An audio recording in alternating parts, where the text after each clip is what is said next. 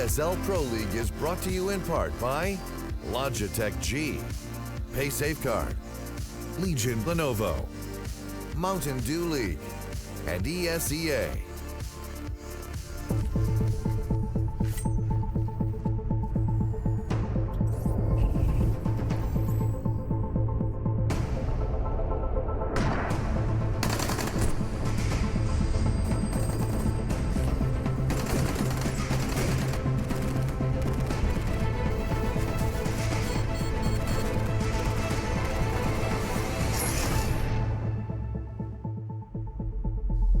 Welcome everybody to another week of ESL Pro League over here in Europe. It is getting down to crunch time. Playoff seedings start to matter. All of these matches will dictate where these teams will fall in the standings to end the season. To walk us through it today and for the rest of the week, I've got my trusted companion Sponge, who's always here with me, and then I've got Pansy, who's sometimes with us. No, Who's Lauren's with sometimes us. with us. No, Lauren's with us every day. That's Lauren's with us every day. Was that aggressive? I don't think it was that aggressive. That's a little much. We're always happy to see you here, getting us started on the right foot. I figure you'll set the tone, keep things locked down, pure business. That's the plan. That's the plan. The tail end is my favorite end of the season. Yeah? It gets exciting. Yeah, it does get exciting. You've been waiting for this all season long. This I've been last couple harping on weeks. about Yeah, it. you And have. the other matches, they definitely mattered, but not as much as the next 2 weeks. And this is why they matter. The standings going into these last 2 weeks. This is North America. SK still on top as they've been most of the season. Their brothers from Brazil, Immortals, joining them up there at the top. Cloud9 and Liquid following that up. Energy and Renegades, the team that even if they stay in the top 6, cannot actually compete at the Pro League Finals, which is a little bit of a bummer. And the thing was, we were saying that NA and EU didn't have that much of, the similarities going on. EU was always the closer of this. But look, it has actually caught up quite some way. 7th to about, I guess, 10th. You've got a bit of a matchup there. Things can change in this. It's going to be a bit of a close run as well in North America. Yeah, I think the big difference between North America and Europe is the bottom 4 teams have absolutely no way of qualifying. Where in Europe, anyone can still qualify. There's still a chance. There's like a glimmer of hope for all of those teams. Even Kingwin can rise up to 6th. And I mean, nothing highlights that more than North and Astralis. I think they still have the chance. If everything goes to hell, if everything goes wrong for them, they can still drop all the way down to 13th, I think is their worst placing possible. But either way, yeah, this is just going to be a battle through and through, all of this up in the air. And then this is the schedule for the week. This is kind of what's going to bring us through it. And I mean, we're going to start things off, like we said. We have Lauren here to start us with the right foot on the desk. We also have one of the best matches of the week is the first one. G2 taking on Astralis today. Virtus Pro is going to take on FaZe later on tonight. Did you have something to say? I thought, saw your hand. Saw your hand in the corner of my eye. I got excited. No worries. And then obviously NIP playing a couple matches towards the end of the week. They have to win those if they want to stand a chance. And Mouse Sports surprisingly still in that top 4 spot. They've been doing good all season, yeah. Yeah, I guess we all thought once that Nico aspect kind of faded away, things could change. But, you know, Robs came in and they've actually gelled really well. We've seen players really stepping up to the plate to provide them consistency, and it was from players that we didn't necessarily expect. Dennis was one of them who kind of turned a lot of heads because he used to have those one-off games where it'd be good, but he seems to have found some consistency. But yeah, consistency is the big thing, and I mean they're having a little bit of a fantasy run here at the end of the year. And speaking of which, Henry G is also having a little bit of a fantasy run. He has been really motivated. We've been playing ESL Fantasy all season long. If you guys want to join it, it's fantasy.eslgaming.com. These are the standings of our league. This hurts me. This hurts me. Well, no, here's the thing. I don't even really care about the top of the scoreboard. What? Henry G has gotten out of last place. He came in so fired up today to set his lineup. Poor Mitch. I think Mitch felt bad for him and started to pick bad teams just to let him back in. Well, obviously what we can't tell anyone is that we asked Mitch politely to help Henry out. Yeah, he took the dive. I think it was 50 euros a week. Something around that marker. Yeah. It was all worth it. It's getting pricey. Yeah, it is all worth it. Just for that smile on Henry's face. This is Chad. This is my team. You basically stole mine, though. This was disgusting. Numero uno, and I've gone for the 5 NA strat. That's not bad. I'm really upset with this because he looked at my team because I accidentally reminded him that this was going on. I could have left it and start, you know. The teams are quite different because Lauren has messed up here. She has picked 3 players from Europe who are all going to have relatively tough games. What, VP and LDLC? You reckon they're the wow, throwing on the gauntlet. All right, well, we'll see come end of the week, Lauren. But it's a lineup. It's a 2-horse race with Matthew limping behind. He's not too far off. If he has a good He's not too far behind. He's not too far behind at all. Why would you go for Cutler over anyone else? He really does like like Cutler. We're hearing that he hasn't actually changed his team. He's on it right now. He's a bit of a hot mess. So hopefully, if he wants anyone from G2 or Astralis, he's got to do that pretty quickly. He's got 11 minutes, I believe. And this is Cartman. This is Alex. He's not doing too badly. Yeah, he's not. He's actually leapfrogged me into 4th place, which is a little awkward. Depressing, it is. Let's get him up on the desk. One more reason for me to be a little bit of a train wreck today is this kind of a situation. I've gone for the Cloud9 faith at this point. Why did you go for Cloud9 when they're playing like a team like Liquid, who are on quite even pegging, I would say? Glory. I'm going for Glory. Yeah. All right. Yeah. All right. It's not about the amount of points. It's about the quality of the points that you do get. This team hasn't changed since week 3, I believe it was. No, he's stuck in there. Is this Alex? Yeah, he's committed. I like the commitment. Yeah, it's beautiful stuff. Definitely committed to that. And then we'll head over towards Mitch. He's got some things to say. We had a lot of action going on this weekend. Take it away, Mitch. Very much, Moses, and again from me. Welcome, ladies and gentlemen, to the ESL Pro League for Week 9. My name is Mitch Leslie, of course, and this is my little corner. What I usually do here in this segment is firstly direct you over towards our social media platforms. It's facebook.com/ESLCS and at ESLCS on Twitter. Now, over the weekend in sunny LA, Beyond the Summit held their first Counter-Strike event over in Los Angeles. The big winners here were SK Gaming, ended the series 16-13 on Train against Gambit Esports. This wasn't the only bit of news for SK Gaming to come up over the weekend, though. As we mentioned last week, SK Gaming and Virtus Pro have confirmed their lineups for the highly anticipated football match-up. With this tweet, Virtus Pro put an end to the wait. Everyone was wondering when this was going to go ahead, and here are the rosters for SK Gaming and Virtus Pro. So for SK, Fallen is the captain. They've got Fur. Valery Kirov is the video producer for the team. Coldzera, Taco Phelps, and Alexander Muller, the managing director of SK Gaming. For VP, it's Pasha Biceps as captain, Snax, Taz, Neo. Solo is a Dota 2 player for VP. Paranoia plays League of Legends for VP. And of course, Kuban, who you all should know is the coach of Virtus Pro. This match will be a 5v5 plus goalie and is set to be played on July 10th, right after ESL 1 Cologne. Now, VP are going to be playing in tonight's second match, but for our first match tonight, we have our latest invitees to ESL 1 Cologne. It's going to be G2, of course. And this, of course, is their roster graphic. They just announced this one, and already the field is shaping up to be very, very strong at the Lanxess Arena. But now, as always, to kick things off for the week, ladies and gentlemen, it's our Pay Save card top plays for last week.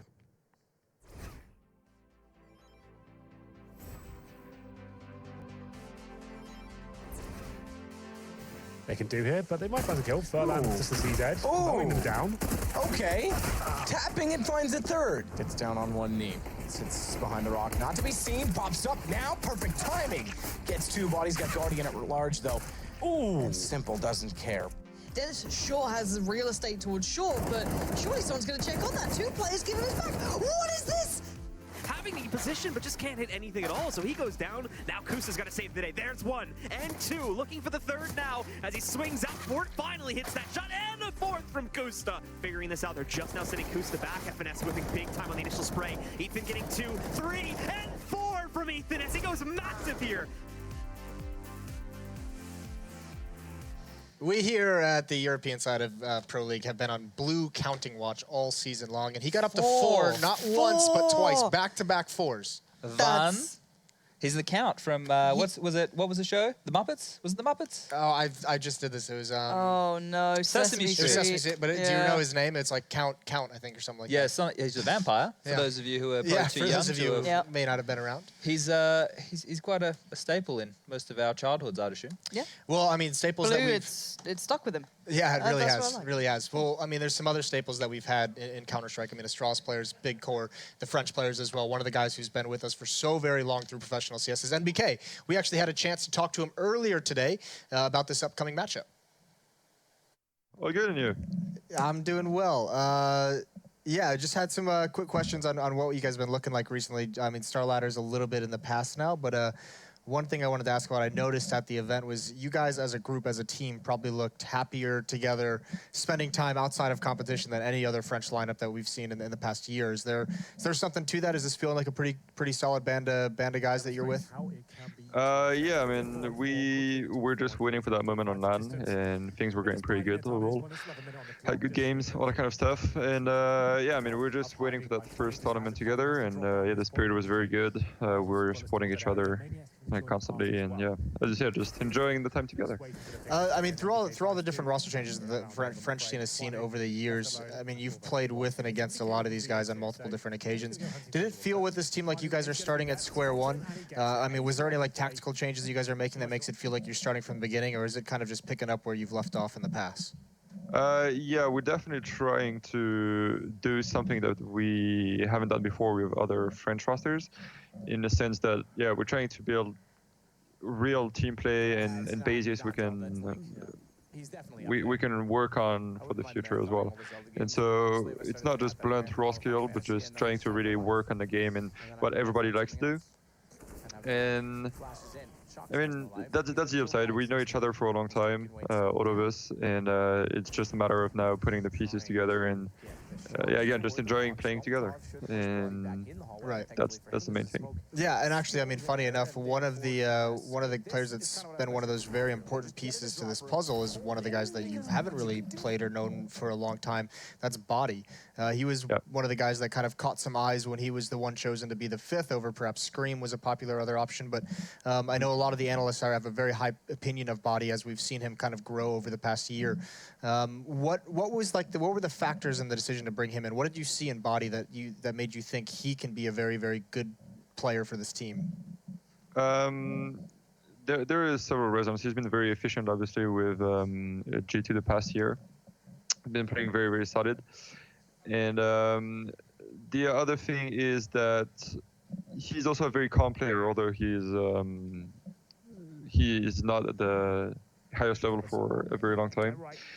He showed a lot of composure, and I mean that has been said by Shox, that has been playing with him. And yeah, I mean he can do pretty much whatever we want him to do in game, and it's always good to have someone that is flexible and someone that have, you know, the hunger for that and to really do things the best way possible for the team. And like in this roster, we have all been here together for a long time, and yeah, it's good to have that fresh air coming in and yeah, that extra motivation. Now, switching over to the complete opposite is essentially, you know, a longtime teammate, friend of yours, Smith's, who was a player up towards last year, decided to make the switch into the coaching role. What's it been like having someone that you've played with, that you've won championships with, turn into the coach, and now you have to listen to him in kind of a coaching role? Is that an easy thing to do as a player? Yeah, because he has always had that role within the teams to be I mean, he has the most experience pick out of everyone, and we know that he always thinks about what he says and what he is offering to the team, and so it's really easy to work with because he's a person that you can get along with very easily out of the game, and I mean, as a person, and so. Yeah, it's just about, I mean, for him, it's mostly about fitting his role perfectly and knowing what exactly to do at what time and what he can do best to support the team and put us in the best conditions. And that is the thing, the part is kind of up in the air right now because the coaching role in Counter-Strike is not yet established. Some are going to be just about helping the players, some are going to be about helping the mentality of the team. And so Smith still needs to find that pace, and we're all working together for it. But as a person, as a new coach, and having a coach in a French team, especially with Smith, is like it's the perfect thing because if it wasn't for him, I think we would have not taken a coach because to me it's kind of like Starix when he decided to coach Navi. You could see that his help was, I mean, he was helping the team a lot. So I see Smith kind of in the same regard. They're kind of the same profile of player, very experienced, and that the team trusts. So is he, just as one last quick follow-up, is he taking on more of like a tactical role as a coach? We always hear the discussion of coaches between like a tactical guy and the emotional guy, just keeping the pulse of the team. Is Smith doing one or the other more so, or is he dabbling a little bit into both at the moment? No, he's trying to really do everything because it's quite hard for a coach to have a lot of impact regarding the tactical side. Yep. In the sense that, yeah, obviously now the coaches, especially for Valve sponsored events, can only talk during timeouts. Yeah. Exactly. And so, I mean, just quickly on that, I think it would be great if they could have the possibility to talk during freeze time. Yeah. And then shut the mic down. That would be, to me, the perfect option. But yeah, Sharks has the game in hand, and again, it's what we're trying to do with this roster is to have everyone being happy with what is happening, and being happy with the role they play most of the time. And so that's why it's hard for him to have a huge impact on the tactical side. But he is working closely with our analyst NKJ on kind of selecting the tactics that work and that don't work, and yeah, trying to really calm the pace or hype us up when needed in games and when we need that extra boost of like an external point of view that comes in and tells you what to do. Awesome. Cool. Thanks very much, Nathan. Good luck the rest of the season. Hopefully we'll see you in the finals. Thank you. Yes, that's what they're fighting for, is a place in those playoffs to get to Dallas, to get to the Pro League finals. So some good things out of NBK about his team there. A lot of confidence in Body, obviously, coming up. And I think the big thing is a lot of faith in Smiths as a coach. Yeah. Yeah, nice of you to button up your shirt for us. Yeah, that was. He had to tame it down for me. There was naturally there was a story from that. I did come straight to the studio from the airport, and that was done within the first 3 minutes of me walking in the door. Just so a deady host. I thought I was pretty well put together, all things considered. Where were you over the weekend? I was in San Francisco. We talked about this last week. Oh, it's quite far away from. Yeah, it was a bit of a hike. Old Cologne. It was a bit of a hike. Just to build a little bit more on what Nathan was saying, you know, it seems like in the past these guys have always just been very strong in the way that they approach the game because it's just what they like to do. And now that they're actually adapting and being a little bit more strategical in their approach, players like Body and Apex, more so Apex, are going to really struggle because when you're just running executes and you're running into a brick wall, you're usually the first one to die, right? And it's quite an adjustment for him. He's going to have to get used to potentially being dead quite a lot more than normal. Now, isn't one of the benefits for an entry frag of running an execute, though, is you know where all your smokes and Molotovs are going to be. You know the spots that are necessarily blocked off, or you don't have to. You can cut down the angles you have to check as an entry frag. But if you can get past that initial phase and then make it out to the first point of cover, then it's cool. But if you're just running out, you know, and even though execute happens, if they know the execute or they have a good position, your job is also to create space, and there's a high probability that you will die while creating space for your second and third players to come in and trade you. So in-set strategies, as opposed to having an entry fragger who kind of does it by feeling, right? Like I'd say in-game leader entry fraggers like Carrigan and MSL, those kind of guys, they entry frag by feeling. It's like, oh, I can feel a gap here, or I'm going to take the risk with this gap, and they can take that. In a set strategy, when your in-game leader's telling you what to do, like what's going to be happening with Apex now, it's going to be much more difficult for him. Like he won't be having that freedom unless he just has one of those games where he's been let off the leash and he can run around and pop heads. And just speaking to the previous style, I guess, of the French teams, right? It doesn't just apply to who we're seeing tonight. You can apply it to others to a degree because, you know, these players swap and change quite regularly, or at least they did. I know that Astralis have found it hard to deal with that style, right? It's not quite the Fnatic approach. It's still this kind of weird in-between where it's very hard to read. And they find playing against more logical teams way easier to focus on than sometimes that occasional, we don't know what the hell they're doing, so how do we approach this? So it's quite a weird state of flux considering that now we're seeing the French side's becoming a little more refined. So it should be an interesting matchup. I mean, now that we look at the entry fragger on the other side of the table is Astralis. I mean, someone like dupreeh has really, really kind of changed the way he's played his game, changed his role around a lot. You see him doing a little bit more entry fragging, a little bit lurking as well. I mean, he seems to be doing a lot, but I mean, as someone who's not an entry fragger, that's got to be one of the toughest roles to learn. I think like having him and Kirby interchangeable players, right, within entry situations or lurk situations, all that kind of stuff is really good, because maybe if you're not working in that position, the in-game leader can change it up to a different bomb site, and your counterpart might be able to make some like successful plays from that. But for me, for dupreeh to like change that position, it wasn't that he wasn't an entry fragger. It's like I said about the MSL or the Carrigan, right? It felt like he was more like instinctual. He wasn't just like a blunt object being thrown into the executes. But to build more on what Lauren was saying, I have a clip that shows these. It's not random. It's a mixture of strategy and you know, a skill. And what you're going to see right now from G2 is a it's not even a smoke wall. It's 2 smokes thrown from very deep without mid control, and 3 players using the smoke as cover to push out and cause chaos, basically. This is my lovely third-person camera work from earlier today. You see the smoke on balcony, right? It allows them all to jump out. You see 1 jump out, quad push into the bomb site, 2 jump into pit and trade successfully. And the CT players, they can't deal with it, right? Because the angle you were once watching has now been opened up into 3, 4 different spots, and you can't watch them all. And things like that, they're very risky, because if you jump out and the guy is in a position like on balcony right there, he would be able to mow them all down. But in that situation, they were reserved in pit and site, and they were able to flank and push around and find the angles that they weren't watching. That's why they can be so successful, because of that skill. And you look at it as well, if you take it back to the Astralis example where you use Fnatic, they'll purposely sit so passive to deny that kind of easy entry style that players and teams like Fnatic and the original French sides, when they're like that, they'd sit further back. So you see pieces like that even on Inferno. You can see how it applies to other maps and how that style can be kind of undone as such. I'm glad you applied the Inferno tactic to the map that we're going to be playing, which is Train. That's Sorry, Sponge's guys. mistake. We'll just throw him under the bus really quick. And then we're going to, I mean, this is kind of the situation where they have this very explosive style. Is that going to work on a map, on like a situation? Because the clip we saw there that you highlighted, they have Tech 9s, they have UMPs. Yeah. Is that going to hold true into the gun rounds, the AK-47s, the rifles? Much harder on Train, right? You know, you need to be able to actually get out of those choke points. And with all the Molotovs, you have Device overlooking the area with an AWP, and he's deadly, as we know, with that weapon. It's very difficult for them to be able to find that room. I just want to highlight as well, this is not a great map for G2 overall either. This hasn't been one of their go-tos. It's not one that sits in their pocket all that regularly. They play it, they're fine in it, but also I know that they haven't pracked that much recently. So I think there's been a couple of like issues away from the game that they just had to deal with. So I know that they're not like completely, you know, hot off the press. So this could be a very rocky start. Cash is a far more likely map for them to pick up.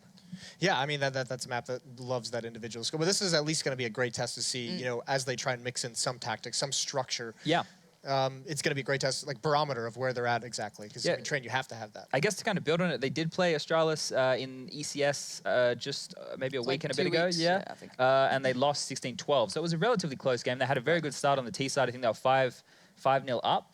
And that was obviously, you know, staying on top of the economy. But once dupreeh, Glaive, they get close to him, get close pop. You got Kirby babysitting Ivy, and then Device roaming the lanes with that AWP, and Zipnix is that rock inside. It's very difficult to deal with that when they're setting the pace. They're also running double ops on T side as well. Nicely done. I'm glad you fit that in very, very quickly. Well done. We're going to send it over to Sadicus and Henry G. They're going to take us away on map 1. Thank you very much, guys. Yes, we are very excited. The essentially fine line of the season. We are getting into what really matters. I think Astralis, if they go 2-0 now and against Fnatic, a little bit later this week. They play Fnatic this week. If they go 2-0 in both instances, they actually qualify, not necessarily in first place, but they get a top 6 spot guaranteed. Sure. They'll be the first team to do that. Right? They're currently number 1, and it's still up in the air. Like, even the 2 weeks left, there's still so many different things that can happen. I think even the team at the very bottom, if they win all of their games, LDLC, Kingwin, that's right. They can actually still make it to the top 6. That's how close it is right now. Yeah, no, it's incredible. We talked about this, you know, in a lot of the seasons, even back toward ESCAI, before the ESL Pro League was created and formed between the 2 leagues. This was always something in this league that was very close, especially in the European division. And when you had only 4 making it through, it was extremely cutthroat. Yeah. Now with 6 making it in, I think it's still dramatic. It's still a battle. It's still a grind. But I think it's right. I think it's fitting to what the sort of landscape is. G2, on the other hand, by the way, is a team that came off the bottom. They were 1-9, I want to say. We had a video earlier today on Twitter, didn't we, that actually explained that how G2 had that real slow start coming into this. Just when the lineup was formed as well, their first obvious competition was Pro League. Getting into it, I think they lost the first 6 or 7 games of 0-7 at one point, and people are saying this super team's never going to come into fruition, but they've turned it around. After Starladder, they've looked much better, and hopefully they can give us a good game tonight. It's going to be Train, as Lauren pointed out, not known to be one of the absolute best maps. Astralis very good on this, but I still think they can give them a run for their money. Those double orbs come to life. Like, sometimes it's hit or miss. Sometimes the double orbs look amazing, KNS and Shoxy. Obviously, Astralis don't really have that, but if that does happen for G2, I think they can actually take this one. It's obviously going to be an interesting game nonetheless. These are two very good teams at the moment. Astralis goes without saying, #1 team in the world right now.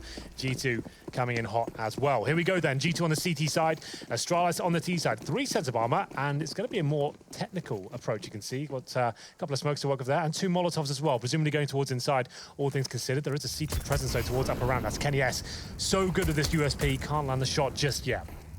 Trying to. Flame's not quite reaching to his feet, so he's got the availability of movement to do so. Falls back. They'll still occupy the brown halls.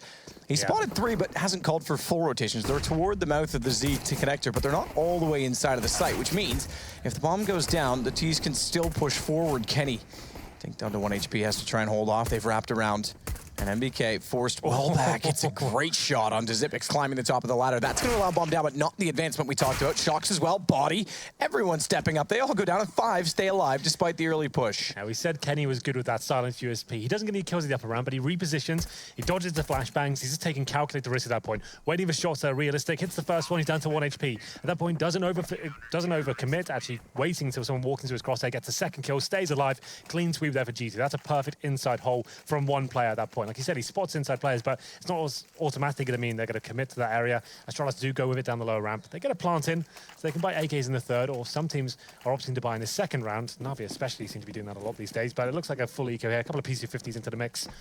But in terms of the G2 buy, we have 3 rifles, one of which is a FAMAS in the hands of NBK, and 2 UMPs. So a strong buy here for G2, keeping things nice and long range, I'm sure, with the rifles. Astralis, only options really to try and trade a frag, maybe 1 or 2. They do that, damages the CT money going forward, and then if you win the X down with your AK-47s, I mean, it's almost going to be a guaranteed EK for G2 at that point. But let's see what they can do. As Shoxy is getting a little bit more aggressive here towards up around. Takes a lot of damage, but does find the first kill. Decent. Tries to spray and pray down as he walks out back from the corner. They knew he was there. He's pinched off as well. But Kenny's going to hold Pop Dog, meaning even though they've gotten that UMP and they had the brown halls occupied, he's making sure they cannot go back the other direction unless they go all the way through T-spawn, which they have the time to do, but not the distance. And now they don't have the option. Apex, good positioning, holds that off. It has to be B. The other 2 can rotate over well and truly ahead of the play. Yeah, we've got that flanking player coming in towards the vending machines right now. It's Apex, and he's in a perfect position to farm some cash and win the round. It should be obviously a G2 round at this point. This is a bit of the spray, but takes down Kiabi in the process. It's going to be a 4-on-3 now. Kenny S really doesn't have to commit to this, but he's going up the Pop Dog. That was a risk, and takes a shot from his teammate as well, but he will find a couple of frags here. Bomb down, round complete. Just device remaining, hoping to get a cheeky frag with the PT50 here. Nails that. Takes down Apex, and like we said, this is as good as it's going to get. Can you define cheeky? Holding an angle, not really having a chance of a frag. Just everything is cheeky though, like cheeky burrito. Who said that? Everyone. I've heard you use it frequently. Do I? In it's a many very British instances. expression. I don't know why they do it. And that particular instance, that was a cheeky frag. Yeah, you're out I get of it. I think it seems self-explanatory, but it's so diverse. It's true. It's a very good word in that sense. I think. Let's drop it in. Wow. Speaking of dropping it in. Early plant, early buy. Exactly. So Astralis get 5 AKs, and they did limit the G2 economy of those 2 kills with Glocks and PT50. So this is a big round for Astralis now. They've got the advantage, I guess, in terms of firepower of 1 FAMAS being there in the hands of NBK. And let's have a look at the setup now. 1 CT towards inside, that's body this time. And it's going to be a default round from Astralis. No presence towards Ivy as of yet. They're waiting for the initial pushing from the CTs towards that Ivy position. You can see Shoxy by the server. He won't be committing just yet. He'll be baited in by his teammate eventually. That's Apex. And for now, we are getting 3 players towards Pop Dog, so this might be some sort of smoke execution here. I'd say that's probably correct. Not committing to it just yet, though. There's plenty of time. Shox is going to push as well. You see he's at the server. He's going to start to go. They were watching down, but they've set for different set of smokes. And Device has to be careful because he's on top of the dumpster and could have been spotted. If he backed up even a step, Shox would spot him. Meanwhile, bottom pop dog. Oh, down they go. And NBK greets them inside of what was the fading smoke to catch off 2 with a FAMAS. Upgrade onto an AK. Line up toward A main. Bomb drop. 3 kills. Potentially a 4th, but Xyp9x will take him. Good transfer as well to find Apex. However, it's Device left against 3. If there was one man you'd want left to do it, you could argue Xyp9x, but right now I think Device is up to the task. The fake plant, though, he's still looking toward Ivy. Shox has gone all the way around. So, in fact, he will get caught out. Body's the one that gets him from inside of Pop Dog, but as you can see, Shox was coming in A main as well. What a fantastic round that was from NBK. The player we said was there with the weaker bio, the FAMAS, managed to get 2 very impressive kills there. The fact is, he looked like he was surprised he even got 2. You could see him getting his knife out, stabbing the walls, like, how have I managed to pull that off and I'm still alive? Got a 3rd with the AK as well. Pretty much shut down the round single-handedly there from that aggressive Pop Dog play.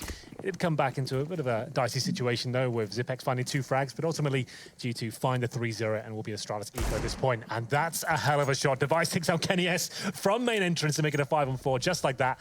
And they've got something to work with here now. They have 1 flashbang remaining, and they are very good at the Desert Eagles, this Astralis squad. That was actually a kennyS AWP as well, Matt. That's insane that he managed to take him down. Well, meanwhile, it's going to be silent approach toward the Brown Halls. The fact that we're on train as well, there's other significant aspects to this, because Astralis are arguing the fact that they could be one of the greatest teams on train. VP come to mind, but we know they're having woes as of late. FaZe had a decent performance on it in Katowice their first time together with Nico. Yeah. But the fact that G2 are shutting them down, I know it's early yet, but the last gun round was rather convincing with NBK catching them off, is encouraging. And again, they read the rotations correctly, not so much the fact that they're already on the bomb site body. But they've done things well. They're going to try and deny the plant from a range now, and they can't quite do it. So body going down does actually have its small reward to Astralis, just simply that they get another bomb plant, which will now give them a 4th round loss bonus plus the $800. That's why a lot of teams focus on the inside area, especially when you have that sort of man advantage. Device doing an amazing job to give them a 5-on-4 that almost guarantees there'll be 1 player towards that inside site. You've shown a lot of presence outside. You could call for a rotation. If there is a connector player, he'll try and back up his teammates in the area. It's got a little bit weaker. And then body. Normally very good in those solo positions, most multiple down, but he only gets 1 frag there against the US PT50s and Deagles. 1 frag, not really enough to deny the plant, and here's the replay. NBK's fantastic work towards Pop Dog. That's the frag I was super impressed with, because if stabbing the water is like, what the hell just happened? But there it is, 4-0 for G2. We have got the Device AWP out. This is one of his better maps for sure. Train goes towards main entrance, usually on the pallet. Goes with some wall banks as well. He'll be throwing a fast smoke out, though. Suggests his teammates could be going down Pop Dog nice and quickly. We'll see what that's going to be ringing true. Body close towards the lower ramp. Will be challenged by dupreeh, but sends him packing with the incendiary there at the bottom. Shox goes back down toward his team, fakes the run, and then walks back out. He might get there at the, ooh, wrong time. Device at the op looking that way, looks away. And that means Shox will cover off from Dumpster, but it's NBK again who's got a fine accuracy. Gets 2 immediately on the AK bomb as well. They have to commit to pull it back, and thankfully Glaive gets an entrance. Not seeing much from dupreeh in that regard, as Kenny's gonna find 2 more, leaving once more Device. Here we go. This time, not a 1 versus 3, a 1 versus 4. Jumps for information, spots 1, but has no idea how to find the angle without being found by someone else first, and that's gonna happen right now. Good attempt by Device, but the 1-on-4. I thought it would be a bit of a tricky situation there, and now G2 managed to pick up 2 orbs. So Astralis, they actually got shut down by a single smoke there. That was great utility management from G2. The full execution comes in from the Danish side. They're going for one of those set pieces to actually get the bomb down. G2 drop the smoke on Pop Dog just as it's coming in. Obviously, you have a little bit of time as the smokes are flying over to deny that. NBK drops it in. Nice AK headshots from him. That's why the CT's always upgrade to the AK-47s. You have that 1-tap potential. And NBK, another great round from him. Brings the scoreline to 5-0. But we still have money available. But this time, kennyS comes out on top on the orb duel. Device going for his standard pick in that position. He gets beaten this time. 5-on-4 on dupreeh. He takes a lot of damage. I think he got dinked towards the Ivy area. He did indeed. So he'll be falling back. Drops his gun on the floor. Looks a bit frustrated right now. But holding the dumpster position. Yeah, I would be a little bit frustrated if I were him as well. Entry fragging, significant. Especially on train, you've got to get kills on the way through. Kiara down as well. And this could be a very, very early save call, if that. dupreeh's gonna have trouble getting out of spawn. Molotov's gonna land. He's got to cross. As soon as he does, he's in the open for Apex. This is looking pretty brutal now for Astralis. They had maximum loss bonus going into this round, so they still had a buy available, but next round, unless some sort of miraculous plan comes in, it's gonna be another eco here in a 6-0. Still early days though. Winning 5 rounds on the T side is absolutely fine, but Looking very promising so far, especially for NBK. He must be close to 10 frags right now. He's on 8. Kenny is actually leading the charge with 9 there. He's found a few AWP frags ever since he picked that weapon up. But like we said, G2 normally opting for this double AWP setup. Sometimes for amazing effect, and sometimes not so much. It seems like they force it a little bit too much sometimes, but there we go. Another clean sweep for G2. Not a single frag picked up, or really any damage inflicted by the Danish side. So, like we said, another EK required. They can do a partial buy here, meaning deagles, maybe some body armor, some smokes. Objective, try to get the bomb down, maybe get Tech9s out as well, push through those, and we'll see whether that comes in. There's Zipex with the first smoke and Tech9 buy. Train's very good for this sort of play, so you can actually do the full wall of smokes outside, almost guaranteed a bomb. The CTs, unless they're pushing in front of the smokes, won't want to overcommit and maybe give a frag away by themselves. Want to make sure they have the full retake potential here. So here we go. Only one smoke purchased by Astralis. That's to be for Zipex. So bomb down a T-spawn. They won't be operating too quickly here. And Apex might just find an early frag as he watches towards that dumpster position at Ivy. Apex will spot. That's a fast the one. Jump. Yep, that was quick. Good movement. Required movement, but now he knows there's one in the corner, so the nade, well, not hard to land in that position. Kirby goes down to 66 as the result, and I think that was enough for them to back off. Yeah, thankfully so, because they're going to nade stack that now with NBK.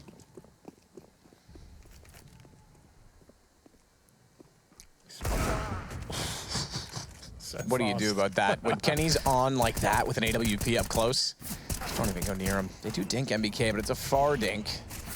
With limited pistols, it's only 48 HP left. It's significant enough. Kenny gets 2 more. Why not? 4 in total. Yep, it seems like he's on point today. And then this is going to be a challenge for Astralis now. Yeah, well, this is the thing. This is when they probably resort to the outside rushes, you know. That would make a lot of sense at this point. The defaults aren't working out for them. The set pieces are landing on deaf ears. We'll see whether they can actually do anything going forward. Device has been shut down since we picked up the AWP. But number 8. Device not going towards Benitez this time. He's looking for that aggressive upper player. And Body is heading in that position. So we'll see whether he can actually maybe find something here. It doesn't make sense for him to extinguish that upper Molotov. And Shoxy, he finds the opening frag. He had that shotgun-style AWP towards the lower ramp. Takes down Zipex, 5-on-4 once again, as quickly as that. And NBK will wait toward Pop Dog. I don't think there's been one round that Astralis has had the opening pick. No, this is looking rough for them. Like I said, I thought they'd go for maybe some rushes now and stick together, get some group play, got to build their confidence up. And now it's another 5-on-4, and they're going for set smokes outside once again. The bomb, though, however, heading towards the inside position. That's Glaive. So is he going to be baited into the inside area by himself? Is that the idea here? Or maybe he goes down Pop Dog. We'll have a look. Looks like it'll be the latter. Flashing down Pop Dog. He'll be joining his teammates after flashing himself. That was so bad. That was brutal. The ladder at the ladder, and the flash goes straight into his own eyes. So I don't think we saw it on our camera, but yeah, that was very, very well too easy for NBK. Kenny rotates around, takes the shot from hell down the lane, and they're just walking into crossfires at this point. This is broken for Astralis right now. So you guys didn't catch it on stream, but Glaive, he's got the bomb by himself, a Pop Dog, and you know the set flash, you right-click it down the top of the Pop Dog to flash the CT down there. He does it and jumps down the ladder, looks at the flash himself, lands on the floor, and NBK can't believe his luck at how easy that kill was to find the bomb by himself as well. There's the run boost we're getting excited about as well, quite fast, but didn't really get them any work done. But 8-0. No bomb planted once again. I have a clean sweep, I believe that one as well. They got one down. Yeah. Okay. So tactical pause, probably a good time for him, Matt. It's not looking too absolutely. good. This is is Zonic in the server? I imagine he is with Astralis. He is. Yeah. Zonic's a very committed coach. The coaching role has become more and more mandated, not just for events, but for online as well. It's constant. It's all the time, especially in Pro League. We just said how close the table is right now. Astralis could easily not make playoffs just as easily as they could clinch this week. Sure. So it's, Zonic's going to be all hands on deck, and he's got to come up with something right now. And it's like you say, maybe you do something a little bit more simple at this point. I wouldn't mind seeing, they keep going toward Ivy, but not doing anything with it. I wouldn't mind seeing more isolation with utility, and maybe even take over the back halls. Do something to force the CTs out of position. Let's just do one of the fast outside plays. Let's get the smokes as we run out towards that position. Let's get all 4 players out main You want to entrance. go wall of smoke? Yeah, well, like the ones you can do, they're never perfect, but you can do the running smokes to go out and block off some key positions, and you're just allowing your aim stars to actually get an opportunity to take duels instead of getting picked off one by one by the double AWP setup, which is shutting them down. The issue is, and I agree that seems the simplest, is that NBK is winning every duel forward of where those smokes are. Yeah. And Dupree is not hitting anything against him. And Dupree, by the way, still sits. He has 1 kill now, so too does Kirby, so it's not going well. Look how timid they are as well. We can see it on your screen, Henny. Glaive is at the top of Pop Dog right now. Yeah. and he's already thrown utility, he's already jumped across, he's already done everything possible just for this position. Look, double flash this time, because they're that worried of how aggressive NBK is playing, so they're less utility when they do get to the site. They will go for the wall of smoke. NBK tries to spray into it, and that's going to allow Glaive to at least get by and get the bomb down, and smartly he gets on top of the train because he's expecting the smoke to be sprayed. Shox goes through, flash up, sees him, turns, and he finds it. Another head in front of him, but he can't land the shot. Baits in body, though. And NBK, he gets the next. So too does Shox. The round over. All right, Shox feeling brave today. Deagle in hand, right-click, flash through the smoke, and actually gets away with it as well. Finds 2 kills there. He doesn't even want to use the AWP. That's great work by him. Another set piece by Astralis. The bomb goes down this time. You can see the bomb planted on the actual train itself. That's obviously the spam position beneath it. That's where the most players will be trying to plant the bomb. NBK can't deny it. And the opening frag comes in as he went for the full spray as well. I think it was Kiabi that took him down. And we thought, okay, there's an opportunity. But Shox, he says no and finds him clustered up by the E-box. His teammates flanking in from inside as well. Body, great awareness there to come in, push inside, and have the perfect timing to join his teammate. And it's going to be 9-0. This could be a very quick game indeed. Like we said, maximum loss bonus and the bomb going down, still having full buys here, but no device orb. Shoxy up around this time. Let's go. Smoke was there early. Team thrown as well, so he knew to watch the wide angle.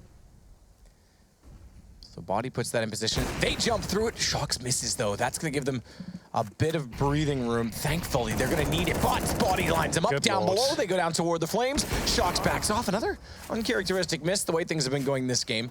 But I dare say they may have already done enough. Bomb goes down. NBK there, 10-0. Astralis are getting outplayed right now. They're getting absolutely battered. They look outclassed. Astralis, unless the tag was there, I wouldn't say this was Astralis playing right now. They look a little bit lost on the server. Running through, I think it was double incendiaries on the lower ramp at that point, taking so much damage, getting flashed in the process as well, blocking each other. They weren't being assertive at all. Now they're kind of floundering. They're getting to the point where we're not winning anything, we're not getting any picks. Nothing's really going in our favor.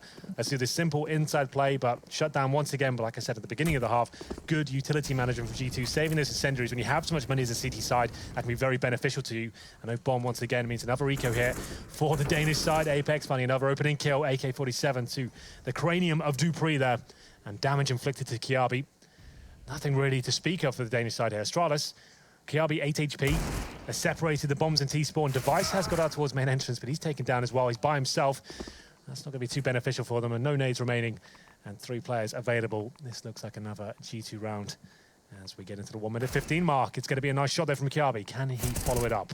Apparently not. It's a tough task. NBK has to reload eventually. Glaive was able to slip up undetected in that time. However, he's gone down and once more. A flank, a kill, and a win for G2.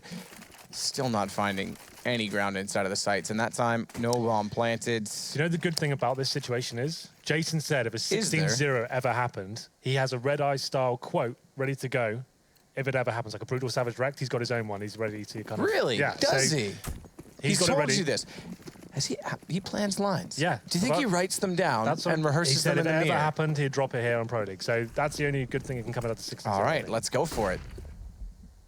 And watch, now that you've said it, Henry, here's the Astralis round. So they are going to go finally for an isolation play out toward Ivy. Not fully committed to utilizing smokes just yet, but Shox still trying to evaluate what's going on. Same set smoke from Body allows Shox a lot more room to cross over and peer above it. Body's also able to get close, and as we saw, there was one in the corner.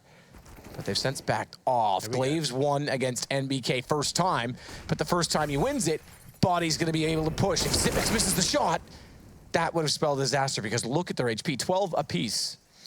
Indeed. It was Body pushing inside, trying to recover the situation. A reaction play from him. It's now 5-on-3 in favor of Astralis for Shoxy. Of course, he's fighting back. Kenny S is going to be there as well, but he's hitting absolutely everything. A 3-on-2 now. The advantage falls away, but Glaive does find a kill in return. Still have a shout within this round, but there it is. Kenny S stepping up once again. That's unreal. They sit in the corner at Ivy. They're walking. Kenny hits an incredible shot up close. Glaive's got to go 1 versus 1 against Apex. And as he swings back to the hitch, gets caught immediately. 12-0. And here's the saddest part about all of this, Henry. Go on.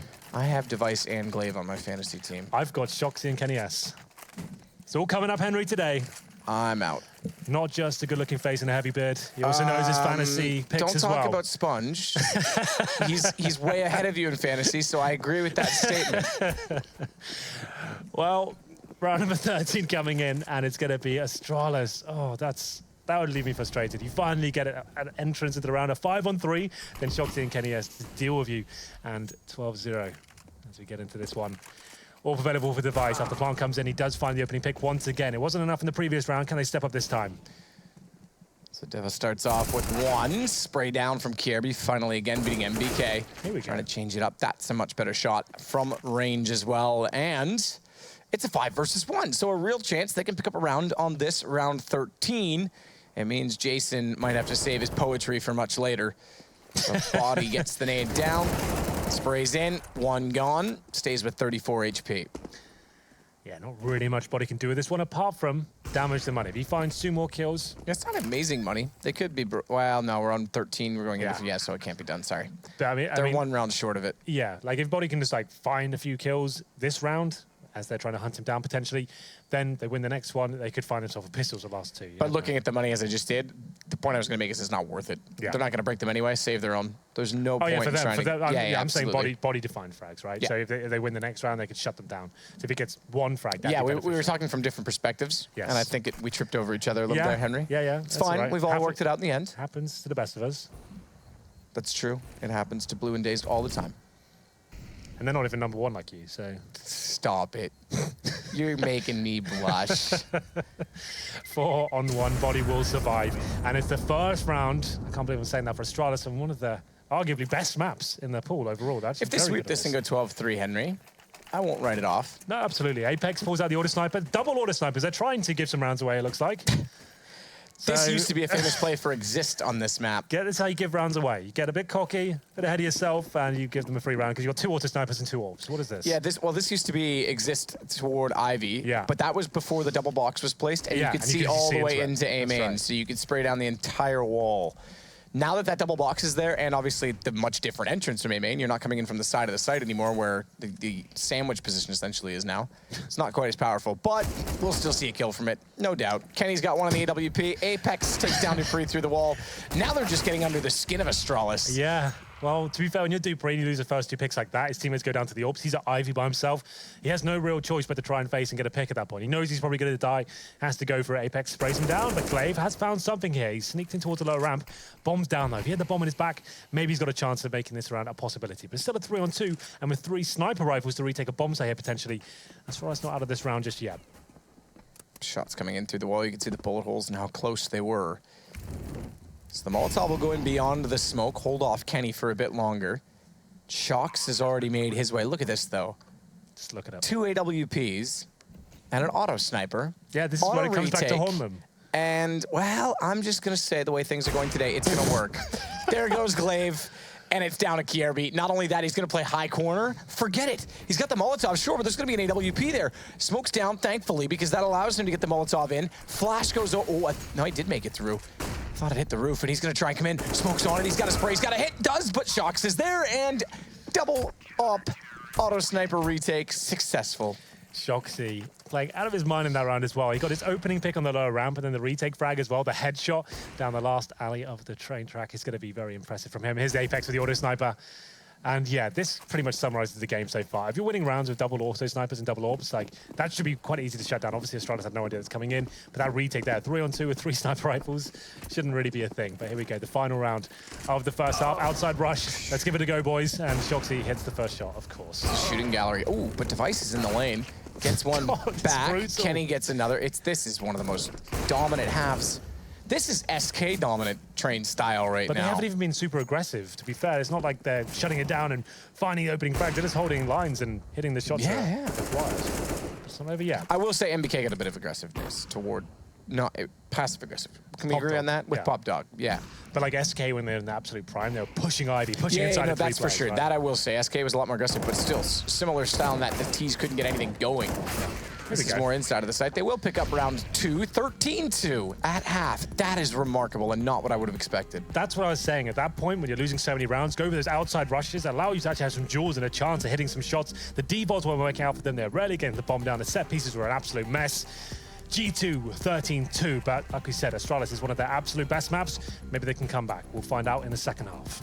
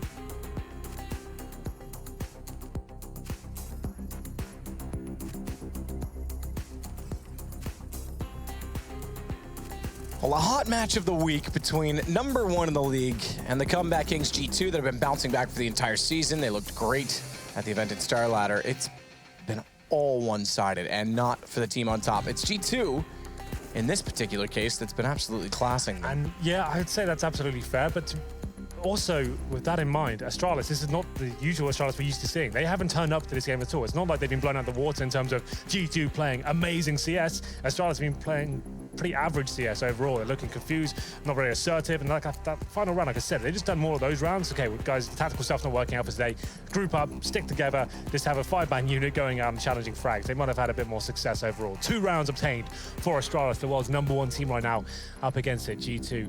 We're looking pretty sharp with the AWPs, to say the least. NBK as well with that AK-47, once he picked that up, was hitting absolutely everything in his crosshair. But let's get into the second half now, shall we? Astralis do switch over to the CT side. We'll focus more on them, seeing as they are on the uphill struggle this time.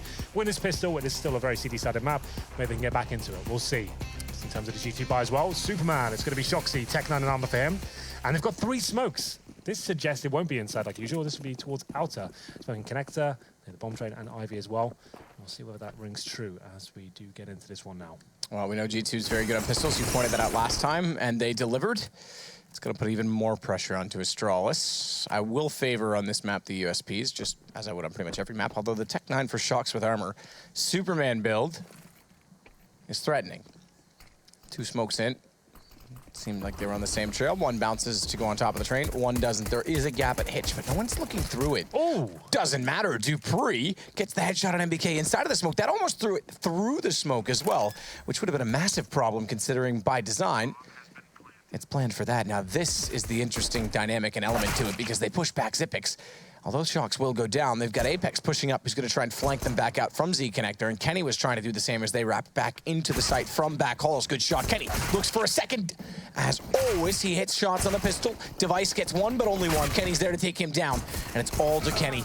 He's going to fall, thankfully, for Astralis. Just about pulled it off. Kenny S there coming in for the backstab at Ivy as well. They had Apex lurking in towards the inside side as well. There was potential there, but Dupree, he finds a bit of a lifeline after hitting the headshot through the smoke, as you said. The set piece comes in for G2, and they do pick up the much-needed pistol. They lose that, it's pretty much GG. But at this point, G2, they get the bomb down. They found 3 kills of Kenny S as well. They have an option to buy into this round. I'd say probably not worth it, but if they did, they might have a chance considering there's 4 UMPs out for Astralis. I think they'll take the more conservative approach. 2 P250s, and they'll be buying up AKs in the 3rd round. Kenny S will have more residual cash left over, and so we go for the P250. The airstrike towards main entrance finds a body there. 2 HEs straight to the face, and Dupree will be taking down NBK in the process, but does take a lot of damage, down to 1 HP, to be precise. Glaive will wait.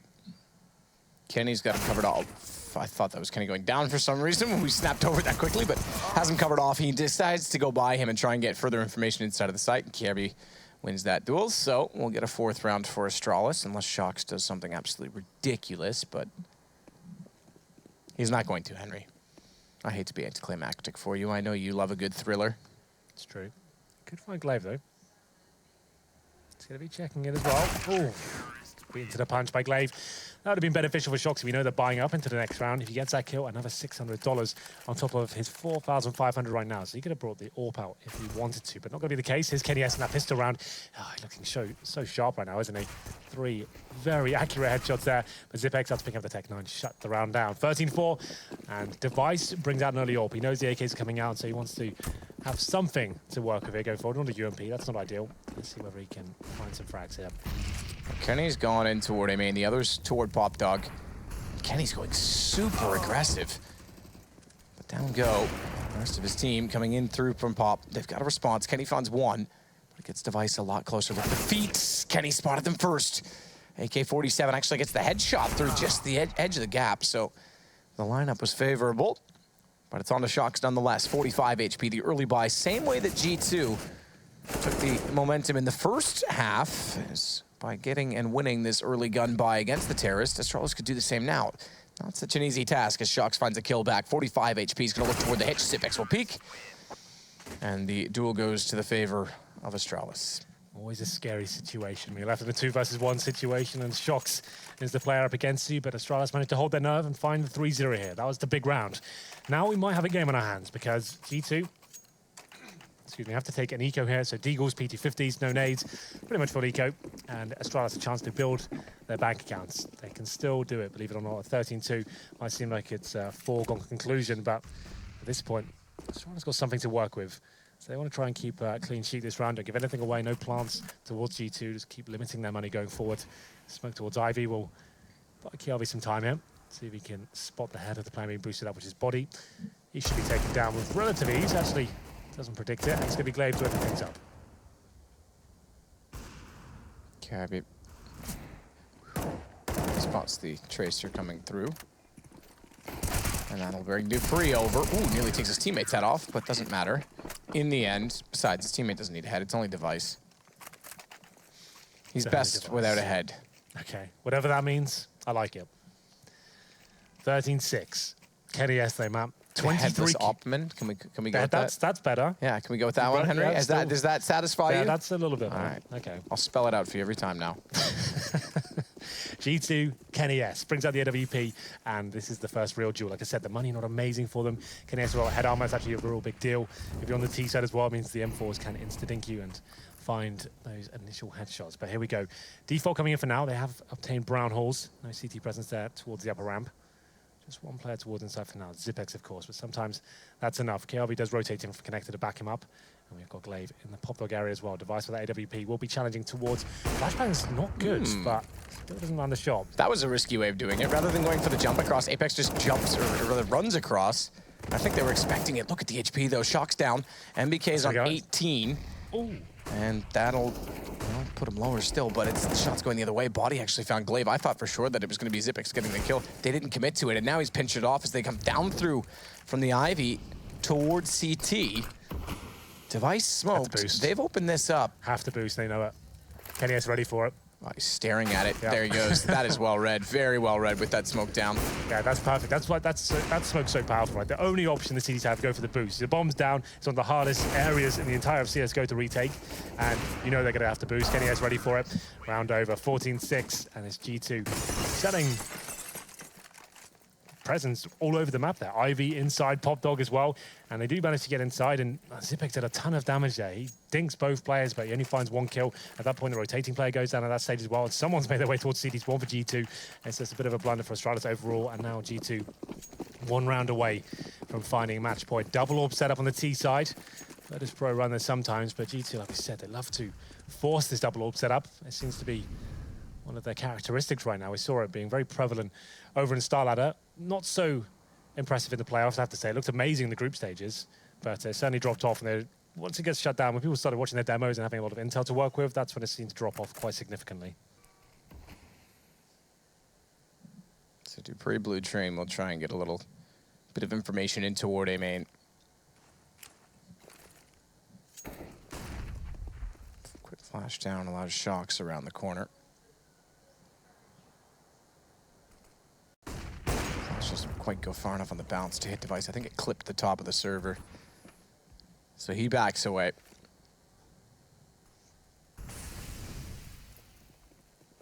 And that causes a bit of concern toward Ivy. As you can see, it pulls a Glaive back away from E-Box. Device even came out from Z Connector in toward the site, but they go back now to set and be ready, including that of Device taking the AWP back over toward B. With no commitment, though. Could still go either direction. Top of Pop Dog right now with Apex down below in A main, and Flash is heading in that direction. Suggests it may look toward A. I would say now, with the utility going out, it will. Good find for Dupree. That's going to keep Glaive alive as well. He's forward to the smokes to watch Pop Dog. And if Dupree had not found that kill, Glaive would have gone down sooner, the key word, because Kenny still finds him, which means they've got the one-man advantage as Kierby missiles his way in toward the Nuke at Ivy. Spots one going toward the bomb. What? Better shot from Shocks. That's incredibly quick. Device had that lined up, but 10 seconds bomb down. That may be enough to deny it, as Kenny's got to find kills. He can't. He's got to bail off. Yeah, they took their time there as they're waiting for the initial picks to come in. It was a full default. Kenny has to stay alive here. If he goes down to an HG, he's going to get no money. Kiabi's got it. but can't pull it in time. So Astralis keep their head above water and actually reset the money once again for G2. They save an AWP Shore. They can buy 2 AKs, Shoxy and Body with over $4,000 each, slowing the round right down. They went for the slow default into not so much an execution outside, just trying to go for the initial picks, waiting for their opportunity to flash out and allow the double orbs to open things up. They certainly did, finding a kill each, but at that point, Astralis fought back and the timer running down. KennyS had no chance to even try and win the 2 versus 1. So he saves his AWP, and we do have a tactical pause there. I'm sure that's to be called by G2 at this stage, just to work out, like I said, saved AWP, and 2 players with enough to buy.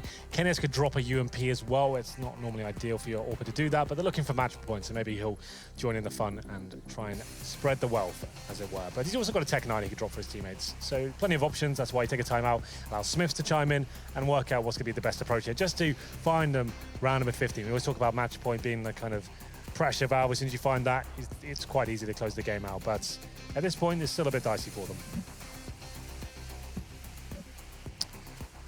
Definitely dicey. I mean, this is the look. If anyone knows that 14 does not mean the game is over, it's Astralis. Yep, absolutely. And maybe Liquid. But they're more 15, to be fair. Yeah, they love taking it to overtime and then having a crushing loss in overtime. That's their thing. Astralis is definitely the guys that stick it on 14. But yeah, this pause should be coming undone momentarily. They haven't bought anything just yet, so as you can see, nothing on their backs. And T-Spawn, still discussing, having a meeting there, working out what they're going to do. In terms of the Astralis buy, it's not amazing, I'll say that now. It's going to be Glaive on the UMP. Dupree yet to buy. I'm sure he must have a gun on the floor waiting for him. Where is he? Yeah, he's got a little M4 waiting for him. So he's fine as well. Device on the AWP. Only 10 frags for Device. 10 for 18. Let's get into it. Right, let's talk about my fantasy team. KennyS and 26 frags. Shoxy on 23. I could still do this. I could come back with those 2 picks. Yeah, I think the first aren't place. You like 700 points behind? 800 and, I've got 860, I think. Okay, this so game alone you're could 500 do it. points this behind. This game could do it. Yeah, I'm afraid that in 5 days you're not going to make up 500 points a night, Henry. I hate to burst your bubble. I don't know. You could catch Alex, who hasn't changed his team for 3 weeks. That's my objective. That's my first goal. I was going to stack on G2, but I had to go for Astralis in this one. So my boys are going to pull it back here, Hank. We'll see. Well, it looks like an outside play. They did force into this, like I was saying. 2 AKs and Tech 9s. KennyS dropped his Tech 9 because he's got a Glock. So spreading the wealth. And we'll see whether this final play maybe gets them around number 15. Device towards Connector will be an outside play, which makes sense. You've got 2 Tech 9s that can push through the smokes and challenge the CTs who might be a little bit uncomfortable when the smokes deployed. NBK coming from Pop Dog. Glaive waiting for him though, and will find the frag with relative ease. Yeah, very, very easily done. Smoked off, however. Used him out of the equation. Pushed back as well by Body. He swings, missed from Device. This gets awkward. Thankfully, Xipix will put an 8 in that position, which will allow Device to go hunting elsewhere. Takes the bomb down, and Kenny has to try and pull that back with his Asimov AWP. Not quite sure he'll have the best time trying to do so.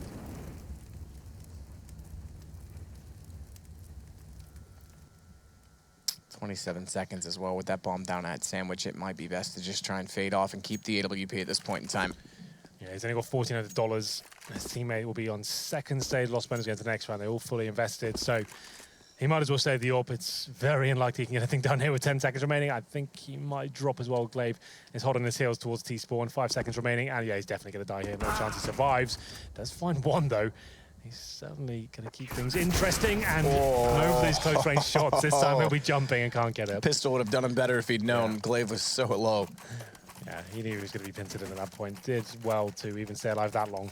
So there we go. Astralis now breaking the economy once more. G2, about $2,000 per player, so not really much invested into this round. You can see what they're trying to do with his Tech 9s, set smoke going in, but Glaive, very good play from him. Having the UMP, using it to its best sort of stance, aggressive, close range, gets inside the Pop Dog room, denies that first kill, drops a smoke, which is interesting, you pointed out. That's just to keep him alive and take the attention away. They can't really do anything about him being in there. They have to be worried about it as well. He can still spam bullets through and hear footsteps, so it's actually quite an intelligent play from him. I like that.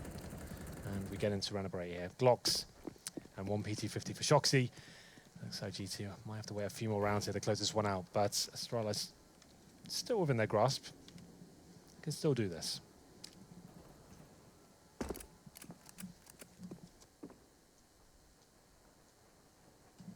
Body out. And Ivy just jumping across to bait shots. Oh, he got lucky. Missed the jump. Landed in front of the guardrail. back for more as well. Brave against the AWP, but ultimately just trying to have some fun, I think, in this round more than anything, being that far removed. Good spray down. Xyp9x and Glaive finding 2 each. And now Body will run back that direction to get the bomb and plant it against 5, Henry. And I don't think he's going to pull this off. Knife around the corner. Take a bit of magic here. Not going to happen. Glaive will find that final frag, 14-9. Scoreline currently 7-1 here. Round by round, they're making this more realistic for themselves. That's the way you got to do it. You can't look at the scoreline at the top. You just got to keep going, soldiering on. And we get into round number 9 here. I don't think NES can get the AWP, you know. I think he's got a Tech 9 here. And this might suggest a faster round coming in for them. Maybe one of those outside rushes, like I was saying, Astralis should do when they were getting shut down every single time. The defaults weren't really working out for them. And we can see fast smokes coming in towards outside. They're actually doing a very fast execution here. 3 players on top of the dumpster right now. This is one at the strap hook. We'll see if that works out. The bomb's actually towards Pop Dog, and that's going to be given away right at the start of the round. Shoxy, a bit of a misplay from him, I have to say. 5 on 4, bomb down. Bomb down indeed. Device has the right side covered off. dupreeh has the left. dupreeh's been making ground. He's still the lowest fragger, but in this particular half, he's stepped up. Glaive gets one. Here's Kenny drop down, but sprays off to the wrong side. I thought Kenny went back down again, and good old Rushley pulled some trickery with the X-ray. I thought I saw a leg stick through, but it wasn't. They're still trying to get the position. Glaive's gonna hold it. Kenny finally gets one. In fact, Apex cratered Henry by taking damage before coming down to the bottom of the ladder. So he must have had about 3 when he hit the ground there. I don't think there's much damage that can be done down this. So, not bad. 3 on 1 now. Kenny S. He's so good at the rifles, I have to say. He's, in my opinion, one of the best all-rounders in the game. He's known normally for his AWP prowess, but see what he can do with his AK. He's causing some damage here. Might find a plan. He and Shox, I think, are both in that realm. So to have them both on the same team, it's pretty impressive. Cold Zero's another one. He can still win this. Ooh, could still win it. It's going to be tough. He's got to hit shots, and dupreeh still has the angle lined up. I think the second one arrived a little sooner than he was expecting as well with Device on top of the train. So they'll bring it now to 14-10. Astralis making a case for this after all. Kenny sits with 30. Glaive on 25. He's keeping the dream alive here. Need some more from Device, and then we'll be laughing here, Hank. Yeah, we'll see what happens. 25 and 30. That's not bad, is it? 14-10. Astralis definitely still winning this one, and it's going to be a little for Body. They're money still not getting to comfortable position. You see Shox, NBK, and Apex, Matt. No nades between 3 players. That's pretty shocking. So they have to work purely on aim here. Default coming in. Nothing too fast. And Kiabi, he's watching towards Ivy. He's got the AK in hand. We discussed why that's so beneficial for CTs in the first half. Can ESA to challenge him? Good smoke. Buys him some time once more. Nothing really the terrorists can do. They can try and boost up by the server, but that's where the CT will be pre-aiming. He's made it out. Not quite too well off, but watching towards Connect to see if a player maybe walks in front of E-Box here. Flash off, Glaive. Tried to scurry to cover, couldn't do it. Rat out of his nest. Shox is going to get a lot of movement from this as well. They've opened up that 1 kill. Look how much space this gives him. dupreeh's got to be ready for it. He's not. Shox goes down, and Kiabi, though, getting 1 toward Ivy. It signals Shox to turn back and find him in the end. This could be round 15. It certainly looks more and more like it, and it will be. They find Xyp9x rotating back in, and it's 1 from the game. Certainly is. 15-10. Astralis now, money's not great either. I can see a shotgun coming in here, Matthew. dupreeh with the Max 7. Can be very good at that weapon. It's situational, but certainly train lends itself to that weapon, and a couple of UMPs as well. The best SMG in 2 games now. Excuse me? Battlegrounds.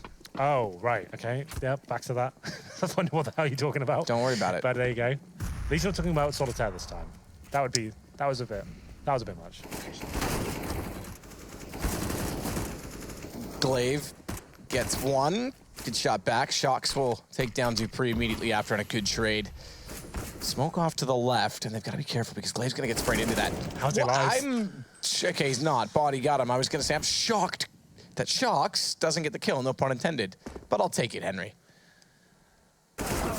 Good push back by Kirby. They have to do something to level up the score. And this could be even better. Xipix catches one with a knife out. Headshot on the second. Bomb goes down. He is caught by Body, but now it's a 2 versus 1. And they know where the bomb is. They know there's ample opportunity to try and shut it. However, they split. Kirby's expecting him to go back through T-spawn. He'll call now. He hasn't. Device. And Device has to be perfect. He has to be in position, and he has to be ready. His foot shows. Hits him. Body knows he's there. I don't think the flash landed, and Device is able to turn back, and we go yet another. Oh, that was close. It was a big round for Astralis to pick up there. 2 UMPs, a max 7, and Device delivers the goods in the final play there towards the inside sight. It was Xipix, to be fair, to say today. I'd like that push him in towards T-spawn. He gets perfect timing. 2 players are knives out, sprays both of them down, and I think this might be another, oh, not a pause, a map medic, it says.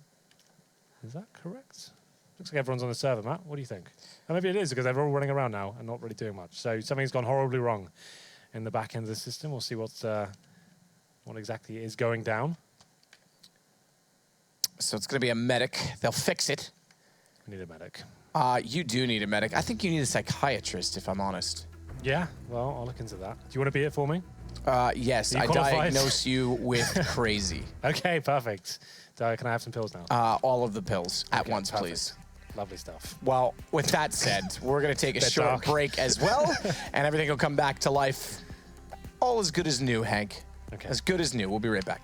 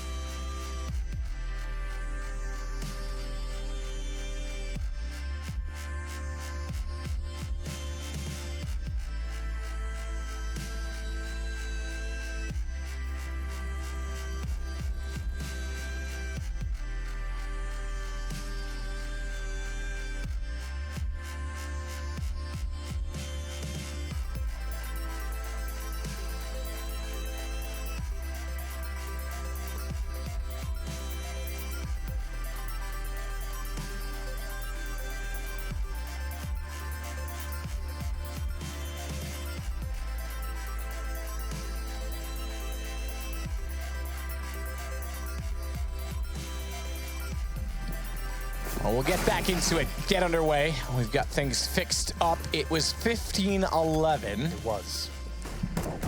And then we'll jump into this one and get things rolling and see if Astralis have any chance of making it true. Well, of completing the comeback. Yeah, as I recall, they had the round with 2 UMPs, the shotgun, they managed to pick that one up and reset the money of G2 once again.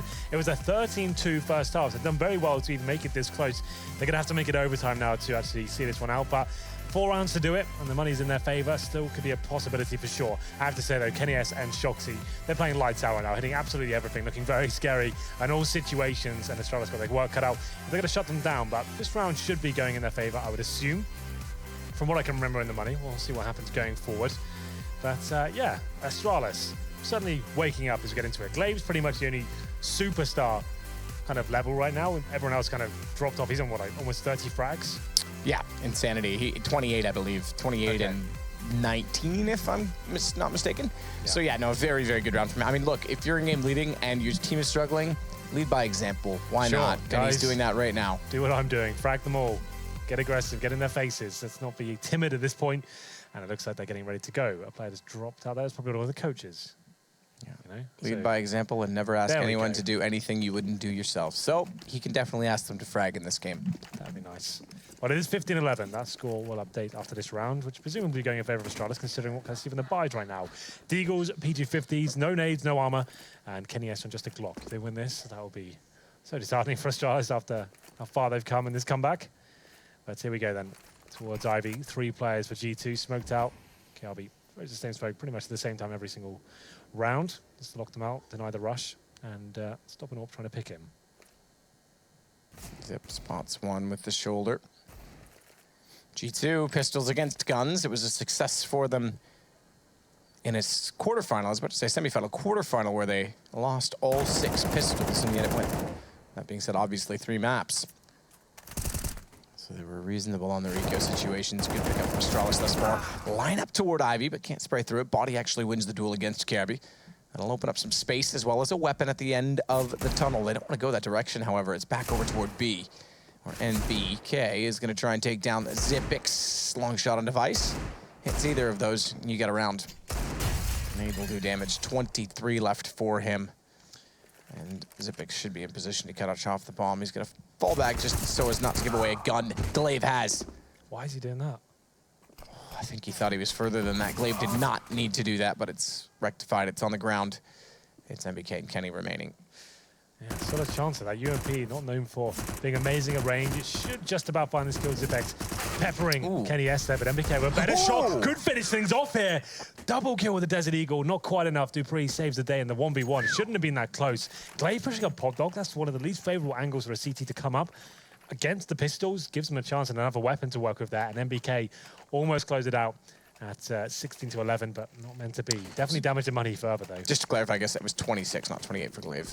So I missaw. However, did damage the money in a lot of ways.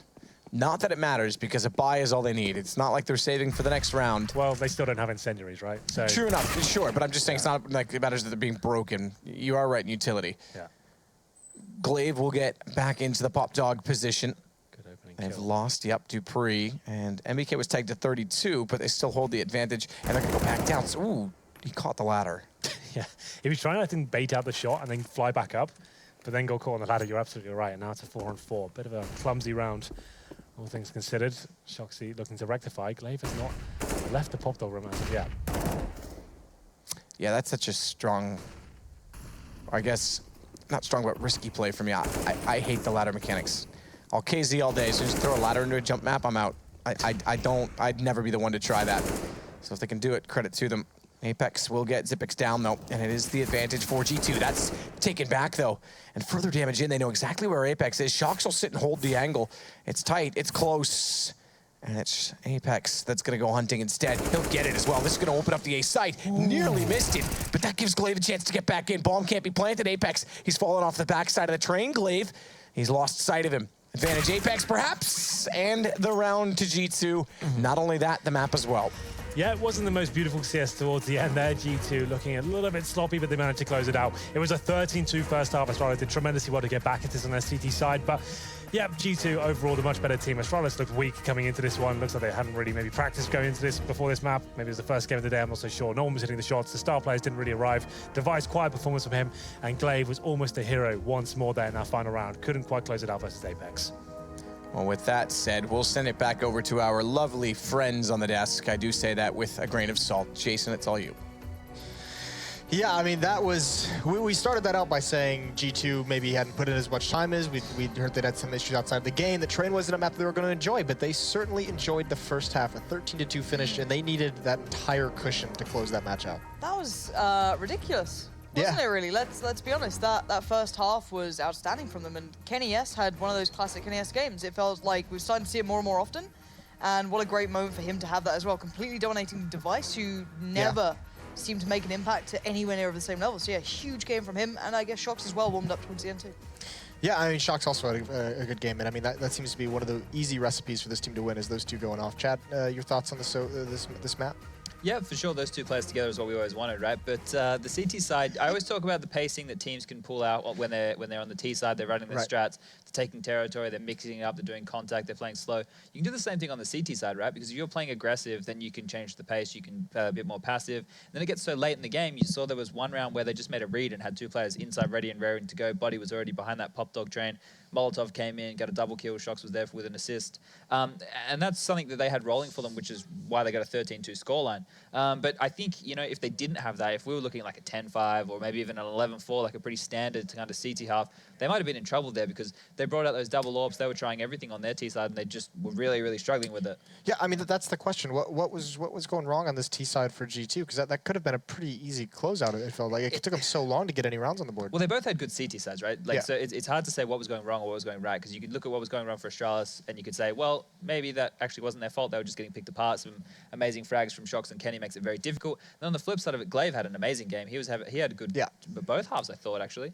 But him being pushed up in Pop Dog actually was such a thorn in the side of G2 in several rounds. Saw towards the end there that it actually got them caught out, because if he's in Pop and they're able to get out team mid and kill his teammates, he's just completely stuck. But if he can stay in there, you know, actually get a frag, cause the other players to have to look in his direction and kind of pester so his teammates can be in a position to frag them, that can be an effective way to play the CT side. But to build on the point of the T side, I don't know. Like, it's just like they were just hitting their shots from the CT side and making it difficult. And let's put it into perspective as well for what this game means to either side. Astralis currently sat, if I'm not mistaken, probably around first, if not second. Yeah. They're basically up at the top.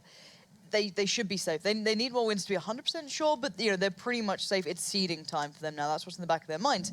But then you look at the complete flip of things. It's G2. That's with the additional win just now. Otherwise, they're at the mercy of FaZe and Mouse Sports.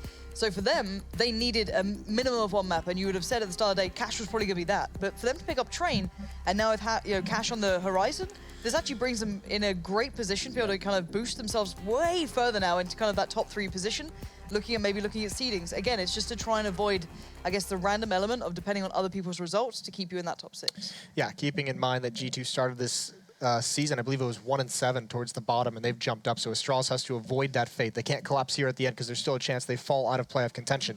Either way, when we return, it's going to be Cash between these two teams.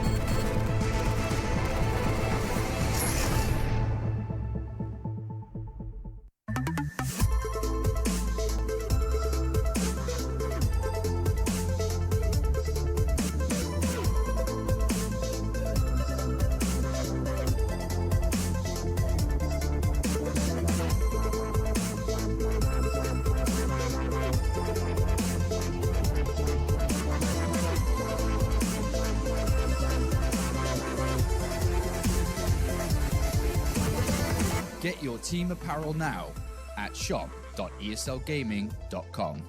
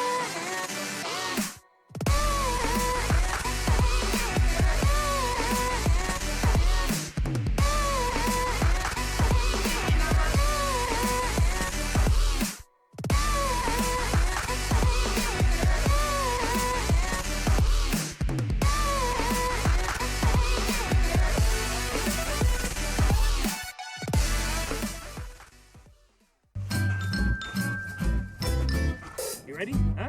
Hey, boy, huh? You ready? Huh?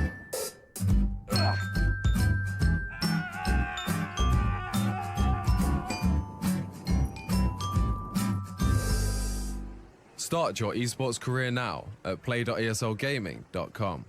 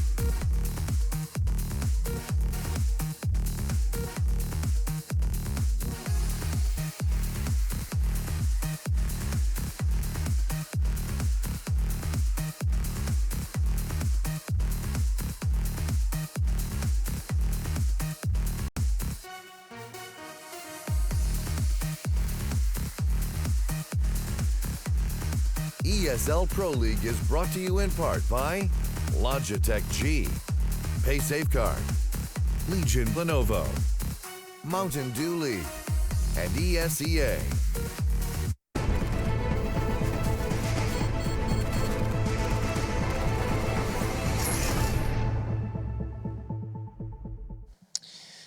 The hot match of the week is almost over. We're about halfway through, or as we affectionately call it here at the ESL Pro League, the KFC Zinger Burger match of the week. It is going to be map 2. It is going to be Cash between G2 and Astralis. And we started out the show today by saying Cash would have been the likelier map that G2 would be able to take just based off the fact of how much talent they have on this team. Now, they surprised us with Train, but a good chance then for them to go 2-0 in the evening. Yeah, they're looking good for this, and I think Astralia's going to be kicking themselves, right? Because if they had managed to win this one, and then maybe they have another match later in the week and win 2 from there, they'd only be 1 game away from securing themselves a spot at the finals. As we're talking about, it's still very close, so they don't want to go 2-0 here because it's going to be an uphill battle for them going to finish off the season. Yeah. But for G2, I think the big thing that you have to look at here is, if you're Astralis and you want to brawl with them and you want to force buy, you want to keep their economy low, that's the territory that these guys thrive, right? They love the pistol buys, they love the low buys. So you're dangerous if you're going to take that approach. So on the flip side of that, if you let them build up an economy, Shox and Kenny are hitting off shots tonight, so you're going to have a rough time there as well. So I don't know what Astralis can really look to do on this map to negate the playstyle that G2 want to play. But this was always the thing, though, wasn't it? Theoretically, G2 has a really good composition if you include the playstyle of what they can achieve. It was always, when they perform like they can do, this team becomes, excuse me, quite scary to play against. And Cash was always a map where individually, every single player, you look at this lineup, you kind of think, okay, well, they've all kind of had their moments here. Every single one of them's found, these individual plays that have kind of set them apart from the others, where it be, without, I guess, Smiths, without being in the active roster, you can literally look at every single one. There's moments throughout their history. It plays so well to their style as well. So, I don't know, it's a strange one for Astralis. They've come off from, I think, a week, basically, of having no games, no officials to play, just purely relax, prac, get ready. You've got IEM coming up pretty soon. That's, the big thing on the horizon. And there was this game, and it feels like they've just not focused in on it at all. There was that bit of a comeback on Train, obviously, but other than that, it felt very flat. Well, I think it's safe to say that they have to avoid a rough start the way they did on Train. That just can't happen. This map though, this is now a G2 that is warming up. This is going to be so scary across the entire map of these individuals. Yeah, I agree with you. I think both teams are quite dynamic on their CT sides, right? You have your bomb side anchors, you've got NBK, you've got Body, then you've got like the Zivniks, and you've got the I think it's Dupree. I'm probably wrong there. And then everyone else moves around a lot. I can save you, actually. Yeah, we are. So I wanted to take it away out of your hands because you were hesitating. Thank you for bailing me out, though. This is returning the favor. We're going to go over to Henry G and Sadicus for Cash. Thank you very much. It's a pleasure to take it away from you. Listen, you look beautiful. Thank you for dancing. God, he just always wants the camera time, that Jason O'Toole. He loves it. He was born to be in the spotlight. I swear, that was all him. No one else's fault there. Absolutely not. That said, Cash, yes, G2, you said it as well, Hank. Going onto this map, you'd favor them. Absolutely. Astralis always get okay results in this one. It's a very up and down map for them. If they're playing lights out Counter-Strike, everyone's hitting their shots, sure, they can actually hold their own. But today, I'm not so sure. G2, the stars really are arriving for them. It's going to be Shoxy and Kenny S, especially Kenny S. This is one of his old stomping grounds. He's very good on this map, especially. And Astralis looked pretty uninspired in the first showing, I have to say. No one really setting the scoreboard on fire. I guess Glaive did. He was the only player really performing above and beyond what the other guys were doing. But yeah, I think this will be a clean 2-0 for G2, I have to say, Matthew. And I can see Astralis will be set on the CT side here. And G2, the just joining us, had a 13-2 start on Train. Looked to be a huge victory for them. There was a decent comeback from Astralis. Maybe that's what they needed to kind of focus in and get their aims leveled up. We'll see what happens here. The match is now live. We'll have a look at the buys coming in. 2 smokes. It's going to be pretty standard stuff from G2. Probably those 2 smokes going on towards Highway and one in front of the bomb site as well. Getting out towards the door, maybe 3 players there. And we have got a little Superman buy as well from Body. We'll see whether he can get some work done here. 5 sets of armor from Astralis. Most teams will deploy a retake setup towards that A bomb site, but they're going a bit more deeper into the site this time. Zipex towards quad, and I'll be backing him up, watching Squeaky Door for now. Sliver gap toward A main to see if they cross over. So you say Shox, though, already out toward the doorway. Well, open in spot, not playing the retake on A, which is more what we're used to seeing from the CT side, to be fair. But a late boost instead.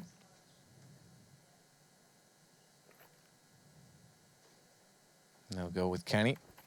Body to follow. They continue to throw the bomb backwards. No one wants the bomb, Henry. You can relate. It's 3 players up. This is going to be a huge push toward Highway. Yeah, A split eventually because he shocks the squeaky door as well. Device will be falling back, spots 3 players, and he knows that this could be coming as he focuses his attention towards that aforementioned door. Under that smoke, but the CT's unable to take advance. Oh, Device could, though. If he sneaks behind them, he's going to try and stay silent. Gets one, nearly another lined up, but they find him on the edge of the smoke. And unfortunately for him, that's going to give up all the ground he thought he could work with. Unfortunately for them as well, it's Dupree that's left alive and over toward B.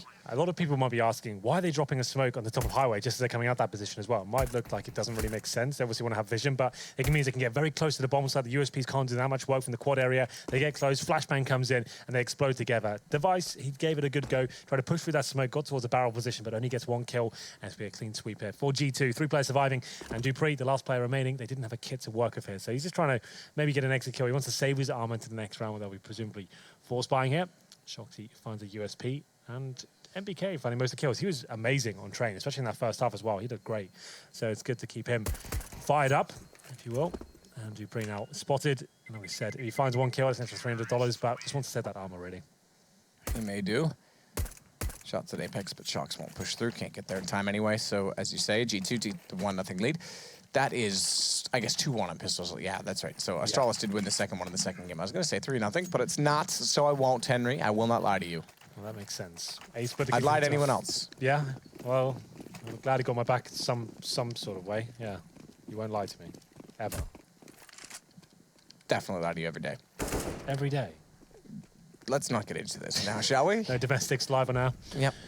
Body's going to get the first kill. Straightforward. Execution.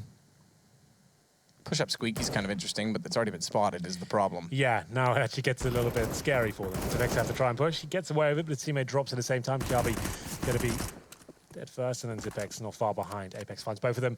5 on 2 now. This wasn't a full investment from Astralis from what I could see. I didn't quite catch. I think it was 3 sets of armor, and then Device, of course. Deagle, no armor himself. He wants to get that Overpass in the first gun round. They'll be fully going into the next. Device might get a kill here, but that had to be the shot, really. Now they know exactly where he is. They'll fall back towards B, potentially, as we have Clave in middle. He was very good on train as well, to be fair. One of the few players that was actually arriving on that map.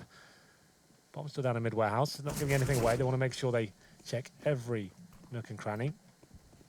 The alcoves. Yeah. Which is the right way to do it. You don't want to overcommit. Find yourself losing a couple of frags because you're a bit careless. You've got plenty of time to work with. Deploy the utility. Hold every angle. And you can see they're doing a very good job of that right now. Not even forcing the pond down. There it is, finally. And now Glaive and Device looking to make the frag. Glaive towards the vent. And I think Device is right next to him as well. He's in the mid-warehouse. He's going to be heading towards B storage, maybe looking for some players exiting. The thing is, G2, they don't need to hunt at this point. They know Astralis haven't really got anything for them to pick up or even take away. So it's not really worth going on the hunt. Stick together, go towards Sunroom. That's where the teams will be saving their weapons. We have got 1 player in the form of Apex. He's got the SMG. It does make sense for him to find kills, I guess. He's only got the UMP. It means he gets $600 per kill. So he'll be kind of having a little look around, finds a headshot towards Device. That'll be his cue to leave. Apex wants the kill. Would love the kill. He's going to walk out and get crossfire, though, and therefore won't get anything at all. Did they get the UMP? It's trying. Yeah. Oh, it is the clever way of doing it. They tried. Well, they saved 1 player with armor and a 5-7 as a Glaive. Divide saves his Deagle, but like we said, this was going to be a full eco regardless. Did you see Tweeday's play where they did that? On this map, he was in mid. He called for someone to shoot him the weapon. He was under drop, and then he pushed into the garage and killed them all with it. Wow, no, I did not see that. And it was quite good. There you go.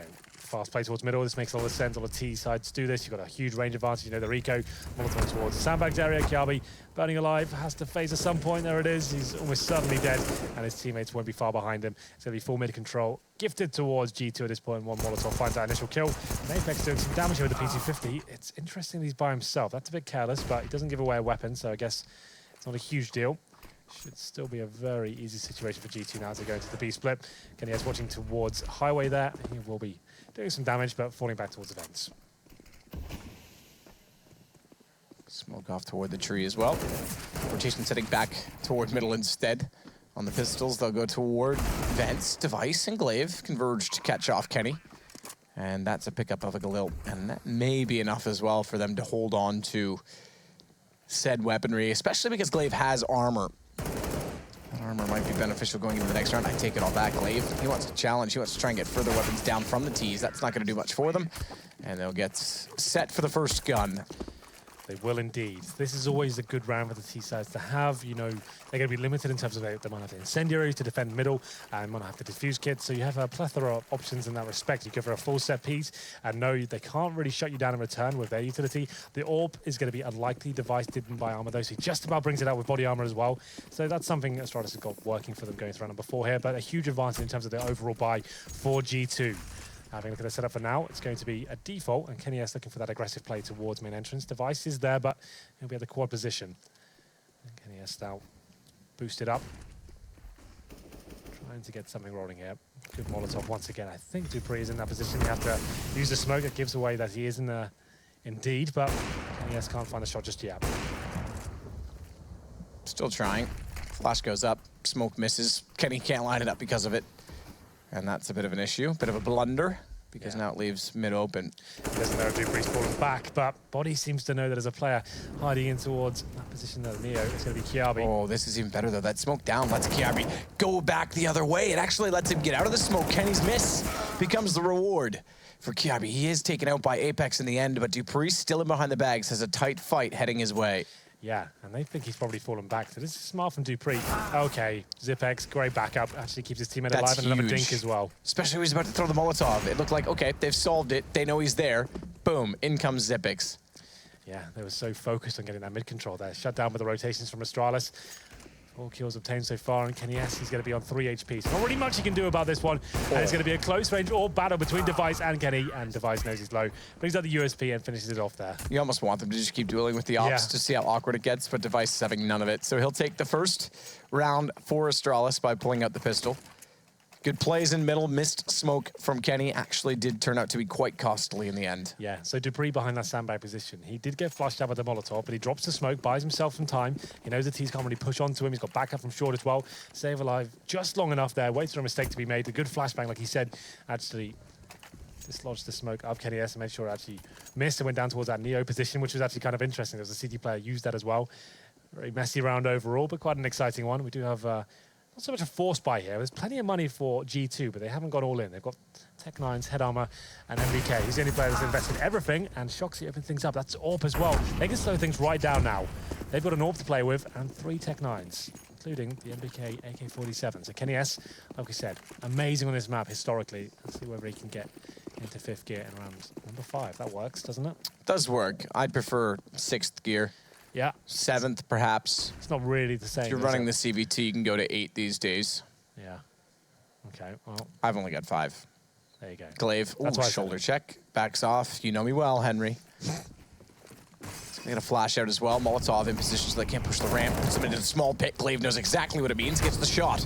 But a Molotov landing behind him. He's got to go aggressive. Finds NBK down to the end by Apex, who now runs into his teammates. Molotov, thankfully, because it would have done further damage than it actually did do. Lineup is perfect from Zipex, but it costs him in the end. And it's the Tracer's fault for doing so. A non-silenced M4. This one certainly is silenced, though, and so too is the man wielding it, dupreeh, trying to slip into the bead tunnels. He is. He's no kit, though, Matt, and only a couple of flashbangs, 3 T's to find, and a bomb to defuse. I think there's a kid on the site where there probably is, Glaive went down. But it doesn't look like he's even challenging this. You're not giving me much to work with, Henry. I know. You could have built up the hype there. Nah, it's fine. He's got one. You're right. I can't lie. I can't be disingenuous. I just said I wouldn't lie to you. Yeah. Try and keep that up. A lie itself. Well, 2 players remain for G2. That wasn't really even a force buy from them. They had plenty of money, as you can see, left over. They actually went for the more conservative route, which is a rare thing to say for French Counter-Strike. They went with 4 Tech9s and 1 AK, meaning if they lost the round, it'd be NBK beyond the Tech9 and 4 AKs into the next. They actually win it with aggressive play from Device, what he's known for on this map. Dynamic, kind of aggressive start towards B storage, middle, squeaky door. He went for squeaky door this time. Shoxy takes him down, gives them an AWP, and then the round falls out of the grasp of Astralis at that point. So Device, he still has an AWP available to him. As we get into round number 6 here, 2 UMPs, 2 M4s. This is the round Astralis desperately need. This has cost them 2. They give it away. Device towards B this time, and he will be smoked out for now. But there's Kenny S and co. Looking like they're focusing towards A storage. A boost coming in. And this is the silent way to do it, so that's absolutely fine. I think it's one of the UMP players getting up. It is indeed. That's Kiabi. Not an ideal weapon for it, but Normally good for 1 or 2 kills that position, it seems, almost every single time. Both the UMPs towards the A side of the map. And Dupree patrolling towards middle with the M4A1S. Dupree gets toward truck. Zipix still playing in behind the red crate. Will have good vision toward highway position if they start to head that direction. There's only one lurking mid-late, though. This will be a straight A take. Thankfully for their sake, Gabby boosted, and the smokes go down. Minute 3, they don't have to commit to this, though, and you're starting to see them back off. Yeah, so they've just baited out a lot of CT utility at that point. They dropped in Molotovs, flashbangs, a couple of smokes as well, and you can see they actually still have 4 smokes. They must have only dropped 1, so now the CTs have no kits. They still have the AWP device. And 1 smoke remaining. That's about it. Mid-control obtained, though, by G2. B-split looking very likely at this point is NBK. He actually gets towards the fence. The bomb's actually in A storage, you know, so NBK could just be trying to sell some presence towards checkers, and will be falling back indeed. So we have a player towards Squeaky Door. That's Apex. And A-split will be coming in momentarily. Body to open things up. Ooh, here we go, KRB. KRB spotted from highway, though. That's the biggest weakness when you're in that position, and this straight A take works. Shocks wraps in, spots 1 a truck. Device sure to go down. Apex will take him. Too many men for him to handle. Not a problem for you, Henry, I know, but... It's a bit obvious. Yeah, well, you laughed, so I just wanted to make it clear. You wanted to beat me to the punch? That's too obvious for me. I wasn't going to get that. Anyway, 5-1. Astralis, we said, going into that one is a must-win round for them after getting a reset in the previous. It's now potentially... I wouldn't say double league. They can buy it the next one. They're going to have $2,400 on the top of their 2K. So, or not potential for next round. They have to take a full eco here, though. I think just a couple of P250s. That'll be it. 5-1 for G2. I certainly favour them going into this one. It's looking quite likely for now. Apex, Mac 10 in hand. Very good for taking down CTs of our armour. Using a farm load of cash as well. Body finds the opening kill towards Dupree. And it's just going to be a bully towards middle, it seems, as he will be looking towards highway as well, joined by 2 teammates. Another A split potentially here as well as Apex. He's holding A storage. Good shot from Kenny onto Kiarbi. NBK. Zipix at his position, not to be confused, because NBK's in the game, so I had to be clear. Zipix at NBK, able to walk out. Speaking of NBK, though, he is low over toward B. Perhaps we'll just call it fence for now, Henry. Yeah. In this instance. Just Kenny gets a shot back, takes down Device, but it's the battle at mid with Zipix on a Mac 10. Not ideal. Yeah, he's no armor and a Mac 10. Not even really worth saving that to the next round. But we'll see what he can do. If he finds 1 kill with it, that certainly helps his buy going to the next one. Like I said, only $2,400 on top of their 2K on average you have for player right now. So 1 kill would be great, but he won't even get that. It's going to be another quite easy round there for GT. Was up against the eco of Astralis to get 1 kill in total. And this is the difficult round I was suggesting. So Zipex, he's the only player with significant money. He's got 4,700. No one can buy the AWP though. So time to dig their heels in and see what they can do here. Astralis, maybe this is the chance to go for those flashbangs towards A main, try and find the first pick. The thing is, they don't actually have anything to work with and no device orb. This could be another really rough round for them. Nothing to defuse the bomb with, but we'll see what happens here. Round number 8. Body boost up the red box. Like I said, pushing into A storage, it makes a lot of sense. Ooh. Kenny SO ready for it. Beats the flashbang and takes down Zipex. Kenny is quick. He is indeed. That's one of his great assets as a Counter-Strike player. Catch me if you Kenny. That's not bad. You said that before? No. Oh, that's good. I should have saved it for a good one. Yeah, you know? right. Kind of blew that one away. Yeah. Don't tell anyone, Henry. They didn't hear me. I'll use it again. No one will know. Save it for Pro League finals, maybe. Keep it quiet. Yeah, element of surprise. Which game in the finals? I'd say the semis. Semi-finals. G2's not going to make the finals, so... In the theater, you know. Fair enough. In Dallas, Texas, if you care to join us. It's going to be a whole one. It was announced today. Our lovely little photos. Blue on stilts, standing beside Jason. And Chad without a weapon, similar to the loot problems in Battlegrounds. Yeah, he looked like the farm worker in that picture. He looked a little wrecked. Yeah. A little rundown on life, perhaps. We'll have to check in on it. They gave me a cravat. Okay. I might wear that at the event, you know. You should. That said, it's going to be on to A. G2 wish to go in Apex. Already through to the site. Has the door open inward from his teammate. They can cover off the backside around quad quite quickly. Camby won't be able to do much through the smoke. Kenny takes him down just with the Tech 9. That's fine. Device, meanwhile, goes, oh, okay. He wants an AWP up close. Has to hit that shot, though, surely, because now NBK gets to reposition and re-aim with the AK-47. That should spell the end of the round. Yeah, with no kids here, the bomb going down a 4-on-2. Oh, make it a 3-on-1. And there's a couple of quick frags come in. Dupree, last player remaining. We said Astralis normally do find troubles on this map. It comes into that map pool more often than it used to these days. I think, obviously, with the removal of Dust 2 and stuff like that, they need to try and play it a bit more, but I'm still not convinced by it. It seems to be one of those maps that they're playing amazing Counter-Strike on the day. They can just about get away with it, but throughout the years of Astralis and this team as a whole, even back in the TSM days, I remember casting a view back in the original PGL season, and they looked very weak on it throughout, but still early days. They came back from a 13-2, I would say comeback. They made it a convincing game overall. It wasn't completely a stomp, but 7-1, another eco required for Astralis. 4 rounds in a row for G2 now. In terms of the money, we have about 2.5k, I'd say, per player. And now some Deagles, a couple of smokes. Dupree gets some body armor. Very good at the Deagle. They normally have some sort of fighting chance in these sort of rounds. We'll see what they can do. KRB joining as well, also a very good Desert Eagle player. Device maybe flashed in towards middle. I haven't got a flash to work with. I'll take that back.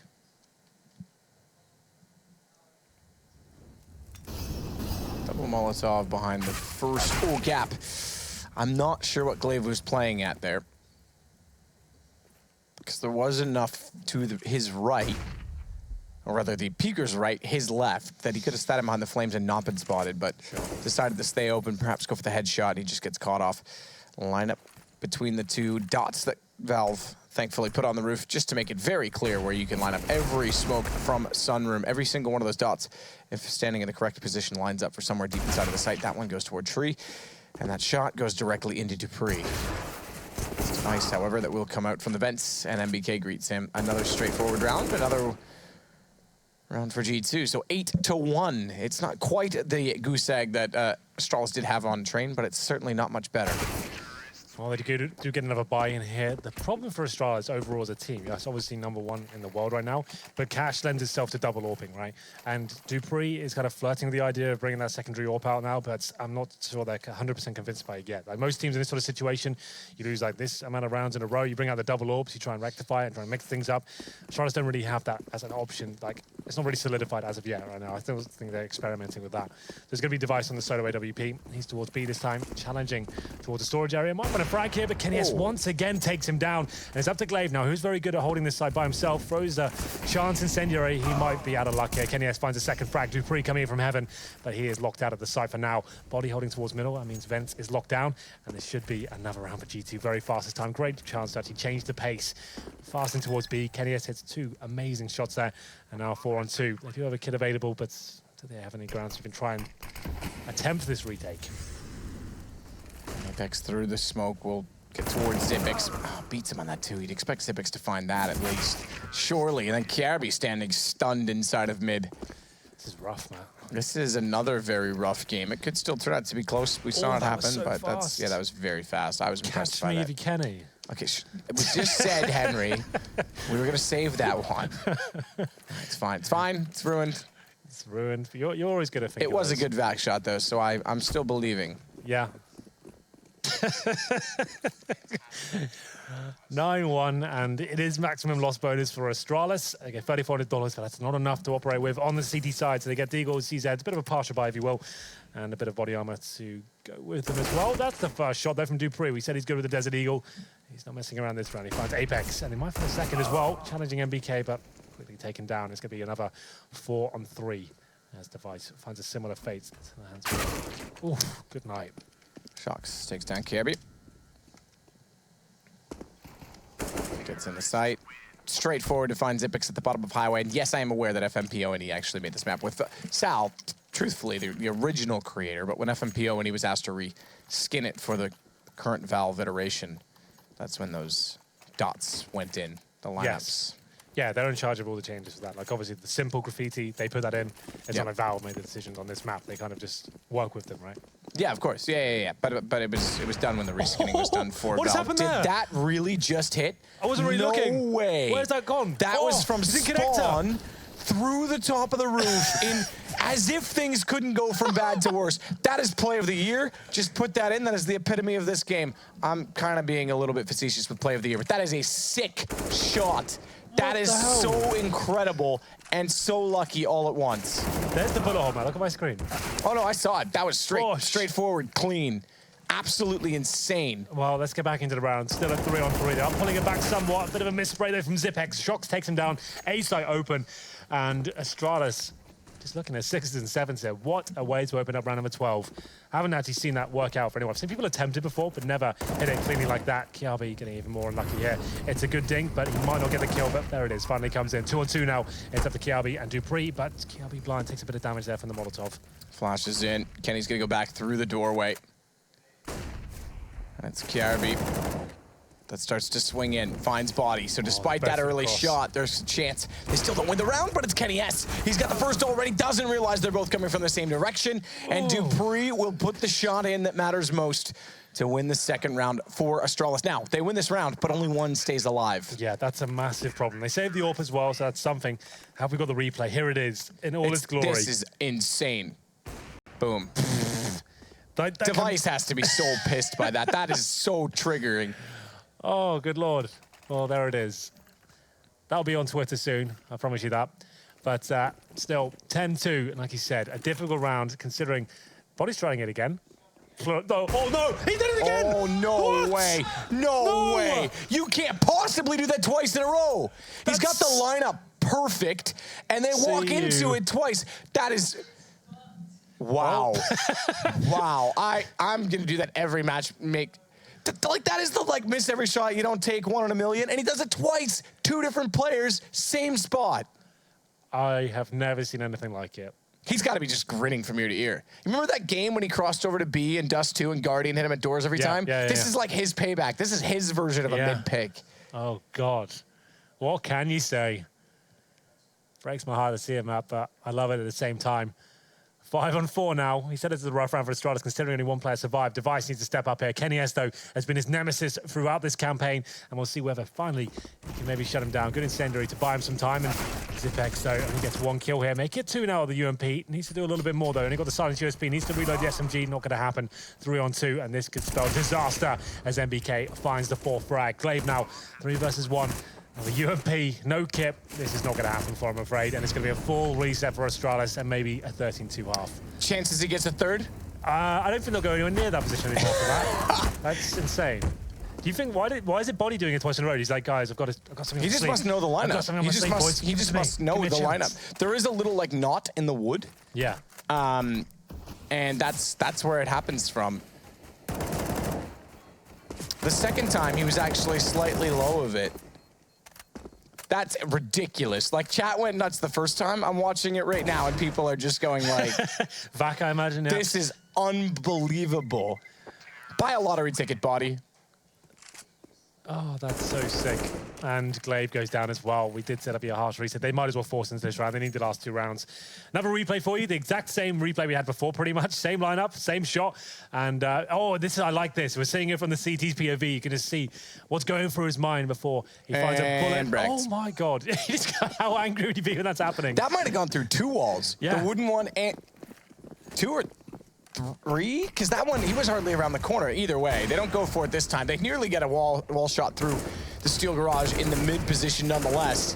And they're going to try and push into A main. G2 there to line them up, knock them down. Kiabi low. They will finally get a kill, but that'll draw some attention, no doubt. And the bomb heads down in toward mid. Not only that, look at B. Inside, ooh, Dupree. He's done well here, actually. He swings out, though, expecting there to be more pressure. He's got the bomb down. He's got a chance as well, but can't get the pistol in time. And that will bring it back to a 2 versus 2. Got a bit exciting there, but it should subside as we do have the 2v2. A very challenging situation for Shoxy. He's getting aggressive here. Easy kill for him. Takes out Kiabi. That's pretty much the only chance they had there. The flank, the pincer play. Zipex now 5-7. Very good in the clutches, but Shoxy 1 step ahead of the game as usual. Finds another couple of frags there. Bringing his total to 11 kills. And it's looking like another 13-2 half mat. Can you believe it? Yeah, he's going to try it. Let's give it one more go. He has an AK right now. It's down beside him. Yeah, he's watching it. Oh, if he does it again, no. Is he gonna? Yeah, he's looking toward it. He's looking toward it. All right, I thought Kenny was gonna. If he does it again. No, you blocked him. No, it's fine. He's got time. He's got time. Okay, line up. Don't do it again. Not on the wood. Don't do it again. You see him jumping in this time. They're like, take no chances. Kenny gets it through the smoke. My goodness. Rough day. Well, this is just G2 is just having a field day. Well, You win some, you lose some. Astralis just looks like a 2-0, I'm afraid. It's getting completely outplayed here. In terms of the counter-strike presented, it's not in terms of like the most tactical game, but G2 is hitting every single shot. This double orb setup, I was one of its biggest fans over in Starlight, but it seems to be firing on all cylinders tonight. And it's going to be the 13-2 scoreline. Similar scenes to what we saw on Train. The problem is Astralis go over towards the T side. They're already bet on the CT side on this map as well. This could be a 16-2 affair. This is a certain finish at this half. It's going to be a 5-7 in the UMP for Ziphex and Dupree, respectively. I'd love to see a screenshot of the new section on Reddit. Yeah, people trying to get that up. That's going to be top for days. Body hits crazy wallbang again. Body insane wallbang from Body on Cash. Body's wallbang. Yeah. They've already started deleting them, I think. Yeah. That's ridiculous. Apparently chat went to 500 comments a minute. Wow. So not bad. Dupree in through the smoke goes down. 13-2, you said it. It's the same score as Train. A little bit different in the order of the rounds, but it doesn't matter. It's the same thing all over again, and I think this is what everyone will remember. Bang once. Good night. Shame on you. Bang me twice. And shame on me. That's true, on that actually. note, we'll take a short break. We'll be right back for half number 2.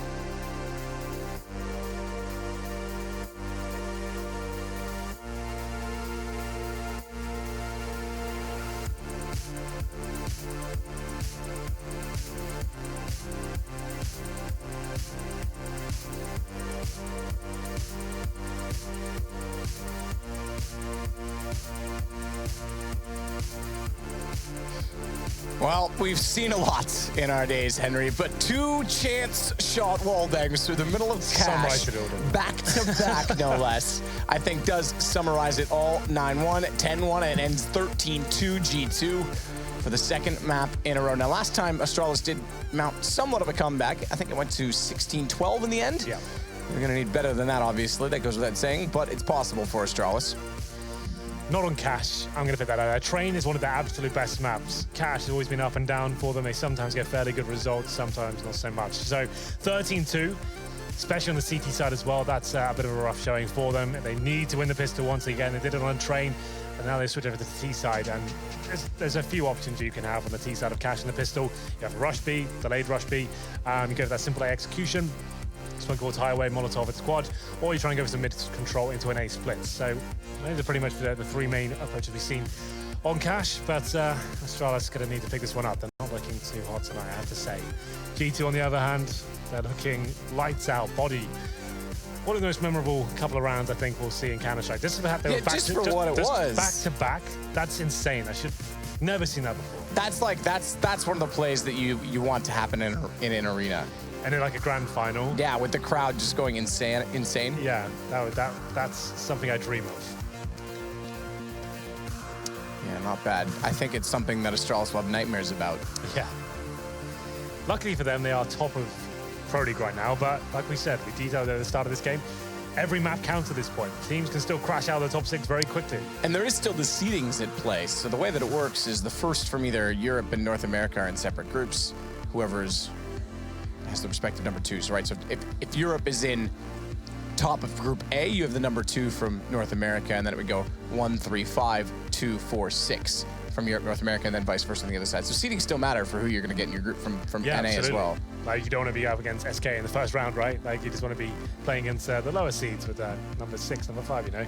So it definitely does matter in that respect. But at the same time, you do have to beat everyone to be a champion. So I never took that much notice into. Obviously, it does help proceed further in the tournament. If you want to win, you need to be knocking these teams out anyway. But still, your point does still stand. Matt, I'm not going to lie to you. When that second shot came in with the orb, I kind of thought I was casting the replay, and I was kind of...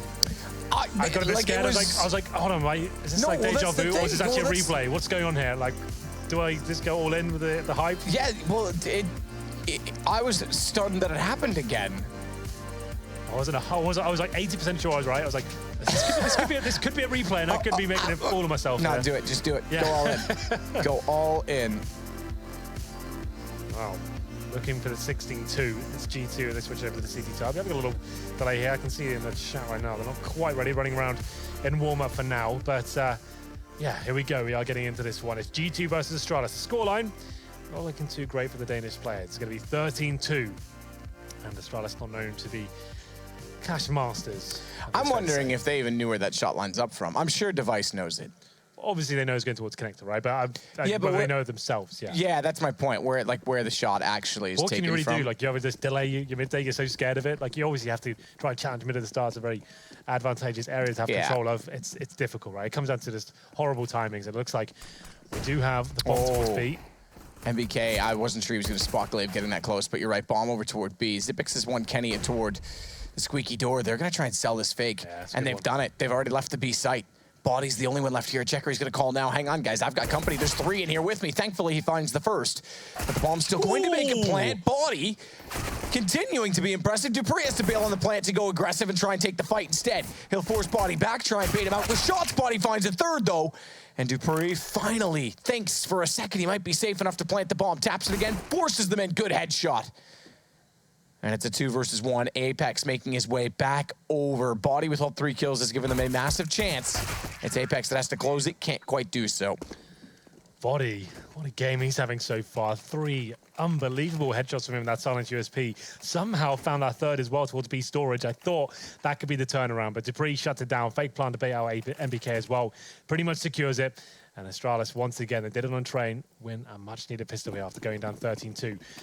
Really requiring a force buy here, G2. Might as well finish it out in the gun rounds. We've talked about this a million times, Matt. I'm not going to go into it now. But for now, it will be a force buy from the French side. Body with the UMP after getting 3 kills. He obviously gets an extra $900. So, SMG for him. And an opening kill from Apex. Why not? A spray through the door from Xyp9x will take down Apex immediately after those. So they do still have the man advantage. So put out flames pretty much everywhere on the site. Both sides of quad, but not at the fence. That's because they've already got a dead body there. They can't imagine it stacked. Look at that shot from Kenny. Again fast as he hits Xyp9x down. Body takes Glaive back. But it's Shocks versus 2 with smoke down, gap in it to try and spot around. Gap was aware from dupreeh. Yeah, he had full awareness. The gap existed and it's the only option for Shocks to take. So keep your crosshair there and you'll find a kill. So here's the replay of Body in that B site. As you kind of pointed out, he's there in the B site by himself. The fake was successful. This third shot is the one that got me hyped. Like, look how impressive this was. Pins it in, boom. Manages to nail it on this swing back. Good job by him, but didn't quite win the round. And now we've got a bit of time to talk. I'll explain why the force buy in the CT round on the second in this particular scenario doesn't really make sense, right? You've got this huge lead of 13-2, and you're limiting yourself going forward. It's unlikely you win that second round force buy, even though it comes down to the 2v1. He's going to the first gun round. You might not have the AWP on Kenny. You won't have the incendiaries. 5 players without kits is not ideal as well. If you have this kind of lead, it's beneficial, in my opinion at least. A lot of analysts agree with this sentiment as well. I know Chad is a fan of it as well. You want to make sure you just guarantee winning on the gun rounds and not giving anything away, not opening up the window of opportunity and going down to thinking, okay, we lost a lot of rounds, I just didn't have the money to work with. So there you go. Gabby tries to fire into Kenny. He backs off. Xyp9x behind the blue door. What if that door was red, Henry?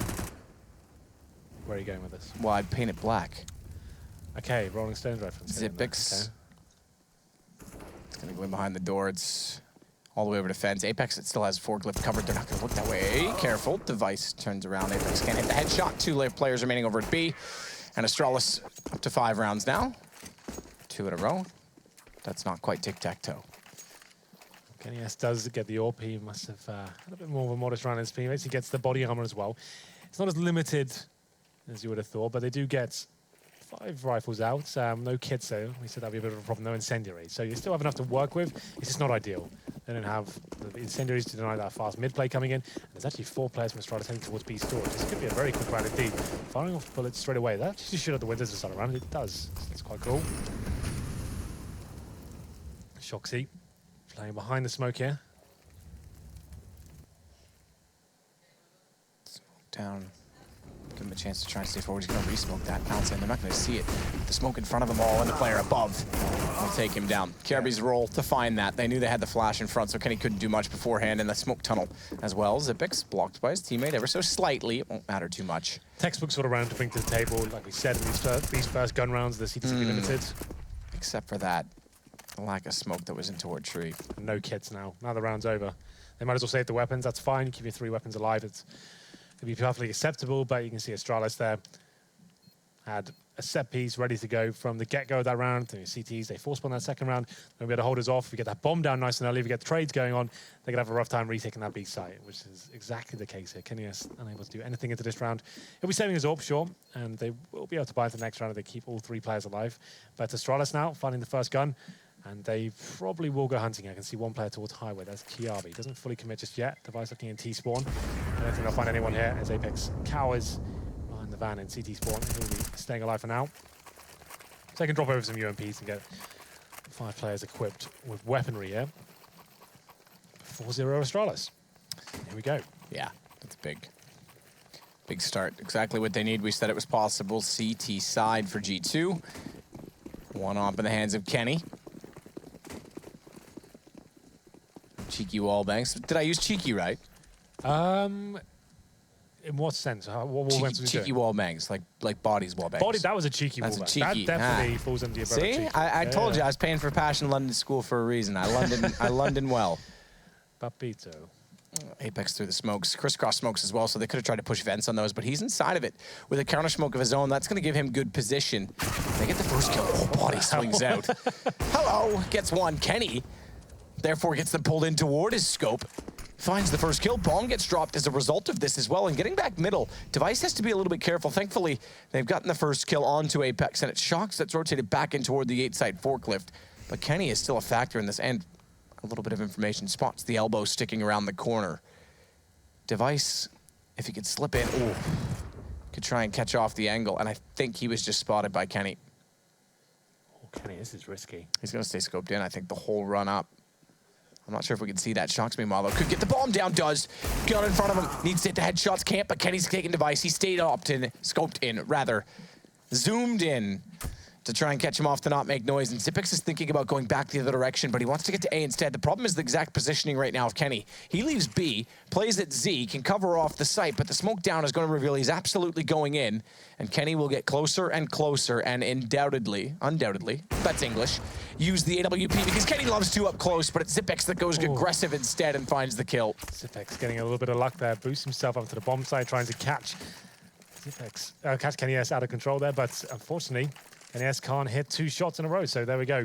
It's going to be another round for Astralis, and actually finding a 5-0 here to go to round number 6, another buy available for G2. Double AWPs, like we said, Astralis couldn't really bring this to the table in the first half, and after you lose a few rounds in a row, this is what a lot of teams do, bring both your AWPs out, and to be fair, G2 pretty much forced this situation every map and every half, so this is pretty par for the course for them.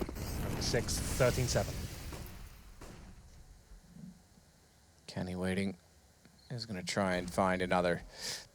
Shox on his op. Xyp9x has actually got a shot down. Was that clean through the door? I think it was. Yeah, door open. Okay, so it was open up. That's revealing. And he finds the kill. Kenny's at the wickets. Tags the lag of Kirby. He'll smoke off the door.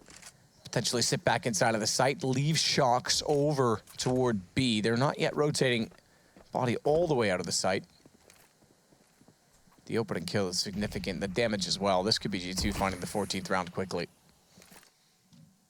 Indeed. Kirby, like you pointed out, Dupree has made it towards the vents, so they have mid-control at least, with body once again looking to be a thorn in their side from the back of Checkers here. M4 in hand. Has got a smoke to extinguish the Molotov if it comes down to it. It's a very common Molotov position. Just holding the triangle there as well. It looks like a B split. It's going to be very likely here. 45 seconds remaining. 2 players in B storage. One in the middle, one in defense as well. dupreeh gives it away. And he might make his make here. Body knows he's gone. Shocks to get one. Body's got the crossfire. They're baited into it. No idea. Bomb down on the site. Xyp9x the only one left. Gets the first kill onto Kenny. Knows, though, that Body is in toward Checker. And doesn't even matter. Shocks peaks accordingly. 14-7. Now, this is where they got halted last time on Train. And it looked in doubt for a moment. This time, will it be the same or not? Yeah, it was Device went towards Squeaky Door in that previous round as well. He's having another rough game, Matt. 6 for 17 on Device. Yeah, I was hoping you wouldn't point that out. No, that's one of your fantasy picks. That hasn't gone well. Glave's on 10 and 18, so it's not my night. No. And I'm just going to pretend like I didn't care the whole time. It was that's normally your go-to, isn't it? Yep, that's I don't care. The catchphrase of Matt. Yeah, I don't care. Yeah. Meanwhile, crying in the corner, but I don't it's fine. Well, it's a 5-on-5 for now. Shoxy aggressive in B storage once again. This is the footsteps of dupreeh, though, who will be falling back, but his Apex once more. Same kill towards Device this time with the AK-47. Kenny S pushed up in the Squeaky Door as well. Great positioning on the CT side on a 5-on-4. They're looking very positive to actually get match point early on this time. Well, Glaive says something about that, but Xyp9x is downed by Kenny. Kirby wants to try and catch him walking back in from Squeaky. Pre-fire from Kenny. Yeah, it gives his position away. Yeah, and it also means he had to reload the gun or rebolt, whatever you want to say, the gun, and therefore he could easily be taken down. Uh-oh. Yeah. Say goodbye to dupreeh. Oh, I hate to see that. He had no idea Shoxy had pushed up in that position. Finds a chance bomb at T-spawn. Round over, match point obtained by G2. That should be it. There's not really much money to speak of in the Danish side. As about, well, to be fair, we have got 2 players who can buy rifles. The rest of them, though, will be on pistols, maybe UMPs. We'll see what happens here, but this should be the end of it. I was thinking, by the way, sorry, carry on. No, it's fine. It wasn't good. It's a relevant point. Go on. Well, I was going to say the next knife they should put in the game is a broken glass bottle. Oh, it was a completely waste of time. Comment. Yeah, that's my point. Right. That's why I said carry on. Don't mind me. I was going to say, like, they try to finish things off in Train with the auto snipers. There's none of that nonsense. This time, it's a pretty standard round. We've lost the double orb setup. And Kenny S this time towards quad position. Default, you can see a straight line on the mini-map there, watching every position, and maybe a set piece towards A. Smokes on the A-bomb site, try and shut down Kenny S. They haven't got a Molotov to take him out of position, though. Smokes come in. This looks like the final commitment. NBK trying to shut them down, but can't get it. Oof, Kenny. I talked about his quickness, tries to go back over toward quad. It's Astralis, though, all the way through. Pistols and 2 AKs. The AKs are the ones that are weak. The nades are going in toward the AKs. Doesn't land. I'm not sure where that nade went. Surely you would have thought it connected on at least one, but Shocks will start to work up toward the truck. He's going to be stared down, pop flash out of the corner. Not sure if he wants to bounce it or just peek it. I think he'll wait and try and do economic damage. I think he might be right here. For once. Shoxy holding towards CT spawn here, watching the connector as well. If he ninjas this map, oh, he hasn't got a kill. I was going to say, is he thinking about that? I think you can see Xyp9x and now dupreeh. Considering that being a possibility, they certainly will. Xyp9x finds the final frag. So Astralis there up against it in terms of the buy. Managed to put it off with a clean sheet as well. Everyone's staying alive, pushing through the smoke and finding that first kill on 4 cleavers down to Kenny S. He hit some very fast shots, couldn't do it. And maybe it didn't kill here for G2. Let's not force ourselves into that same sort of rut with the money. We'll make sure we get full guns out and just close it out with 1 round required. So that's absolutely fine at this point. Deagles across the board for G2. Kenny S brings out some armor as well, interesting enough. Considering he's the AWP, you wouldn't necessarily expect that. Oh, body. I thought he was going to get that lineup perfect. That works. Yeah. Yeah, look at my teammates at B main all you like. In through the vents goes Glaive. Down goes Shocks. Apex will get dupreeh back. Smoke. Oof. That'll matter. Oh, it might now. Bomb goes forward. Kenny, headshot, smoke down now, but bomb's inside of it and far enough as well that even if they try to grab it, their feet will show. And Kenny's going to sit immediately on that bomb. However, the Molotov through. That thwarts all plans. Yeah. More dicey than it had to be, I have to say. Crossing over with no smokes, never going to be a fun time for anyone. They'll get away with it, though, only up against Deagles and unarmed players here. And Kenny S, he's found 1 frag with the Deagle. Bomb planted, though. He'll be retreating back towards the vent. They're both very low HP. So not really much they can do here, I'm afraid. Astralis will be taking round number 9 here. One over G2 will do it. Easy frag for Kenny. Not sure why Kirby's not watching the vents at all. Didn't even consider that as a possibility. And Kenny with 8 HP finds another one. And NBK at this point, not trying to win the round, but he's just trying to limit the T's going forward. Not going to happen, though. Glaive to finish things off there with both frags. 59. And we do have another buy available for G2. Not the best. NBK's down to $3,900. So maybe a UMP for him. See what he decides to do momentarily. It's coming in. Double orbs once more, and a Famous for NBK. Not a weapon we see too much of these days. No, not at all. Usually eclipsed by that of the UMP. The bombs in T-Spawn. Yeah, I was just looking at that too. Chad's having an eye on. He hates that when happens. Yeah, he does. He really does. Like T-stairs, even on Inferno, he considers that like offside. There it is, Device. It's fine. They're doing a default for now. They're not. It's when you execute to a site, then you realize the bomb's down. You're like, oh, for God's sake. Anyway, Kenny S with the first kill. I think that's through the door as well. Never your fault either when it happens. That was through the door. I don't mean you specifically. I just mean your figuratively. But yes, it is through the door. Xipix has gone down there twice now. 5-on-4 match point. Apex towards that sandbag's position. We'll drop a smoke just to allow him to look above it. That's so nice from him. What a great play to find him another frag and a double as well. That's beautiful counter-strike from Apex. Round over, game done. 5-on-1. Glaive now, bomb in hand, but pretty much you can do with this. Might get a couple of kills, but that's going to be it. It's going to be GT walking away with cash as well. A 2-0 in terms of the series overall. A dominant performance for them. And I have to say, Astralis never really showing up in terms of Counter-Strike overall, really. Yeah, and my fantasy turned into a nightmare because I've lost just about everything that I had going for me. It's all gone wrong, and things are going to go right. We're going to head to Jason. Things are going to go right unless you're planning on frequenting the ESCA servers coming up this next week, because Body showing off that spam, that is going to be all over the place in every cash game. So just be very wary what maps you choose to put in the veto process for those pugs. Yeah, that timing was filthy. Two in a row. Yeah, it was nice. It's like, I guess if you're like the first guy through, is Device, who I think got caught first place, so they're going, how is it that quick? How, you know, maybe you're just considering normal wallbangs. They won't know where that came from until like they'll probably sit there and go on HMTV now or Twitter and be like, yeah, great. Well, when we saw it from the Caribbean point of view, and it looked like he didn't even like round the corner of the wall and just dies. So let's kind of put that in perspective. The chance of that happening twice in a row, let alone once, is like, what, 5%? I throw a lot of statistics with Sponge. Last week it was the 70% success in the B takes. We have Inferno soon, Jason. Yeah, we'll get back on it, mate. We'll get the stats back up. But the chance of that happening is ridiculous, right? Yeah. And I think that helps set the tone of that match. You look at the pistol round from G2. Oh, let's smoke connector. Let's run up highway. Oh, God, yeah. Throw a late smoke and then run through that smoke as well. Device was sitting in it. He must have been thinking, what on earth are these clowns doing? Because that's the most counterintuitive thing, right? It really is. You're running out of a smoke that they could just be watching, but I think they saw the smoke come down and they were like, well, you know, they're probably going to go back, maybe a B split, maybe something else. They went up on the catwalk, they rushed the smoke, and they were able to turn that pistol around, and it just spiraled from there. Those were the things that some of the French teams did when they were like winning majors and stuff. They're like, you know, 2015, 2016, like those were the things that just somehow, this is the spam, obviously. So sure, he figure that out. Yeah, okay. So he might have a timing, right? It has to have a timing. Even the chance of that is still ridiculously slim. Like that kind of stuff just doesn't pan out. Hey Jason, do you want to a B stream update? That was my next thing. I would love a B stream update. So we have Mouse Sports taking on Hellraisers. Yeah. Mouse Sports won the first map, Mirage, 16-12, and they're on map 2 right now, which is Cage. Oh God. Mouse Sports are winning 12-7. Ooh. How's our boy Rops doing? He's okay. Real average. Doing okay? He's got 12 kills. Real average. Yeah, it's right in the middle. It's better to be in the middle than on the bottom. He's Goldilocksing, I think it's called. Interesting term. That's right in the middle. Yep. Okay. Cool beans. Yeah, this was fun. Thanks so much, guys.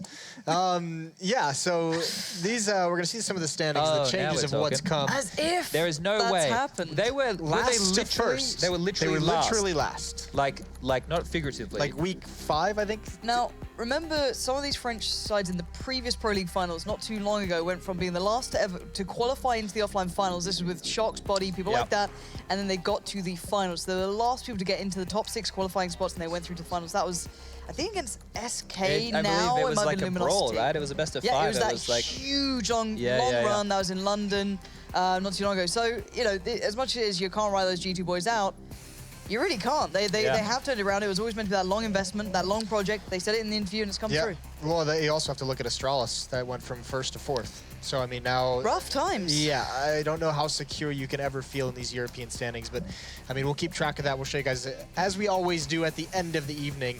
That's it for G2 and Astralis, the hot match of the week. 2 maps to G2, surprising in that sense. Train and Cash both going their way. When we return, it's going to be Virtus Pro taking on FaZe, and VP needs to get back on form.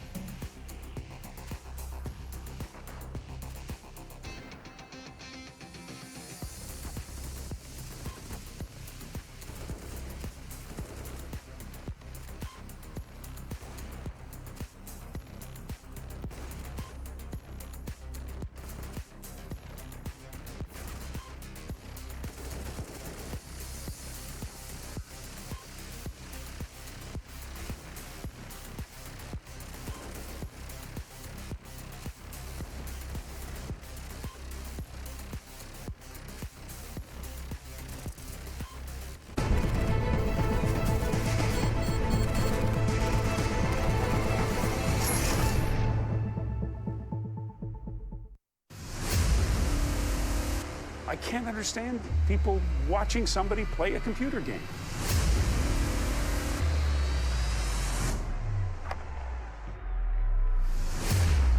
It's still not a sport. It shouldn't be on a sports network. But I don't know if athlete is the right word.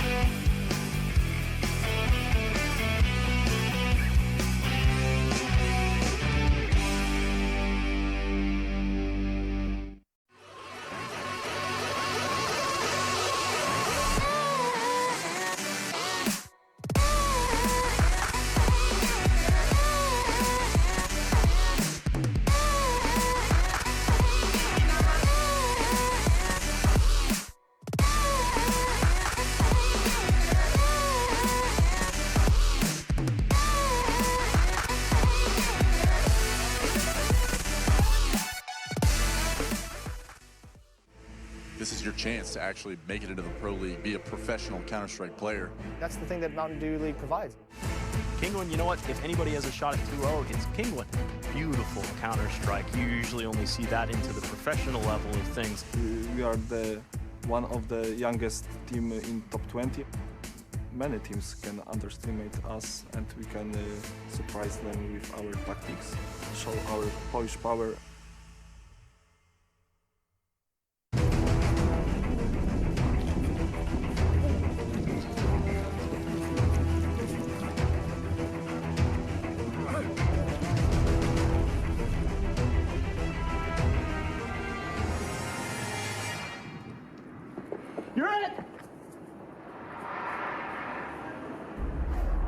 Start your esports career now at play.eslgaming.com.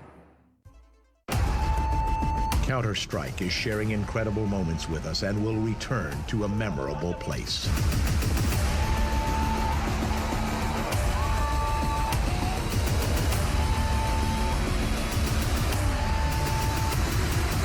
Get your tickets now at proleague.com/Dallas.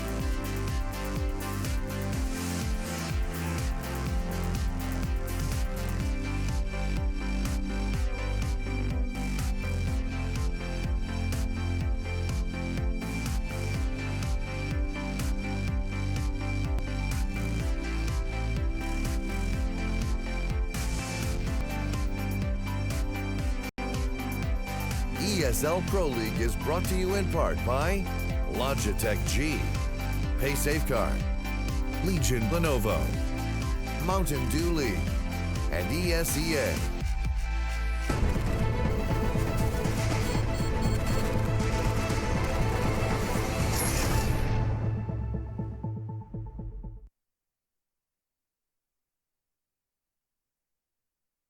Welcome back, ladies and gentlemen, to the ESL Pro League. Now, so far, you've been sitting in your comfy chair watching some professional CS, but if you'd like to start your professional career, you can. The Mountain Dew League is giving amateurs a direct path into the ESL Pro League. All you need to do to find out all the details is head over to esea.net/MDL. Now for our next match, our final match of the night, we have an interesting one. It's going to be Virtus Pro going up against FaZe Clan, but both teams are handicapped in their own specific ways. Virtus Pro's Neo has a broken leg. We'll have to see how this affects him. Of course, you don't need your legs to play Counter-Strike, but this is a kind of injury that's probably pretty hard to ignore. On the other side, and perhaps the lighter side here, FaZe members Kiyoshima comes into this match on next to no sleep. Once a gamer, always a gamer. We'll see how this affects his performance, but I mean, this is kind of what he does for a living. We'll see. Our last map played was Cash, though, and for Rush, put together a little bit of a pro tip on that map. Let's see how it all looks.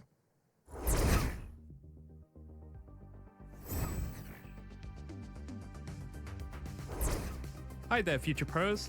Back to Cash, but don't worry about it, this one is completely free. The smoke for you all today is an A main Cash smoke. It's a fairly easy one, so let's get into it. Get into this corner. Aim at the E in the text above A main, and just throw it. This smoke will leave a slight gap in the right corner. I suggest holding it with an AWP and look out for some terrace toes crossing by.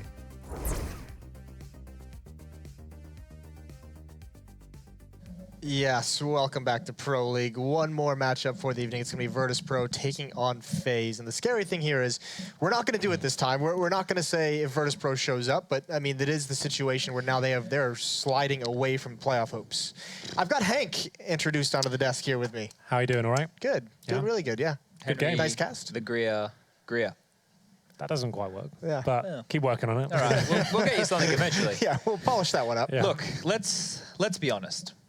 Virtus Pro just played FaZe and ECS on 2 maps and lost both of them. 16-4 on Train, and I believe it was 16-10 on Inferno, and we're about to see Inferno again. So they're going to have a really rough time going into this, and they have, 3 matches left, including this one, going into the end of the season, and it's going to be a very rough ride for them. If they want to stay out of relegation, they need to make sure that they're winning these games, or at the very least, you know, winning maybe one series? Similar scenes to the last seasons as well, right? Yeah. I mean, is this really the narrative we're going to have for Virtus Pro? Avoid relegation. Well, that's what they had. They did get relegated last season. They came under the fan vote last time to keep them in it, right? So this is very similar scenes. Pro League just doesn't seem to click for them at all, really. So this is the saddest thing, right? Virtus Pro are one of my favorite teams to watch because they have very explosive players. They play a very dynamic brand of the game, and they're a team. Like, they play as a team. They don't rely on individuals to carry them, right? Everybody can chime in and do the stuff they need to do. It's just sad that it's gotten to this point where, you know, they could still make the finals, you know, if they start getting these wins now, but they need to turn it around. They need to go from 2 losses, coming off the back of 2 losses that just happened, and turn it around into 2 Ws. Well, they're losing to teams like Heroic and LDLC. Now they're up against, at the moment, one of the world's best FaZe. Is this really the matchup that's going to find them results? Considering the current form, I'm not so sure. They've had a shocker in ECS as well. It's been falling apart over there. It's not just this league. I'm not sure this is the time for it to come together. They pointed out that Neo's got some injuries going on. It's a foot injury, I believe, as well. I'm not really sure that's a big effect, is it? Like, it's not really to bring too much to the table. Actually, might make him better. He might play more CS. Some players like to tap their feet while they play. Is that true? Yeah, that is true. Yeah, so that's something to consider. It's really annoying, though, when you sit on the desk with someone that does that. Because it shakes the desk. Yeah, that's not a great feeling. But if we're actually gonna look at the upcoming matches for VP, and you're gonna see how much of a difficult time they're gonna have. And what we can also do is I have their current score up. They're 8 wins and 12 losses. Okay, so this is the upcoming schedule. You can see Virtus Pro down there at the bottom. They're in 12th place. They've already lost to Heroic. FaZe tonight. Then they have G2, which we see as no easy feat, and then North, which again is not exactly an easy walkover type opponent. They're all 3 hard matches, right? Those are very difficult, and the way that the maps match up for VP, it's not like they're going to get, the way that the veto system works, they're not going to get something that they're super confident on. It's going to be a middle ground map for all teams. So if they lose all of these, they're going to be on, what, 8 wins and 18 losses if they are unable to put any W's on the board. So they're definitely going to be in the bottom 3 if that's the case. It's looking like they're going to have to fight for their Pro League life next season, which is a little bit scary. But you know, we talked a lot about Virtus Pro. We've touched on this in the past. Not too impressed with their product recently that they put into the servers. Let's move on to FaZe. Is this a team that you can fairly say? I mean, they're a bit up updated in the HLTV ranking, 2nd place in the world. Is that a pretty fair place for them? I mean, I know results speak it, but eye test wise, still early days, right? Yeah. Obviously, they've been playing a big events, which affects the HLTV rankings tremendously. They've been going to all of them and getting to finals as well and winning an event. So that's obviously going to help out. I think it's justified, though, from what I've seen so far. I'm very happy with the overall package they have in FaZe. The addition of Nico is obviously amazing. Carrigan coming into the fray as well, kind of brought it all together. It's looking very good. Alu's finding some great form as well, so especially on Inferno, which they'll be playing as well. I think they're a tremendous team, and I think they could be gunning for that #1 position. And you have to remember, this team's only been together since, Katowice? That was their first showing of 3 days practice, and they're getting better and better, and actually taking that grand final performance, Katowice, converting into a victory going forward in StarLadder as well. I'm actually been tremendously impressed overall. Me too.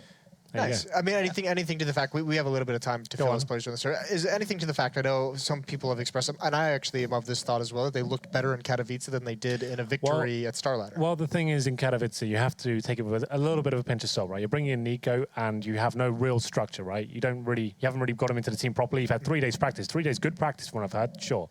But at the same time, it's going to be a lot looser Counter-Strike, and it's not going to be as regimented as it was going into StarLadder. They're trying to make themselves a better overall package. There's not that much consistency of a loose play style. It might look great if everyone's performing and turning up to the server, but yeah, they might have been playing better CS in terms of aiming, in terms of individual skill. But I think going forward, that's the right mentality, to have more structure and have things to fall back on when players like Nico don't arrive on the server, for example. For me, I think their real test is going to be at IEM Sydney, right? That's the next event these guys have offline. And we have SK there, and we also have Astralis. And you could argue that those are the top 3 teams in the world right now, considering VP has dropped off a little bit. But those guys are the big dogs right now. And if they're able to make another final in that kind of a field, obviously the lower end of that field isn't as difficult, but still to go up against the top tier, and I believe we have a best-of-5 final again. If they're able to play, let's say they play Astralis again in a best-of-5 and they're able to win that one, sure, definitely cement them in that number 2 spot, and they're looking fantastically strong. I just don't know if they've had enough time to work on their map pool yet, right? As Henry's saying, the learning curve is very steep.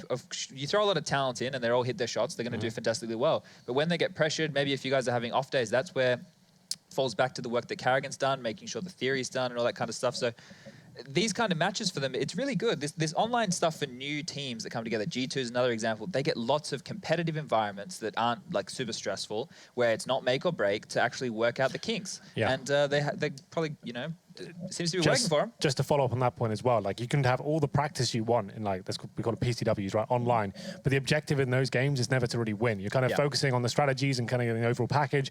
When we were playing, we didn't actually focus on winning those games. We're trying to fix errors in our game, and it's not real environment really. These kind of online plays, when you're playing like 2 great best-of-1s each week and you're trying to win them, it's great experience overall. You can have huge comebacks and work out what works for your team, what doesn't, how economic situations, how you be kind of positioning yourself in those sort of tight buys and stuff like that. It's looking much better in these sort of environments than just playing online. So this is great for a team like FaZe. Yeah, hopefully it works wonders for them, because as Chad said, they do have IEM Sydney coming up just next week.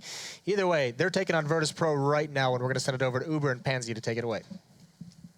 Yes, thank you very much, Moses, and what an interesting match this is going to be. Virtus Pro, we're talking about them potentially having to fight for their relegation. They could just straight up get auto-relegated by being in the bottom spot. That's in the realm of possibility here. That's just how, I guess, huge the swing has been for them over the last half of the season. It's been pretty ridiculous, right? It's always been that kind of thing about, you know, Virtus Pro online, VP's consistency. But there was always that kind of follow-up of, but they should be able to beat X amount of team. Oh, they should be able to do this. And it just feels like this season, all those normalities that you'd see of them being able to pick up against, you know, wins against the very lower tier teams and just kind of grinding through, they've not been able to do that. And the bigger problem now being as well, there isn't anyone feeding right now in the Pro League. And I say that quite loosely because even the very lower tier teams are able to put up fights. We saw it only, last week, Virtus Pro were one of the kind of victims of some of that. We saw teams that we didn't expect to pick up results were in the actually bottom 5 or 6, I think, before that match, and they absolutely trounced them. Yeah, and you know it's a problem for VP right now. If you're not playing that well at the moment, you're gonna slip down. And the thing is, they have some very tough opponents left for the rest of the season. You look at the others, and they're doable. They're certainly manageable. This just doesn't look good. Now, you know, we've already seen this matchup in a previous league just moments ago. This map, these two teams head-to-head. So they already got the warm-up in. This is game time. This is official time. And we will be getting this one started up soon. I'm not sure if we're live. I think we are. Taz just taking his time to spawn. Yeah, we're underway. It'll be VP on the CT side and FaZe, of course, on the T side. It's been done before tonight, but we get to do it all over again here. That's it. We get a lot of VP lately, and I'm kind of glad for it because there's definitely been quite an interesting swing back and forth for these guys. However, Bialy's already made his way up and towards that second mid here, so he's a little bit pinched out, and Kio's going to be able to just do a quick 180 and find him. That's going to open the way and the door for FaZe to pressure in towards his A side, and Pasha has to try and hold that. Only one man, he manages to take down Nico. That could be the least of his problems, though, now. The rest of FaZe are going to barrel in towards him, but time is being bought, and FaZe having to be a little bit cagey about this. Yeah, but they have every piece of control. The map is theirs. FaZe look like they're playing... So, if you're FaZe, you don't play this like you want to play a normal game yet, right? You can still play that very aggressive, very fast, loose style. You know, the way you used to see your fanatics, you know, that age-old phrase of you've got to make them respect you before you can actually play much of a game against them, right? You can't play whatever you theory crafted, so they're just kind of running around the map. And we're seeing it with FaZe in that round, at least in that pistol. They got the reins of it and they ran with it. Considering they've already played this once tonight before, during ECS, they've already probably got that in the back of their minds of what they can get away with. So if you're VP, you're already feeling a little bit down about it, right? And Rain hitting a couple of bangers. There goes the scout. That already goes out of Pasha's hands. He was playing from over towards Boiler side. Now Bialy and Neo are left with the big challenge of trying to lock down mid in any way, shape, or form. And Rain's going to claim another. Now, this is good for my fantasy team, is all I'm saying. All right, Lauren, thanks for that. I had VP players in my team all season, and I realised a little bit too late. That's fine. You know, I suffer for my fandom. That's the way it goes. Karrigan, though, going to get aggressive up mid, and he does find Bialy, who was just sitting off towards the side, and that is the A presence for VP utterly neutralised. Nico and Alu weren't really required to do anything crazy over at B, just hold position while the rest of FaZe dealt with that A players. So now, Snacks will rotate through. Taz is not too far behind him here. They should be able to call the rotate too. I'm pretty sure.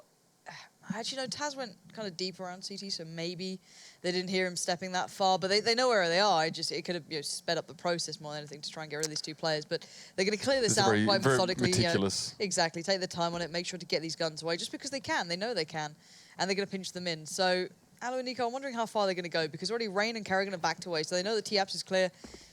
They know the T-Stairs is clear, and it leaves CT spawn. So now Taz is going to try and set up a little bit of a pinch here with Snacks, try and get maybe a gun away or two. There goes Nico, but Alu is still there. But Snacks will find it. So that could be something recovered. No weapon. Nothing to hand. Yeah, I mean, running out of time there towards the end of the round, not much to be done there. Still, decent little moment here. This was Rain doing that pistol round, if I'm not mistaken. Did he even get hit then? I think if he did, it was barely. Yeah, slightly tagged up, but pretty comfortable stuff for FaZe over the last few rounds, and Rain has had a good start to this match, 5-1. He's not even buying into this round. He's chilling. He's got a USPS. He's ready to pick up all those rifles if they get dropped. He's just gonna have a great time of it. Why not? He knows that VP have almost no money, because VP went pretty heavy into the second round, and they only got Snacks to stay alive, so they don't have anything to play with here. They've gone for the B stack. They've got for 2 players boosted up, have they? Yeah, 2 players boosted up. That's quite unique. That's a little different. We saw... I haven't seen that before, yeah. Throwing my mind back to Team Secret doing that ridiculous, was it 4-woman boost, I guess? I could see all the way down Banana, but 2 will do. That's fine. I don't think it's going to make much odds here. You can already see that Rain and Karrigan are both eyeing up, trying to get a little bit of play going towards middle, just taking over control, leaving Alu all alone down by Banana. He's going to keep that in check. It's just Neo sat on the site. He does have a P250, so maybe we'll be able to get one down if he's holding the angle. Yeah, there's that. That's actually just Rain gone, who only had the USPS, but Neo's going to do something a little spicy there. Karrigan going to feel the brunt of that, but by now the bomb should be going down pretty swiftly, and Alu's still got the back. 2 players, though, are about to come his way. He could be overwhelmed here. He needs to be a little bit careful. Bialy, the next around the corner, and no, the second is dealt with pretty comfortably for Alu, just left in that position as a pivot and to receive any of the rotations. So the only player for VP to really highlight this round was Neo, broken leg and all. Opens up quite nicely. And Alu now just cleaning up a little bit through mid. It'll be Taz. Probably thinks better of engaging here. I mean, he's got nothing to lose, essentially. He hasn't really brought anything into this round. But again, it's a 1v3. They've all got weapons. Back away. Maybe there's a gun dropped somewhere he can find. Just hoping something down mid. Maybe even a pistol that he can recycle from one of his fallen teammates. I think it was a P250 there, but Nico sees straight through it. And through the hole in Taz's head. Yep, there we go. All right, first 3 done. That's fine. That's what it is. And to be fair to FaZe, the 2 rifles that they actually invested in still maintained. Keo and Nico had both of those. So reinvesting into 1 towards Rain, 2 one of towards Alu, and then Karrigan back on the UMP. That could have been actually dropped out as well, or kind of kept over. So that's not too much of a bother, but very light utility on VP. So they can't withstand much. They can't do a lot of play down towards second, from Bananas. They're going to play up second mid here right now, FaZe. Maybe get some apps control going. I just want to see how they play this one out. So far, it looks quite fast and loose, quite aggressive, like they're looking for these fights.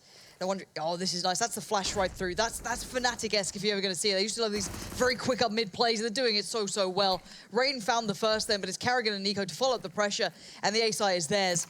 You know, VP could do nothing then but just sit and watch. FaZe are playing a completely different level game here. That's funny, and given we've already seen this map before, Virtus.pro still don't really seem to be able to read what's coming at them from FaZe Clan, and Alu receives snacks, and these weapons brought up into this round amount to very little for Virtus.pro. That was the buy, and the weapons all fall by the wayside as FaZe put another comfortable one in there, and you can see Rain 6-2, Alu 5-2. Very comfortable opening here, and VP just completely dashed aside. That first opener, I think it was from Rain off the back of the flash in up and top mid, and VP just couldn't handle it. Yeah, really nice. I actually like that piece from FaZe. I think it's quite fun to watch. It's pretty aggressive. There's the nuke down mid. It's going to find one victim. Rain there. Going to be on the receiving end. Karrigan took a little bit of a lick of damage too, down to 50. So not bad all in all, considering it's a very light investment this round. They do have the P250s as well. So any damage done is good. It kind of, I guess, alleviates some of the pressure. Another nade comes out. Not so effective this time, and the follow-up didn't quite get around the corner enough to hit Nico. So smoke goes in. Just a bit of a CT on flash to follow. Actually, that could go towards, excuse me, that's towards Coffins. So now looks like FaZe are turning around and looking for other options. No rotations forced from that work from Nico over on the B side here, but this may allow for a bit of a wrap attempt here. They know that Neo's moved back in towards Library here. Smoke going down, it's actually just behind Alu here, but even with that, Snacks actually picks him up. Nothing but that P250 here. VP have a little to work with, but they managed to make it happen so far. Yeah, and Karrigan's very much alone with the bomb. And now rifles trickle over into VP's hands. VP had nothing this round. They had the nades and a couple of upgraded pistols, but no armor to supplement it, so you can see a bit of an issue. Even with the recovered guns, there's still a problem afoot. They can't withstand longer fights. Now, Nico's looking for these guys. Kyo's making some noise, making this situation almost possible for Nico to excel in, and now you're going to see the crunch coming in. Bialy's position duly noted. Nico's going to hunt it down, but will he expect on towards the default on site? No, he doesn't. Bialy going to claim that one, and okay, VP get around on the board. That's not bad all in all, considering what they started with, but it feels like FaZe just kind of, not necessarily took it for granted, but didn't exactly come in with the, you know, full plan in mind. But now we're going to see a decent buy from both sides. AWP out for Pasha, and an AWP currently sat, I think it was on Kyo for a second, might just be dropped across towards Alu. Now there it is. So we get the AWPs to be seen. Pasha with a little bit of a spawn, I think. He could maybe do something with that. I wonder if he's feeling up to it. A lot of value for VP in that previous round, considering what they brought into it, Lauren, but it works out. That's the main thing. Incendiary popped straight down mid, so Pasha receives no aggression head on, at least for now. But it's a 3-man on B for VP, just going for the early peek, early control. It's a deep smoke in Banana, off screen. Will give VP a little bit more peace of mind about the potential for this A hit, and Neo's going to rotate off the back of that info. It's interesting, Neo being the first rotate. Before, he was pretty much dedicated here. I think it was him and Snacks for quite some time, but now they're going to leave Taz actually all his lonesome. Snacks is even going to back away, so they're believing in this A hit, and they might be right to be feeling as such. You got there. Tough. Neo going to be boosting up, I can imagine. Pasha here above the smoke. Quite dangerous when Nico's so close by. If he hears this, it might be all over. And well, the pedestal's fallen, but Pasha still finds one. Through the smoke they go, but Snacks in support in the wings. But that was merely one kill found, and Pasha is still alive. A huge effort from Rain if he can pull it off, but Pasha quickly comes in. A very fast shot, and Bialy there just keeps it on lock, like he always does for VP, but a lot of action there pushing in towards that CTR. Just Pasha able to hold his own against 3 players. Even though he lost the player that was boosting him up, he managed to make a big impact in that round. And we do see that from him now. You know, Pasha playing that AWP. We've seen it passed around VP more than any other team. So far, it seems to be working out. VP get their second here. FaZe can still buy to a degree, though. It's going to be a Desert Eagle on a Tech 9 and good splash of utility in the mix. He's feeling aggressive, and that's not a good idea. Pasha needs to back away. You're seeing how FaZe kind of define their early control. Okay, you can't really do it down Banana as well, or you have to fight quite heavily for it, but you can see how they want to do it through apps. Now, Pasha adjusted one shot from Kyo. 2 hours of sleep, doesn't matter. Kyo, right on the money. Yeah, it's interesting. A lot of teams don't really push into this part of apartments on CT, and yet still FaZe are making sure it's mollied out. Maybe even anticipating some aggression from a bolstered VP after 2 rounds. And it will force Bialy to back over and Snacks. So in theory, all this has really, really worked out quite handily. Now, Snacks hasn't fully left. He's still here and he still has utility. So he's still got the smoke there to buy a bit of time. That can work out well. Now they've reset the playing field here, FaZe. They've got 2 on each site, showing a bit of attention to both. Karrigan got a molly out quad. He's got the AWP now as well. So they recovered that one off of Pasha and dropped it out towards him. But I'm wondering where they take this. They're going to fall back towards B with the bomb. They still have the 2 players there. They could do a wrap through CT, I guess, but timing is going to be a factor pretty darn soon. Now, Karrigan scoping in and out here. I'm not sure if Bialy can hear it. I'm not 100% sure. Snacks is making an early rotate. This could be quite dangerous here. He actually has the smoke for a re-smoke on top Banana. I don't know if he puts it down. He does. He just throws it down. But here at A, this is where the action's happening as well. VP don't know where FaZe are coming from, and Keo and Karrigan combine nicely. Nico's in the mix through the smoke, but Taz will find him there, and it's enough for FaZe to say, no, we're going to leave that B side alone. But Snacks actually catches Keo as he tries to wrap through. But do they still think it's a B here? Yes. They still think it's a wrap through CT Arch. They did not expect him to go all the way back down Banana. Now they're going to realize it. They're like, oh, really? We have to play retake on this? But look at what they're left with, FaZe. 2 AWPs and a Deagle. It's a weird combo, but VP have nothing to play back in with. They don't have any flashes, smokes. So I think it's save time for them. It's so hard to play retakes, especially when you have no jump. You don't have any information. You have no, form of play back in to define any sort of angles, especially when you know there's AWP still up. So this is a very hard fought-for round, and FaZe dragged him left, right, and center there. I find it really interesting, though, that Snacks meets a player in CT who's obviously wrapped through A, when there's no VP players left at A, and has assumed, oh, I need to go back to B. I need to sort of bolster this out there. So interesting that he didn't go sort of straight to A, and whether it would have made a difference ultimately or not remains to be seen. They may have just been looking just to team up with Taz and realised that the save was imminent. Regardless, another round comes up for FaZe, and VP clutch onto these weapons. Rain's looking to remove it. He won't find his quarry, and that will be VP now with a couple guns still to bring into this round. All right, double AWP T side. Let's see how they run this one. It's not, obviously they recovered the AWP off of Pasha, so it's not like they invested it in themselves. Save a bit of money. It's tough to use. It really is quite tough to find a place You've for got 2 of them. But Karrigan, Nico, and Aliu on this team. Someone is going to be able to put that to use somehow. But it was in Nico's hands for a while, but it seems to have been tipped over towards Karrigan. So maybe he's feeling it. Maybe he's got something to play, an idea of how he wants to play it out on this. I'm wondering how they utilize 2 AWPs, though. If there is actually a plan in mind as to how they want to put them into place, but we'll see. Always kind of force you into a little bit more of a ponderous early round when you're playing with those double AWPs. Generally, the idea is you try and play for picks, but this is not a map that's hard to do on. Even some of the great AWPers, of the past or of the current era sort of got rid of the AWP on this map. Guardian even, opted to go for the AK back on previous iterations of Inferno. So it's not easy to make it work. Definitely a lot more challenges on a map like this. Yeah, and VP are dug in pretty deep here. You can see on the side, you've got Bialy and Neo there. Pasha playing right at the back of CT Arch by Library. He's going to be sitting super passive. So, if you are an AWPer, you have to commit to these angles. You've got to really work to find any of these picks. So they're leaving Alu on his own to work up Banana. He's got some, relatively decent control, and now FaZe are doing the same. They're trying to take over the real estate towards A, find some play, find anything, a pixel out of place, but VP are moving. Pasha, if he plays up CT Arch corner with this Mag 7, we've seen this before. We've seen him, I think, pick up 3 from this position in one of the matches earlier on that went to multiple overtimes. I think it was Envious here, but Pasha being pressured up close, needs to get this Mag 7 on target, and he finds Karrigan. He at least gets him. That's now going to relieve a little bit of the pressure, but the rest of VP on A are fallen. Pasha now is the only one left, and Ali meets him as he tries to get a better position on A, and this may well just promote another save round for VP. Very likely, unless they get a kill in the next 2 seconds or something big happens. Yeah, it's time to basically go for a couple of exits, maybe hold it down, but you kind of felt maybe something would have happened there with Karrigan and the Pasha little battle going on, but once they got Pasha out of the way, it was floodgates open. A's theirs. Great play through short as well, coming in on some really nice timing, even though it was a really nice little flash. I like that. They're hiding the AWP there, so neither Taz nor Snacks can pick it up to take it into the next round. I like it, and now they've kind of gotten rid of one of the AWPs. That's fine. Double peek him here. And yeah, they can just play into this. And to be fair, FaZe's money is okay as well. And now Taz being found. Snacks might try and find that AWP if he's thinking about it maybe after the time. And he's thinking about it, he can't get it, obviously. It's hidden away, nicely tucked away. So, all in all, VP's money now in the trash can, pretty much. 2K sitting on Neo, Taz, Bialy, not good at all. You're kind of looking almost in double eco territory, hence why the drop's coming out from Snacks. He's been dropping over just a couple of pistols. Now, they did win one of these rounds before, so let's see if FaZe have their head screwed on correctly this time. 3 to A to start with here for VP. So probably no early aggression here from them. No playing up close with these pistols, not even around that little corner that Karrigan's just looking at here. A lot of Molotovs being thrown down, though. This is just in case that was going to happen, in case it was going to be close plays with the P250s. Karrigan, though, taking a hell of a lot of damage from those Molotovs here, and Stacks gets a double spray down. That's the only rifle on the side of VP, and it's yielded 2 kills over at the B side of the map. Now, Stacks is already rotating over to A, already heading to try and help Bialy out, but Rain's not done with B yet.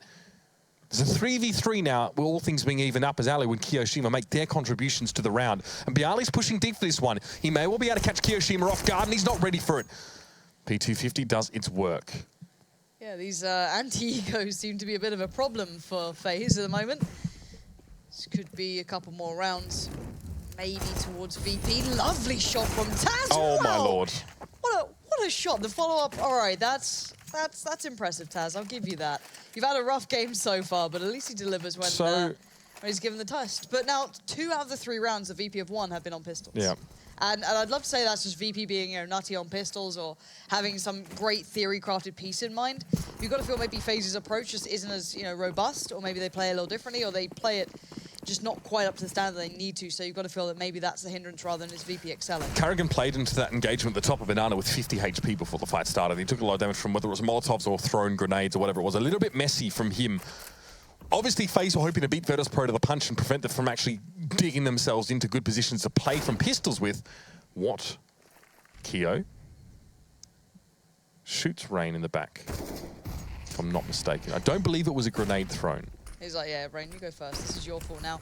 This is an explosive play through from Boiler, but no one's there, so they're going to have to play up short now. You can see the smokes are there. They're kind of being halted. This is nice for VP. Smoke there's really They're strong. buying a lot of time. Now, Stacks will be able to rotate around the back, catch Karrigan in the heels. That slowed this whole piece down. So you've got Neo, Pasha, and Bialy, all 3 players on this site right here. This turtle is nuts. Yeah, this is so tough for FaZe. They're desperate for someone to play into this, and Bialy's going, looking, this may be an issue, but they're surely going to back off from this.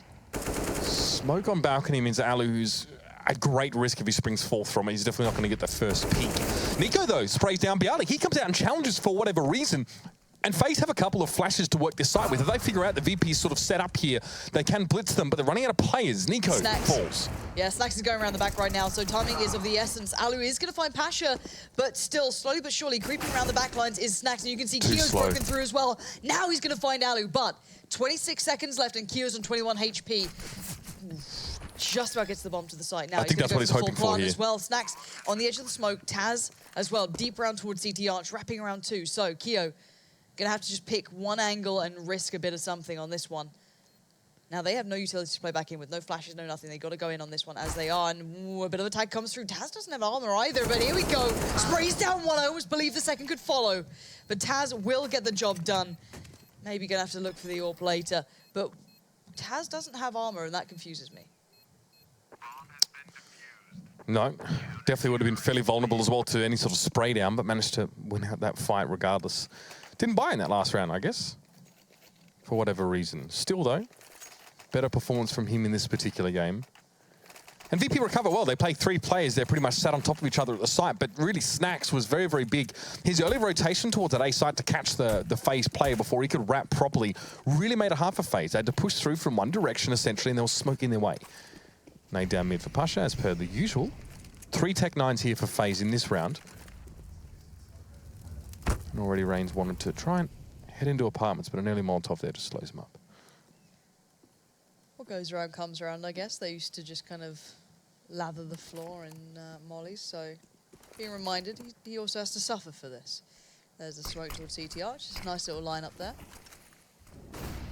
And basically at this point, FaZe, you're hoping for those closer quarter battles, but we know that VP are playing very deep on these sites. They're not willing to make challenges. Look at Snacks' angle right now. He's literally sat as far back in CT Arch as possible.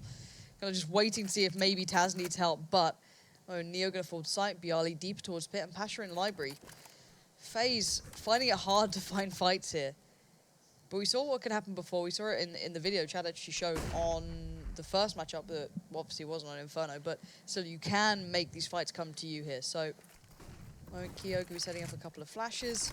And here we go, game time. Pasha now can't be too secure from CT Arch. He's going to pull himself in towards the side, and this is a pinch towards B. Snacks is going to play into this if they're not careful, and there it is. Kyo just bulldozes through him. And now it's Taz all alone at B. Support's en route. It's Neo, Bialy, and Pasha. Karrigan's lurking them. Keo. But still, Taz is going to spot one, but they're going to play this one out smart. Neo's been found. And now, oh, Taz, what is going on? Falls off, allows the kill to happen.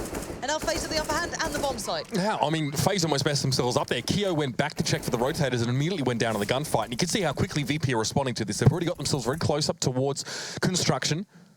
But Karrigan's in a position to unravel a lot of this. You see Bialy and Neo now both have to challenge him, but it's one at a time.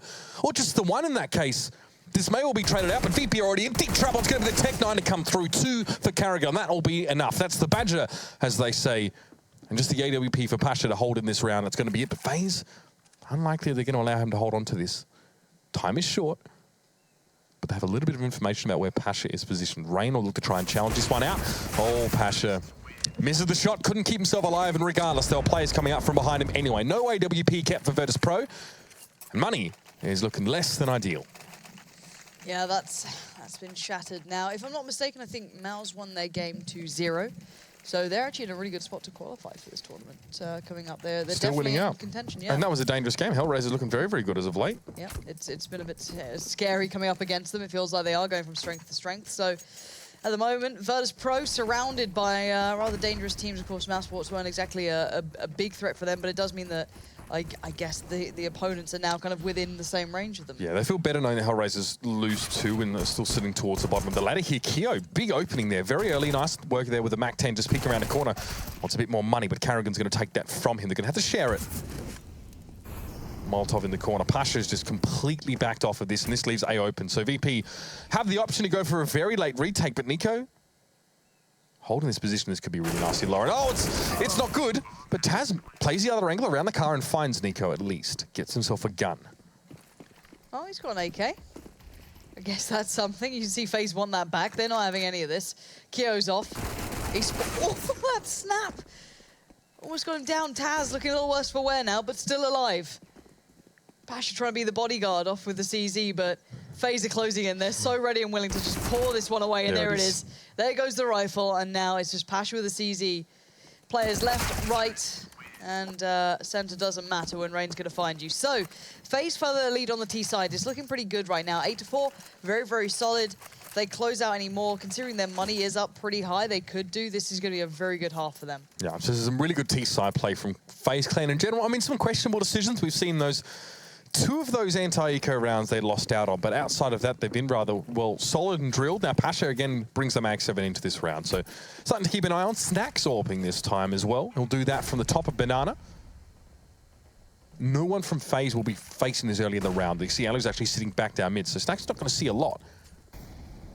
Pete comes in. There's a flash for Alu just to facilitate that, forcing Snacks back.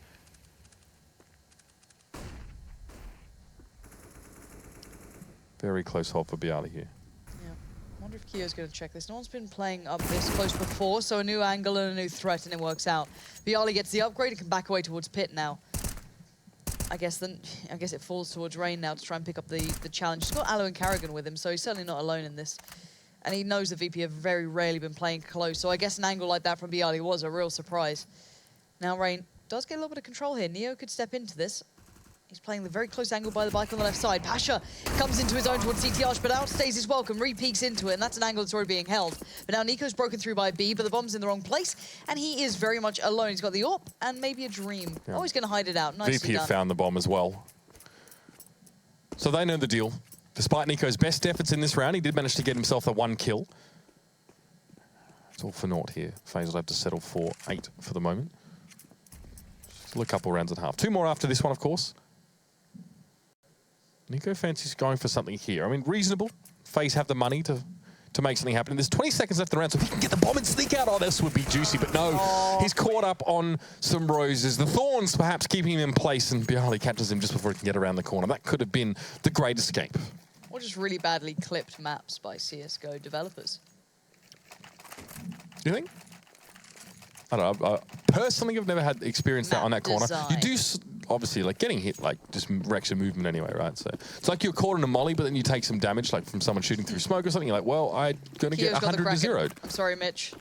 Got to cut you off here. We've got mid-aggression and the Kraken being unleashed. I'm it's glad. everything I've dreamed of, Mitch. This is it, and that was awful. But you all missed it, you know? Because the observers wanted to see the kills and not the fun.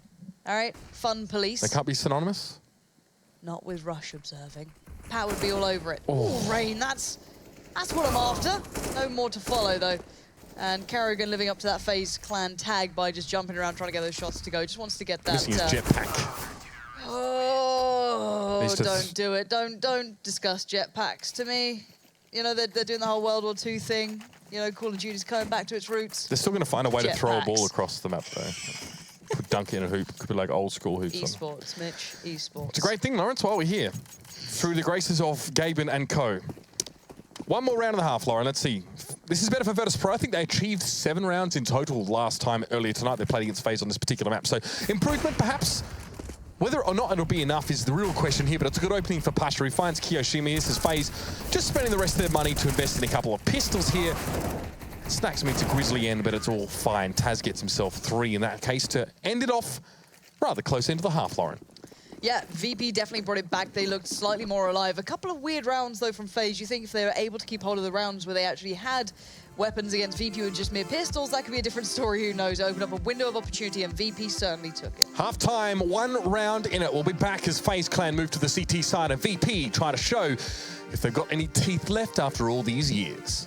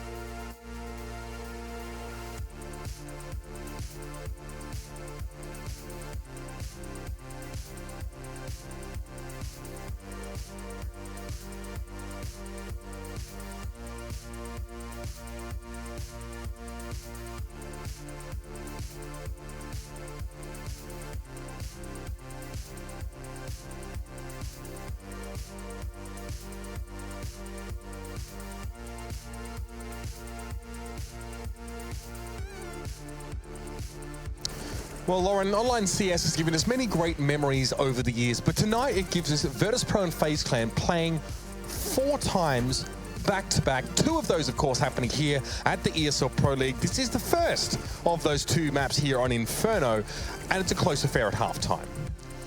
Yeah, it feels like FaZe let a couple of moments slip from their hands, and I'm not talking about the gun rounds where they may have made a couple of mistakes individually. You know, beyond that, let's look at the rounds that they lost initially. Those are the ones come back and haunt you, and this scoreline is definitely a little bit closer than it could have been. I feel that FaZe came in with a winning mentality and walked out with a far closer game than expected. So we'll see if they can stop this before it spirals into something that it shouldn't be. They've literally played this same matchup merely maybe a couple of hours ago, if that. If that. So you've got to feel that not that much can change in that amount of time, apart from the mentality you're coming in with, even if that makes a small difference. So for FaZe, it should be time to deny this. For VP, maybe, you know, they're feeling a little bit more warmed up, a little bit more annoyed after that first game, and maybe up their quality of gameplay too. So there's something to be said about both sides, but for me, Pasha's AWPing was certainly something to keep our eyes on. That looked pretty good, but then again, coming to the T side now, you know, it's hard to see a showcase of that. Even for AWPers who maybe aren't just going through those up and downs in performance. We didn't see Alu having absolute blistering rounds with it. Certainly had a couple of moments, sure, but still, overall, we'll see what FaZe can do once they get started on this CT side.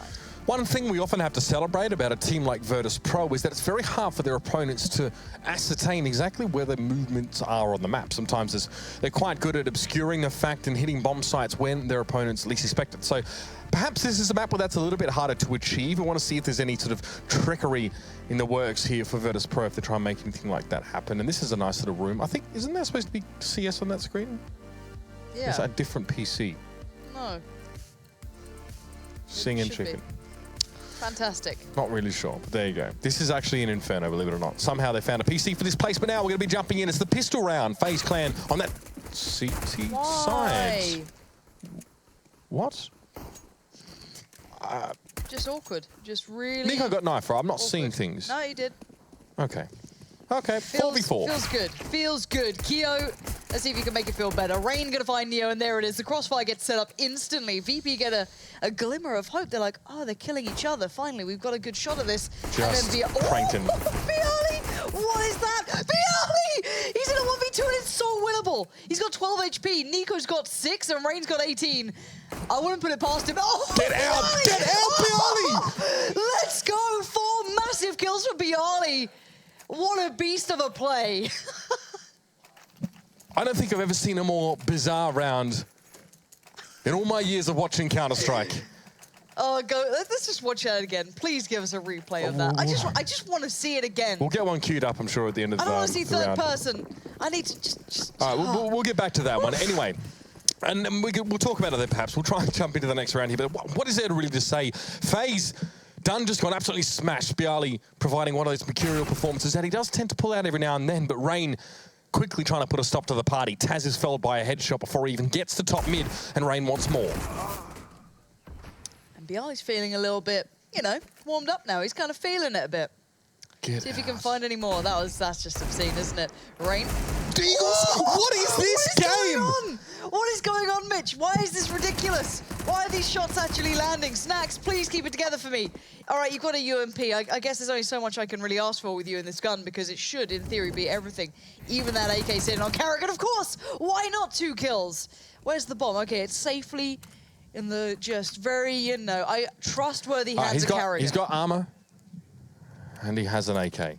The lack of helmet might be concerning against a weapon like the UMP. Regardless, Snack's going to try and challenge it out, and FaZe put a stop and put an end to one of the most bizarre rounds I've seen after the one prior. This, though, was Bialy earlier on. Fully flashed. The first one is fully... There it is. Literally, see you later, Ellie. Nah, that's all right. Ooh, just cheeky 180. And then in a winnable 1v2, just... Never seen that before.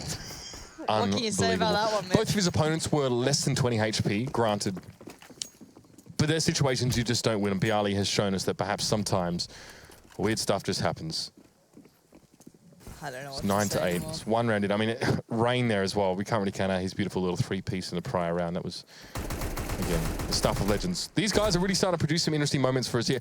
I really can't put it down to overly cerebral play or, you know, excellent preparation, Lauren. It's just wacky. But let's collect ourselves here. Virtus.pro now, losing the anti-eco. Forced down to pistols, still want to play quite aggressively up top of mid though. Only half a Snacks, takes a lot of wallbang from the other side there. That was Alu just spamming into that room. He, for the moment, is quite untouched. Let's see if they can play in anything here. Alu. Working off the back. Rain gets a lot of damage there, though. Maybe not expecting so much. You're going to have to be a little bit more cautious. Bialy gets up close and personal. And Rain falls back. 6 HP, though, isn't much to work with. It makes the Tech-9 feel even more deadly. And now Bialy and Pasha are going to pull themselves together and try and play as that deadly duo they can be. There's still Rain on the site. Quite like the positioning, considering his HP, going to make them commit towards the angle, but can't do much with it, but it will buy time for a bit of play coming around. Yeah, now it's Bialy left in the 1v1 up against Nico. I hate this from Nico. Opting against the direct approach. Bialy still seems to suspect something's afoot around the top of mid here, but as he circles back to the site, he will expose himself to Nico here. Nico, in turn, doesn't really know a lot about where Bialy is set up here. That might end up being his undoing. He drops down, makes enough noise. Bialy knows straight away. Vulcan hearing from that man. Now Nico looks for the bomb. He's found it. Molotov around the corner. This is going to force Bialy into this situation. He takes a lot of damage and burns to the Molotov. He had no other choice, really, No other way of knowing what Nico was up to, and the timing is just second perfect. Nico gets the defuse, and FaZe claim the round. All right, FaZe are holding on by a very thin margin at the moment. It's down to very close rounds, so VP is sat there. It's like, we're getting them close, we're getting bomb plants. Also working that money extremely low. You can notice that FaZe still haven't built much of a bank to sit on. What? What is this buy? Oh, it's a very late call. Yeah, they've got another AK on the grounds. There's 4 AKs into this round. Taz has no armor and an AK. Neo has nothing but a Desert Eagle. What is this buy? Did they accidentally buy one too many AKs? Because I don't know why you'd give one to Taz if he can't have the armor to supplement it. I like the idea of going to buy. They've had close round, they've had bomb plants. They have money and they know that FaZe's economy is quite fragile. I get it. But it's how they've bought in this round. But yeah, it's a very strange approach. I'm not sure if I like it. But, you know, if it works out, bully for them. But Neo, merely with a deagle, might be the first to find a little bit of action if he does work his way down through apartments. Kyo's just playing towards Graveyard. Rain watching the slimmest of angles. Now, you can make a very easy assumption that VP won't have much to forge this round with. They're going to have to go in and just hope they land it. So, Neo, going to hear these steps towards site. Definitely spotted Rain there, but might show up on the radar now. So Kyo might have a good idea. But Kyo's being played in from the others. He's not showing down by Graveyard too much. Peeks up finally. Finds Neo with no worries. But the rest of the VP players do have weapons.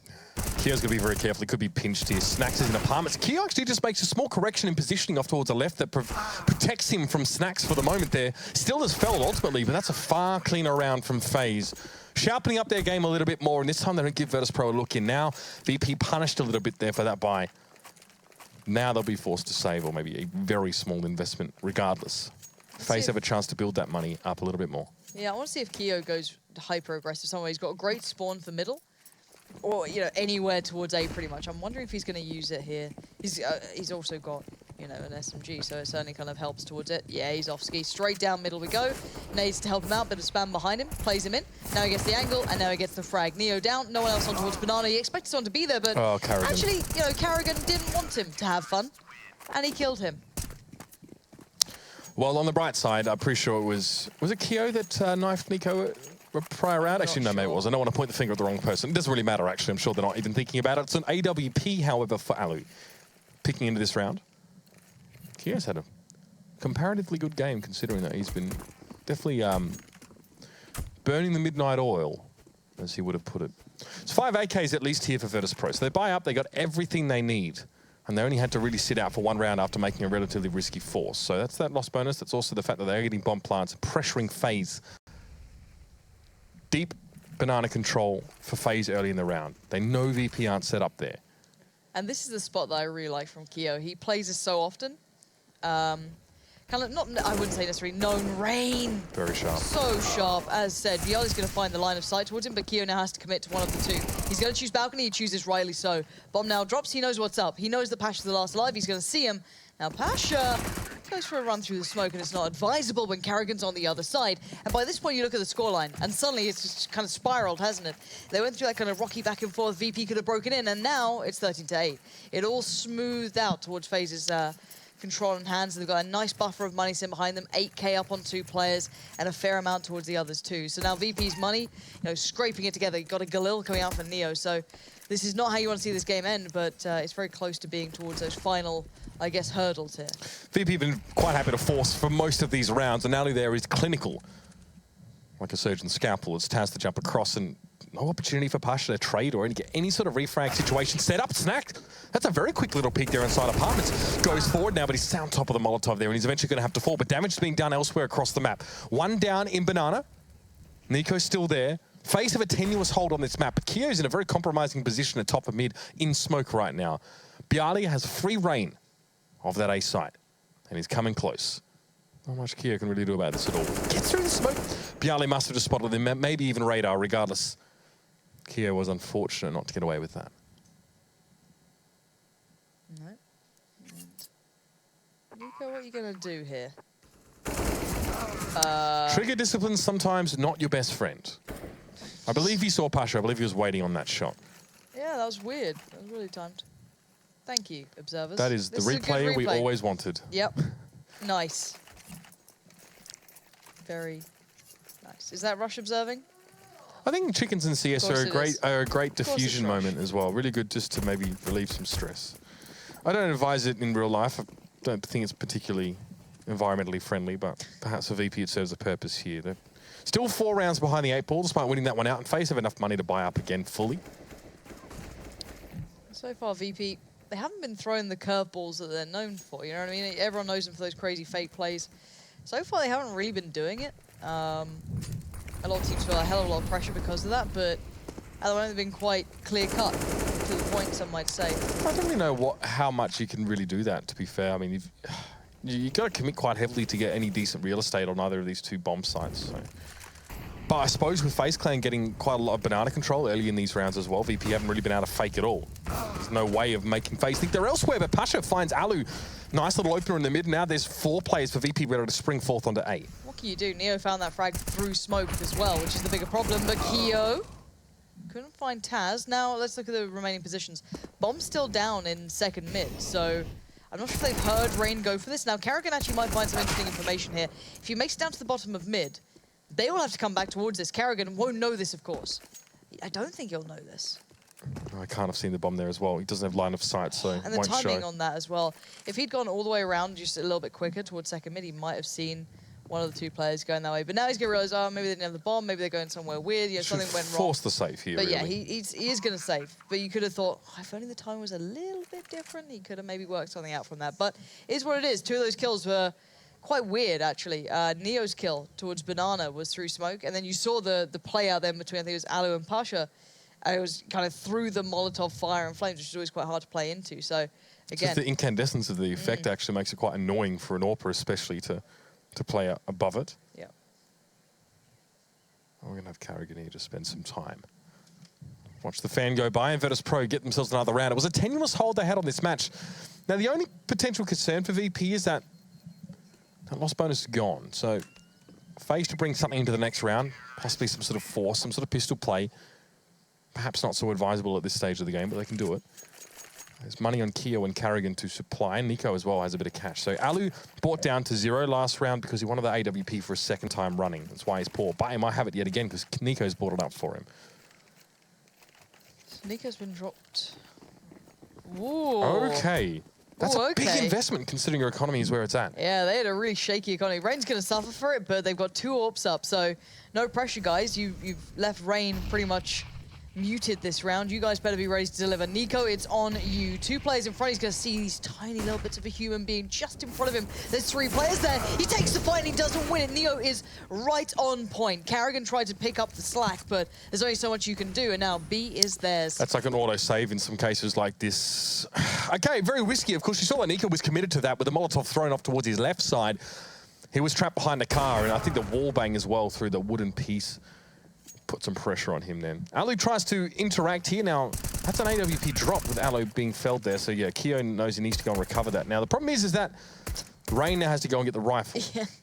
So you could have made that easier for me. Yeah, that was a little bit convoluted of a process, but regardless, the final 2 FaZe Clan players have weapons. Keo has to be careful. Not an AWPer. We've got the tag. And Slacks is going to join in the hunt as well. He's going to send off Rain to his grave. Timing. No, that is a rough one.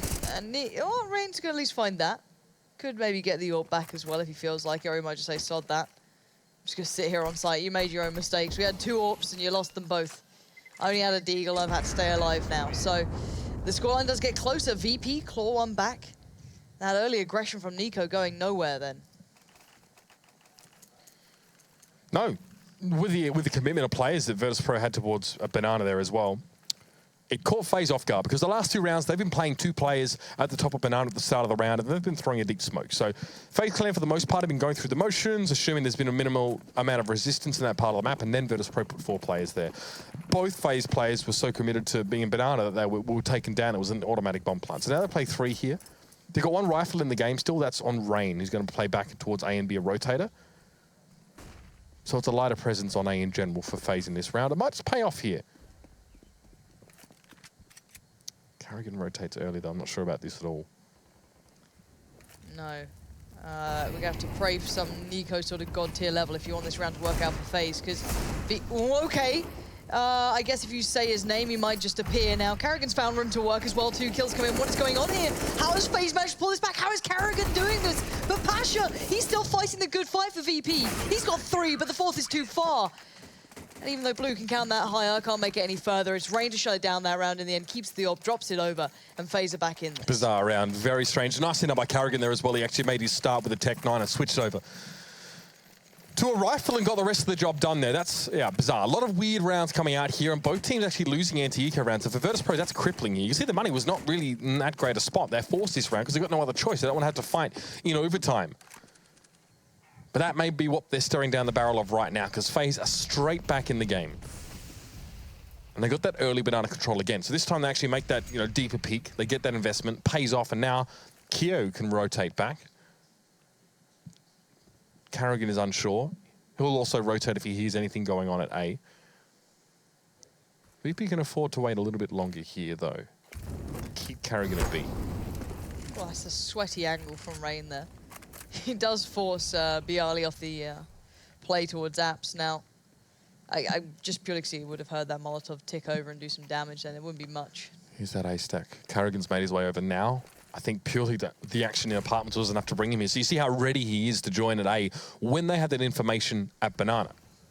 And Nico's playing this really well. Playing passive, not giving anything. If Pasha finds Nico there, VP just turn tail and go straight to B and they have an easy plant. So this is nicely done. So 4v5 in terms of the players that are local here to A. They're good odds for FaZe. Yeah, 2 players focused on each spot. Karrigan, Rain towards short, Aloe and Kyo towards CT Arch, and we're going to see this action kick off right about now. They're going to take the fight. Kyo gets forced off the angle. He has to back away, but it's Rain winning out towards short. Finding 2 beautiful follow-up. Unbelievable. Sheer and utter accuracy from that man playing out of pit, and now Pasha, the impossible task of the 1v3 in front of him with no chance to decide itself. It all kind of fell apart there with Rain after a good start for him, and then he closes out so well. That's gutted VP as well. No loss bonus to be banking on there. They kind of reset themselves a couple rounds back. They forced into that one because they had to, but now it's it. Enough for FaZe. Buy straight back in. It was a bad miss for Pasha on the AWP trying to get aggressive on A. That AWP has not worked out specifically well for VP in the last couple rounds on this T side. I think Karrigan also missed Pasha as well up close, and there had to be Rain to step in, but FaZe can rely on that kind of backup from each other. Whereas VP don't even seem to be able to back themselves at this stage. The variety of how FaZe have been playing A is probably very frustrating for VP, who are now lining themselves up for the hit. Karrigan this time has a little bit of a peek down towards middle. Not done that before particularly, but now has a little go at it. Underhand flash. Oh, it's so well timed. Karrigan is still holding down mid, but it's Kyo who just won't be moved. Stays so firm, holds his ground, and this is just kind of, well, falling apart at the seams, isn't it, Mitch? Yeah, Karrigan not with the correct weapon there, but still. It's only Neo and Pasha left, and it is pretty much done, Lauren. There's not much to say here. This has been one of those games where we've seen those more unlikely circumstances emerge towards the end of the round, but FaZe are overwhelmingly at advantage here. VP at least can take some territory here. Even a potential wrap, force Alu back. That's not bad. Nico goes down and Pasha says, well, where do we go? We still don't know who they've got to be. We have no information. Alu pushed down mid. He's been drawn back to the B side here. It means he can't wrap on Pasha and Neo. Gives VP at least a clean 2v2 to keep themselves in this game, and Alu has to babysit at B for now, just in case. FaZe just need to sit in. They don't need to peek this, and Kyo's going to do it anyway. He gets the 1-for-1, but he gets the information. Now Alu can come and support, but it's Neo. He's got the deagle. He does have an M4 behind him, but maybe he doesn't have the bullets in the clip right now. And now Neo going to find the angle, but Rain was holding it first. And there it is. FaZe, it looked like it was always going to be theirs, but VP did bring a closer game than a lot of people would have expected. Yeah, definitely a tighter affair, Lauren, but VP, well, their FaZe is punching bag tonight, and they're just going to have to roll with them. There's still one more map to come. But before we get there, let's have a little bit of a discussion on this particular map, Inferno, and how VP managed to keep it as close as they did. 16-11, and the comeback almost occurs, but again, it's one of those crippling force by rounds. Nico with the 1v, Karrigan coming through the smoke with the CZ, and that's where it really stopped for VP. Absolutely. It was a very entertaining game, I have to say. Like Lauren said, it looked like FaZe had the overall advantage throughout it, but VP making it a closer affair. Unfortunately for them, though, they needed to have some map victories here tonight. Didn't get that 16-11, not amazing scoreline by any stretch of the imagination, but still some promising signs. There's some big rounds like the Snacks and Pasha as well. An interesting start. FaZe go up, I think it was 5-0 at one point, and then that grenade strike towards middle actually got VP into the game, right? And we thought, okay, they've got something to work with here. They actually brought it back to a reasonable scoreline at 8-7, but then we switch over to the CT side. That's where FaZe really come to life. They're very good at being aggressive on this side. They're still flirting with the idea of the double orb setup there, but I like that they weren't necessarily forcing it like they were over in Starlight as well. In the grand final, it worked out for them, but it seemed very questionable throughout. So they tried it a few times on Nico, it wasn't really working out. Back to the alley orb, who's sensational on this map and managed to get them a nice little victory. They also had a round with a double up on the T side where Kerrigan had it. I think, did they pick that up? They may have just picked it up and carried it through. They didn't have it for much longer in that half, right? But tonight has been a night of highlights. In the previous matchup, and this one alone, Biley with the 1v4 and like 12 HP versus like red HP, managed to pull that off. That was nuts. We all yelled here like idiots. Good the West, we're getting excited. But VP, here it is. There's such a good round. He gets blind as well. Yeah, this kill right here is like, bang. See you later.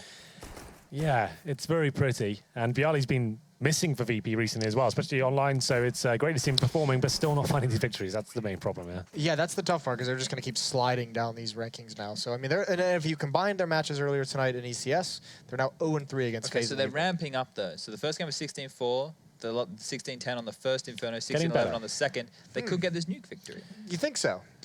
I like to be positive. I always want to see VP do well. At what point do they get to 16? That's the scary part. Yeah, these are the updated standings now. VP still down there in 12, so they're still in relegation. And now Mouse Sports, I mean, they find themselves in first place, so that must be nice. I dropped the ball here on the B stream update. Did you? I think they won 16-8 over Heroes on Cache. So what have we got in the second matchup on the B stream? It's NIP and someone, isn't it? No. It's North versus LDOC. I was close. Yeah, you were close. I knew it started with an N. Yeah. Well, points for trying at least. Yeah.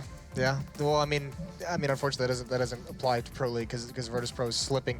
Even though they are trying, they've got one more map to do it. They're 0-3 against FaZe tonight. We'll see if they can get their first victory on Nuke. One of their better maps when we return from the break.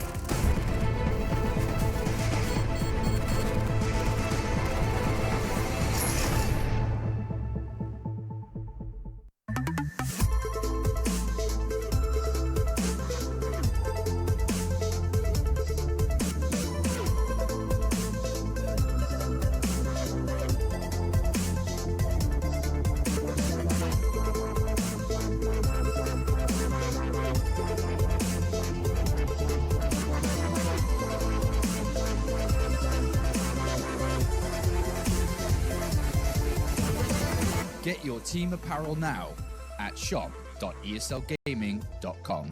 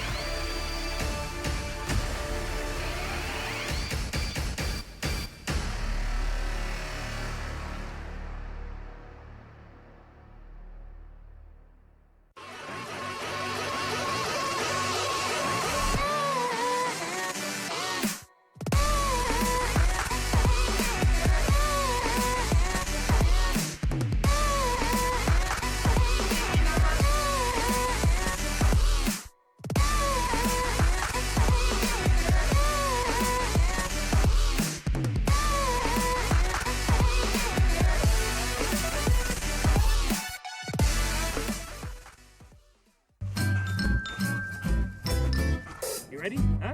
Hey, easy boy, huh? You ready? Huh?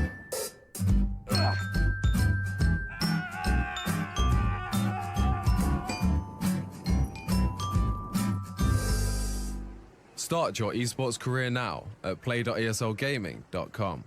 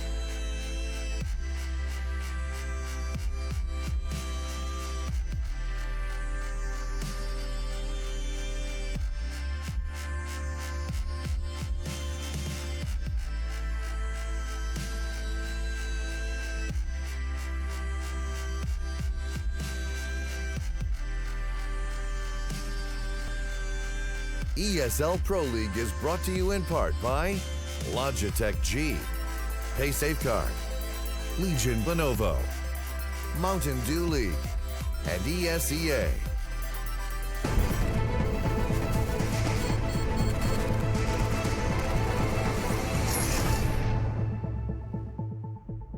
Welcome back to the Pro League, the ESL Pro League. One last map tonight, Virtus.pro taking on FaZe.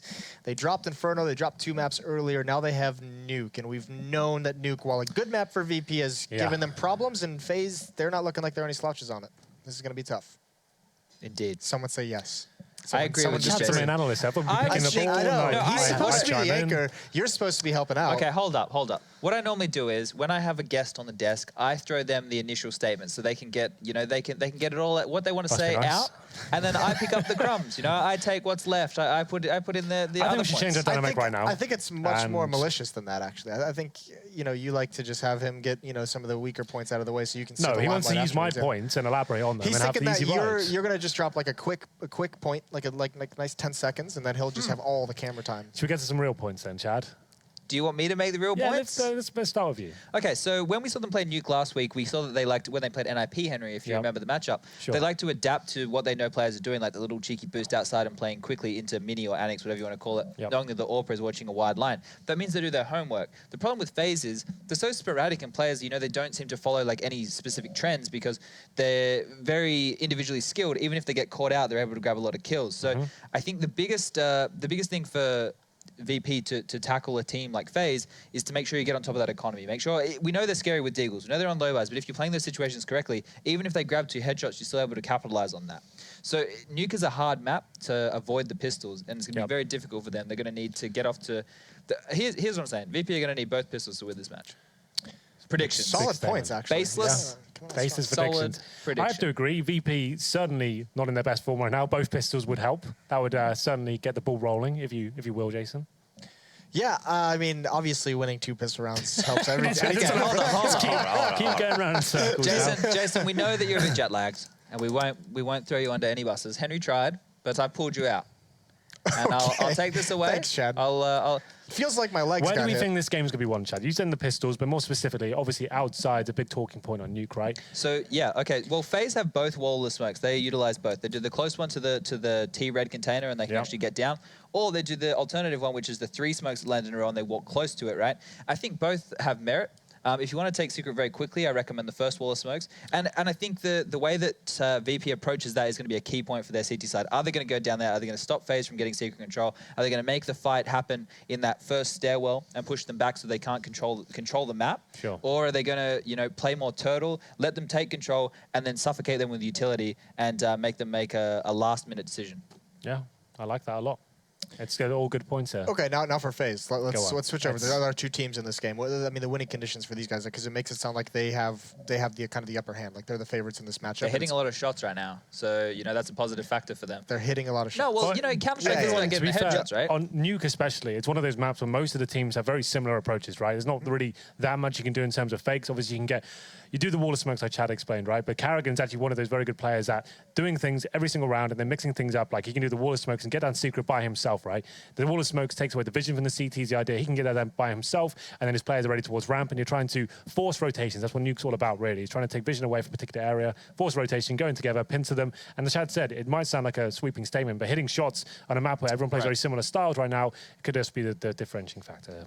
Yeah, will be interesting to see how it's going to be managed by both of these teams. Phenomenal points brought up by both of our analysts in this segment. We're going to send it over to Uber and Pansy. They're going to take it away. Yeah, how do you follow that up, Lauren? Very nice, expansive yet concise description, I guess, of how we expect this particular map to go. But one thing is for sure, last time we saw Virtus.pro on this map, they were anything but solid. All I like right now is seeing Rain on Twitter. Every little win he's getting is just like 1-0, 2-0, 3-0. He had to play 4 matches against VP today. And yeah, he's keeping us up to date. So if you just want to have a little cheeky look over that, it's making me smile. I like it, you know what I mean? Just real clean, simplistic. And it's quite funny. But yeah, no, it starts with the pistol. Chad's laid it out there. They had a very in-depth discussion of repeating that it starts at the pistol and they've got to win both of them. VP, I think, need a lot, right? These win losses stats that we've got are just adorable when it comes to this team at the moment. It's just baffling. Here's the thing. Virtus.pro, these are the facts, right? Virtus.pro were on a 14-map win streak on Nuke. 14-map win streak. They were considered by many to be one of the best Nuke teams in the world. Now heroic, in fact, even by the Danish counterparts, are considered to be the strongest team. And we actually saw the clash of those two dynasties actually last week in the Pro League, in which, of course, Virtus.pro were left beaten, bloodied and just bruised, I guess, in that one. So now we need to see a recovery from them. It's a different team, it's a different game, but it's their 4th in a row against FaZe Clan tonight. That's got to take it out of you. But the pistol is where it starts, Lauren. Yeah, as the desk said, and so far the pistol is heading down in a nice little choo-choo train towards that lower bomb site. 4 players and Kerrigan. Oh, that's lovely. 2 back-to-back. Excuse me, it was Keo joining in on the first, but now he's got support. Already Nico's there. And when Nico arrives, he doesn't leave without picking up a couple of bodies on the way. Look at that. 3 for him that round. Perfect positioning. And VP seem to have just accepted their fate. No pistol round win for them. And that's why the win conditions, big cross next to. I do appreciate the control from Kerrigan there as well. He was being pressured. Obviously, he's the scout. He's playing over towards ramp room. He sees the push come in, and he manages to get away. Now, we see actually a lot of players struggle in those situations and can actually get caught out. But he moved back to a safe position. So FaZe Clan, they get that tick in my book, no doubt about it. Now, though, in this second round, it's going to be Virtus.pro. 1 player pushing in towards the upper side there. That's about it. There's a lot of decoys on the map here, so it might be hard for VP to really hear properly as to where FaZe are in some of these cases. No smoke, so they can't do that, you know, that outside take that we often see them do as they work their way in towards secret.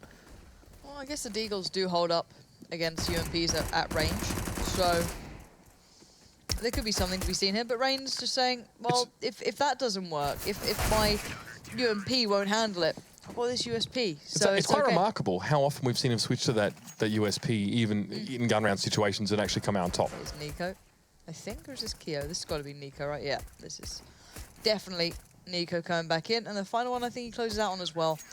Absolutely lovely aim. Discipline there from the Bosnian. No one on Virtus.pro able to get a kill yet, or a bomb plant as well, which is also a concerning side, considering how quickly they try to rush in towards a lower site in that first round. So not a lot of money flowing for them. This third round will also go by without them really making significant investments, or being able to, for that matter. Neo tries to make something happen there off the rafters.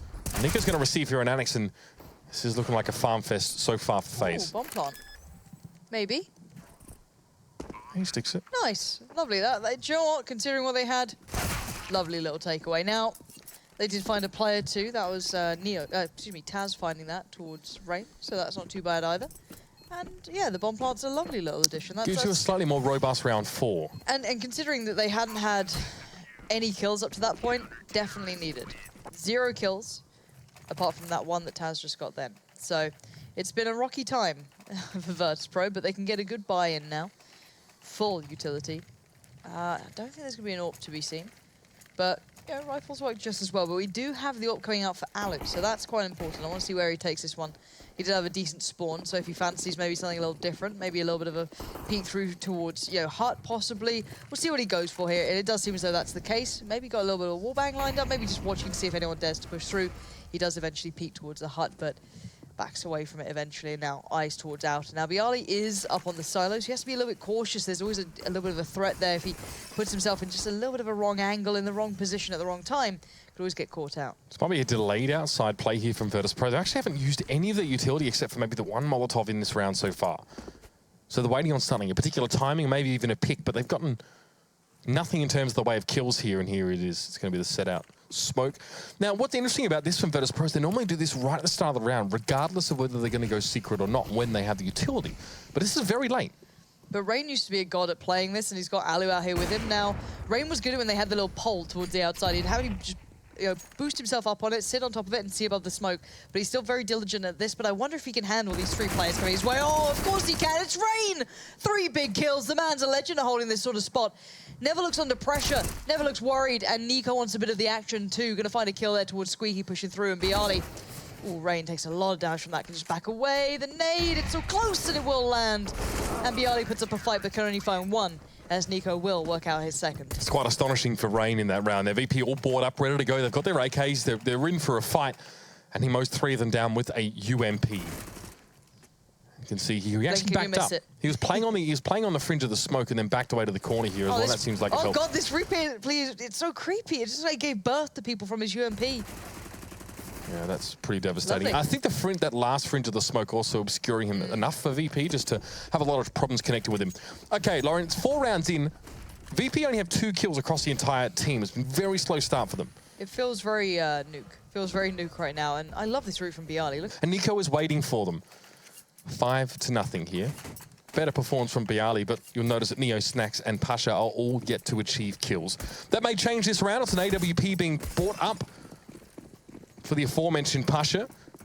Again, VP can go for an outsider take. Do they go back to sort of a default? It's early smokes towards outside. Nico is pushing right now. Oh my god, if he'd got that, that would have been so spicy.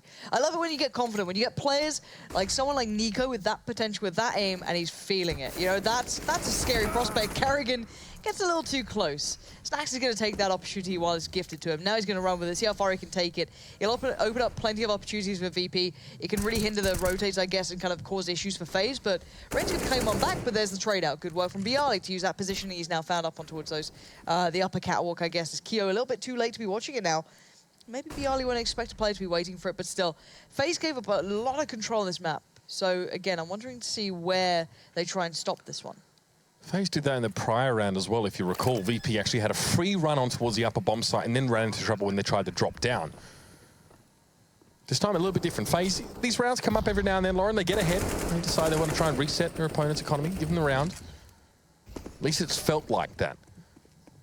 A couple of kills cheaply given away in this round. You can see FaZe actually heading back to spawn. I'm going to back away here. Now, an important caveat here as well for many viewers is that FaZe Clan actually have a lot of money. So they've won these rounds, all 5 in a row, but what's more important, you can see the deaths are so low.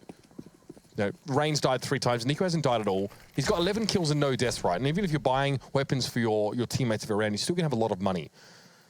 There's even one with 11k for FaZe Clan. So this is quite acceptable for them. And this is not necessarily a good position to be in for Virtus Pro, because you lose 5 rounds in a row, your loss bonus builds up. Now FaZe Clan win the round and they send Virtus Pro down to minimum. That'll be nasty. We'll see what they can do. See if they keep it together. There's still a lot of money sitting on the likes of Alu. He's up on 10k. You've got 7 on Nico Kerrigan. So the money's really good beside them, just purely because, well, Virtus Pro haven't been doing much damage. They've been able to save that money up, barely get kills in. So let's see if FaZe maybe take a different approach here. Maybe Nico won't push towards lobby this time. Who knows? Maybe he will. It's tough to tell. He's feeling it. Now, at the moment, a quick play towards outer. Rain this time unable to hinder it. So they're really going to get down towards secret. You're going to have to see what FaZe do as their rotate plan. How do they get down there to meet this? Because it's very, very quick.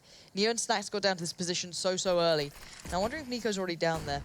He's over by ramp. So, yeah, this could be... Oh, no, he is down there. There we go. Very quick rotate from Nico, who's normally going to be playing towards the vents or, you know, maybe around that marker. But as soon as they lost control over towards secret, he plays towards it now. He's looking for an angle under the smoke. So slim. Doesn't hear anything either, but then there's a chance they can go decon. So I'm wondering if anyone else is going to be there to help him out, or he's just going to have to play off how he feels it. If, you know, if he hears a door open, if he hears, you know, the vent break. Oh, it's already broken. This could be problematic, actually. How's he going to tell if anyone's down here? He's going to be calling out for help soon enough. A lot of real estate again. 3rd round in a row, the Virtus Pro have been able to take with minimal bloodshed. And that's what happens. VP had a lot of control of the site, and Nico, a multitude of angles he needed to cover. Not possible for just one man, even if it isn't him. But the thing is, the bomb's still with Bialy, so if they're able to spot that out or control that at any singular point, that could become a very different game here. But VP are, you know, behind enemy lines. They're just in angles that FaZe just don't expect. They kind of hinder every single rotate that they wanted to get.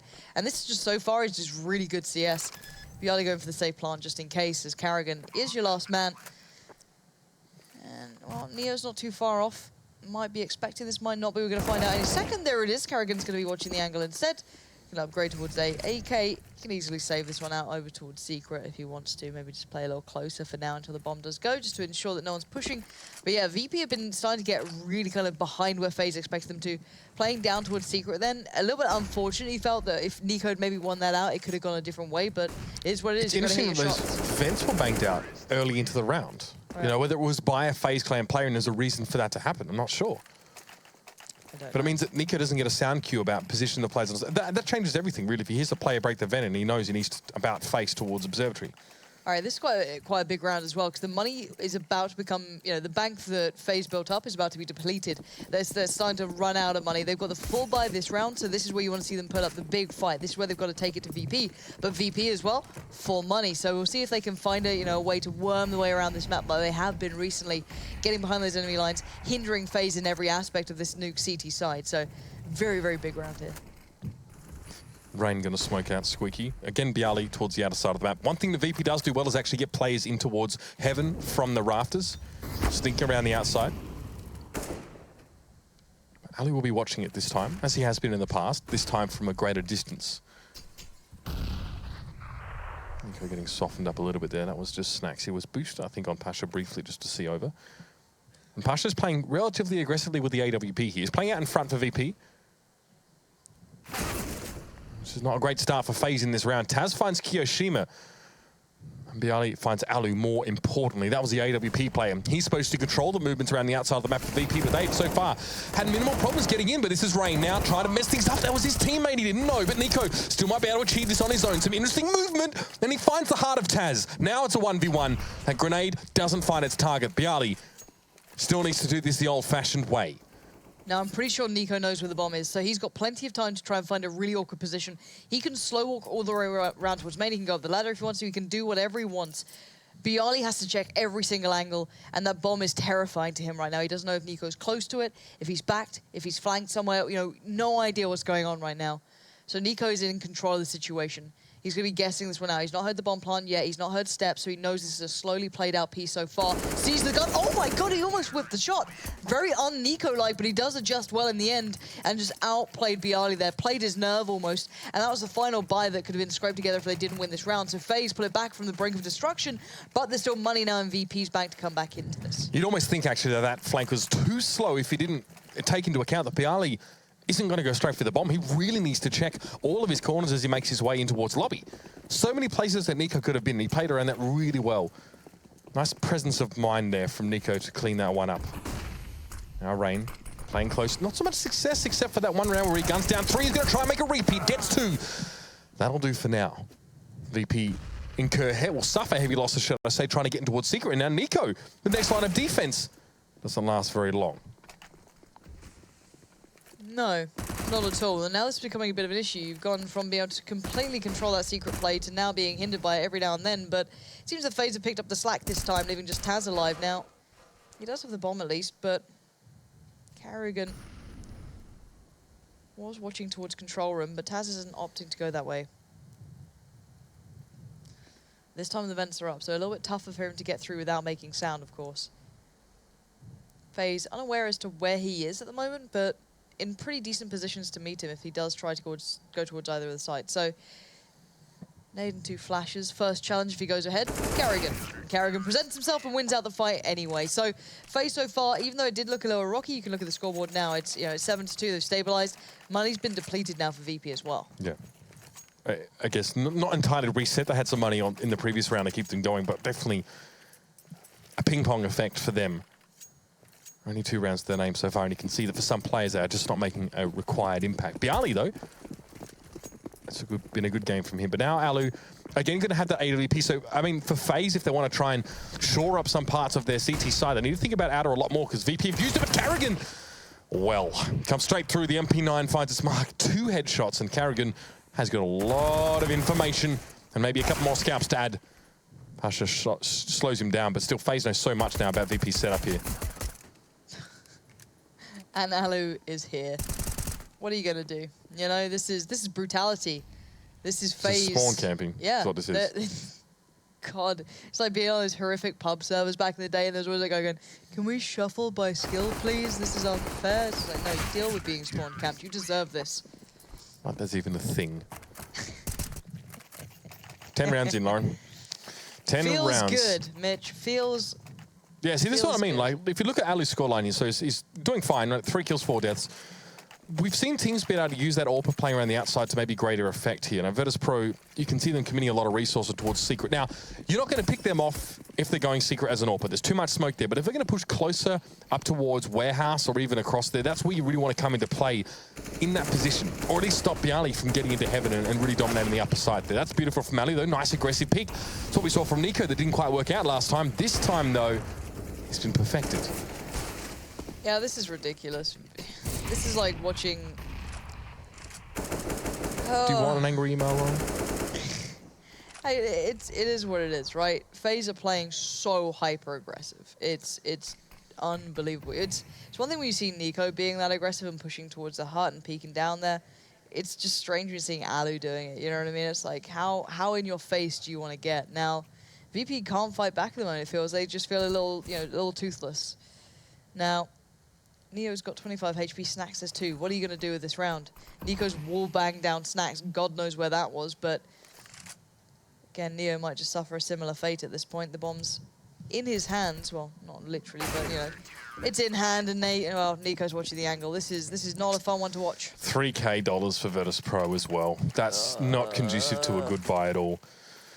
Oof. I mean, maybe if you had sort of 3.4, I'd feel better about you forcing even into, UMPs and the like, but this is not good. This is a pistol force, and even at that, they're going to be very light on armor and utility. 2 flashes, 2 smokes for Virtus.pro. That's all they really got to work with. The FaZe Clan have been keeping them under the thumb in a big way. Despite this, still those 2 smokes towards outer. So we'll see what VP can do. They used to set a precedent with these smokes, Always have to wonder if they're going to be pushing towards Secret. But Rain has an opportunity. There's gaps in the smoke. There's 2 players up on rafters as well. He needs to deal with this now. Bialy pressuring. He switches to the USP, but the trusty pistol for Rain doesn't pay off this time around. And Alu gets overwhelmed. Virtus.pro making some big inroads on this pistol round, and even Carrigan can't stop them. Tech9s are very balanced because that just felt disgraceful. Bialy just spammed them out. Hyper-aggressive, I like it, but... Ugh. I don't know any other gun you could do that with, but you know what? Why not? Bring me the Tech9. Keo on the hunt here. Prey's just in front, gonna find him, and the bomb to boot. Perfect stuff for Keo, but there's another player here just to his right, up in the vents. Doesn't get surprised, doesn't get startled, keeps it cool, calm, and collected, and does find the frag. It's Bialy, the man who seems to be a Tech9 wizard. 3 kills already, he'd have to get the ace. Beautiful camera angle there, Rush. Liked it. Liked it. Just in case. Do it again. We do see players sitting in that position, though. I think it's one of the preset ones. But Bialy now with 16. The bomb is out of reach. It looks tantalizingly close with X-Ray on, but don't be fooled. Bialy needs to take a long drop right into the crosshairs of Kiyoshima. He knows. You should know what he's facing up against. Somehow wins it out. Okay, now we're getting somewhere. Bialy wins it out. Now can head towards a plant. Nico's playing a little bit outside of the situation here, but he's healthy. Should be pretty much done and dusted, and it's a quick adjustment, a correction of sorts, and it's also going to correct Bialy's face and make it 10-2 as the defuse comes through. Well, Nico there just ruining Bialy's hopes and dreams of, not only 3 rounds, but also the ace. Just shattering those dreams down. Nice and easy for him, but it's a good buy at least for VP. Problem is 2 rounds. It's tough on this map, right? You can still do the nuke argument to a degree, but you look at how FaZe are winning this. I don't see it being that equal game where, okay, a couple of unlucky rounds. And not when VP and both VP and FaZe are losing anti-ecos. Yeah. Right. Yeah, there's that danger on both sides. No one's having that super clean game, so. I just really want to see Alu's impact on this CT side for the last 3 rounds that we have. See what he does with this, because he hasn't had much success playing outside at all. He's been getting overwhelmed a lot, or his positioning's just not been ideal. Now, they're going to bang out the windows here. This used to be done earlier around to signal an upper hit. You see Molotov dropped in through the skylights. In this case, it might just be to obscure some sounds. Nicely done. Bialy catches Ali there, even before the Molotov hits.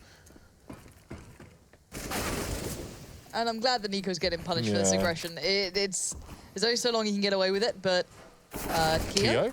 That's maybe a little bit of sleep in the eyes, He's not. He played so well on the last map, though. Also, could be the spectator smoke could be different, but that was a very big gap between us. I'd be surprised if that's the case. But it's 5v2, and Rain and Carrigan are pretty far apart. This round feels a little overwhelmed here. FaZe finding it hard to find a way back in. Bialy gonna catch Rain trying to move away, and it's just Carrigan 1v4. Now, bomb quite far off here, and Snax will close out, and it does mean they at least get 3 on the board. For VP to have hope, you want them to get every other round remaining now. You can see the impact that the foot-forward riflers for FaZe Clan are having in this round. I mean, you often see Nico playing close up on the upper bomb site, or receiving from Squeaky, and Rain's playing close up on outside. Both of them have 17 kills in 13 rounds. That's where a lot of the heavy lifting is being done here. Situations where Alu's been able to get involved, for example, not really that plentiful. Regardless, he buys an AWP back into this round here. I just want to see how he changes his positioning up, or if at all. This time he does. This is interesting. Early peeking towards ramp room, so a bit of a mix-up. Maybe an overextension. We'll see if he can complete the kill, and no, he doesn't. Now he's going to get pressured. Somehow still finds a frag in midair. I don't mind this. This is smart aggression to me. It's not that overzealous, I can't back away from it. He had the support from Karrigan. And I think that there's always that fine line, isn't there, from, you know, you shower people like Device with praise, but then certain people be like, oh, why are you pushing up for that sort of peak? It's the same thing, really, isn't it? It's double standard, Lauren. But I did like that. That was, you know, it was well thought out, well placed, and it did allow Alu to be able to back away from it. Now, it's given them the early advantage, but probably merely encouraged VP to hunt even harder. You can see Pasha there looking for a little bit of a possible opportunity towards outer. I think he did have a glimpse of one, but of course not landing the shot going to be a problem here. Nico now played in. Maybe looks a little too hungry there. Saw a couple of targets, didn't know which one he wanted, but he does tag up two. Taz low, Pasha low. This one's not over yet. This is really interesting. We're seeing this secret play much later in the round now. It's after 1 minute remaining for Virtus Pro. Where it used to be within the first 25 to 30 seconds that actually set up and make this lower hit. But they're not committed to it. They're actually going to back out of secret into Rain's crosshairs here. Oh, Virtus Pro might have had some real inroads towards the lower side, but now they've got two players caught out in the open. Alu is still up, the AWP's in play. He's not in position to receive this, but Rain's doing just as good a job, if not better. And Pasha has 9 points of health. Man, what do you do in this position? Bombs out in front of you. He's on the catwalk. Messed up one too many times there, VP. I mean, look, if you're in VP's position there, Lauren, do you commit with, what, 3 players, taking some damage? Do you commit to low and try and make something happen? You have no smokes for late round because you've used them all to get yourself into secret anyway. You've got like 30 seconds. Where do you go? I don't know. I'm surprised they backed out from that, though. I don't know if they had a call or if they had an idea or they read something wrong. Because it is weird that they just walked back out, basically, into that. I'm not sure. I don't know what VP read, basically, for them to kind of lean that way. Now, it looks like Pasha may be going for the challenge. If maybe Alu's going there again, I don't think he is. He's playing actually pretty passive towards Radio, so a little bit different. And Alu's playing very passive as well here. Yali, this time, though, going to find Rain. That's a nice little beginning for them. Bit of a difference, so they finally got their first frag. Yeah, and also that aggressive player on that part of the map, it actually opens up a bit more of the outside for them. This is actually going to force Alu into position in Warehouse to play the long angle. Karrigan's not giving up too much of himself here. Backs away now. Red Room's smoked up. He's actually going to change his position, standing out in the open. He doesn't have a refrag player behind him. So he has to plant his feet and get the spray done. But VP also playing this part of that quite passively. It's just Pasha watching the angles, seeing if there's going to be some aggression. Good Molotov, though. That'll free up Karrigan a little bit more. But again, there's no smokes for VP, so a late outer hit, a late squeaky hit, probably not going to happen here. They're going to go for it now onto the upper side. Nico again gunned down at close range. Doesn't work from a second time running. Kio's in the corner. This could be one and done, and it is. Yeah, but they've seen the bomb at least. That's some information passed through, but Pasha very quick on the trigger there. Karrigan not going to have a shot at it, and Alu just gets outdone. Nice work from Pasha in the last round, and you know what? Considering the rounds that VP got, they were pretty hard fought for as well. They weren't gifted to them at all, but you know, it's still 11-4. This is still a very one-sided match. VP need that pistol, as said, highlighted on the desk already today. Gonna have to be a pretty darn strong CT side from the Polish squad, and we'll see if that's even gonna be possible after a short break.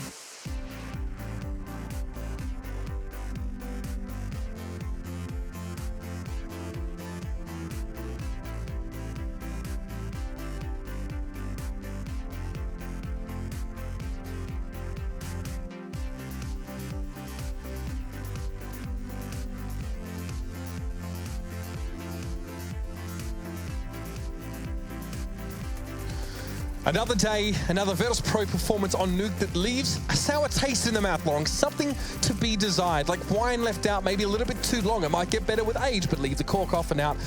Well, in the Cedar Creek nuclear plant, just doesn't quite have the same taste to it. This has been another rough one for Virtus.pro. It has. And you saw glimmers of hope there. You saw almost aces happening. This is it. Bialy, 4 kills, and Nico shatters it.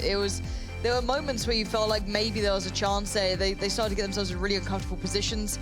Now, VP are no slouches on the CT side. A couple of players certainly have had their moments.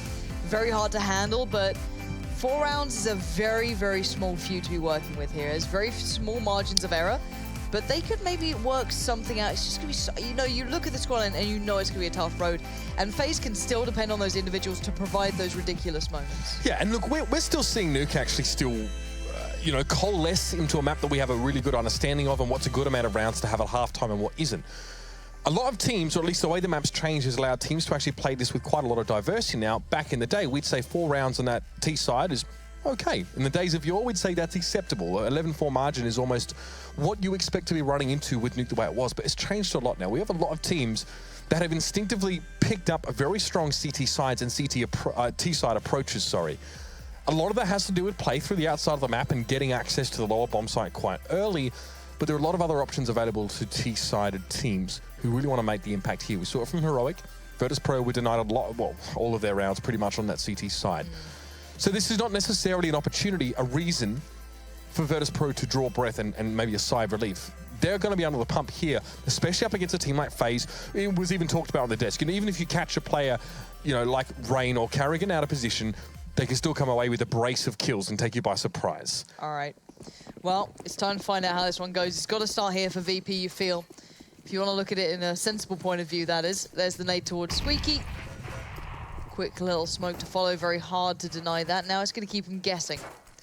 Could go for another play. Quick flash out close. I like that, actually, from Carrigan. It's going to allow the play, but looks a little lost in the smoke himself, but it's gone over to Taz, and that confused me. Thank you, Rush. This observing is giving me a headache. And FaZe are running away from ramp. I think it's great, Rush. Don't let it get to you, mate. Taz up on top of the hut here as well. He's going to have to receive very quickly, but no. It's Neo that stands and delivers instead of the corner, but he's eventually put to bed. 2 players up in heaven for Virtus.pro. They'd love the rest of the team to join them there, but to get there 7 rounds at least, they have the 1-man advantage in that one. Oh, Snacks has got freedom here. This is problematic. Nico did find Bialy. Oh my God, it's Nico. Of course, what? It's Nico. How does he find 3 kills from there? That's a vertical correction of like 120 degrees that he needs to make to try and deal with the player up behind him. I mean, he knows he's there. That's all well and good, but that is pretty impressive stuff. Mechanical brilliance from Nico. And so far, Bialy is the only player on Virtus.pro that is really putting on a solid performance. And it is 17 for 13. The rest of his team are struggling. And Virtus.pro have lost both pistols in this map. That was one of the caveats that the analysts brought up. The Virtus.pro need to abide by to even have a shot in this game. Yeah, this is looking a little bit worse, where FaZe is just going to kick up the pace now as well.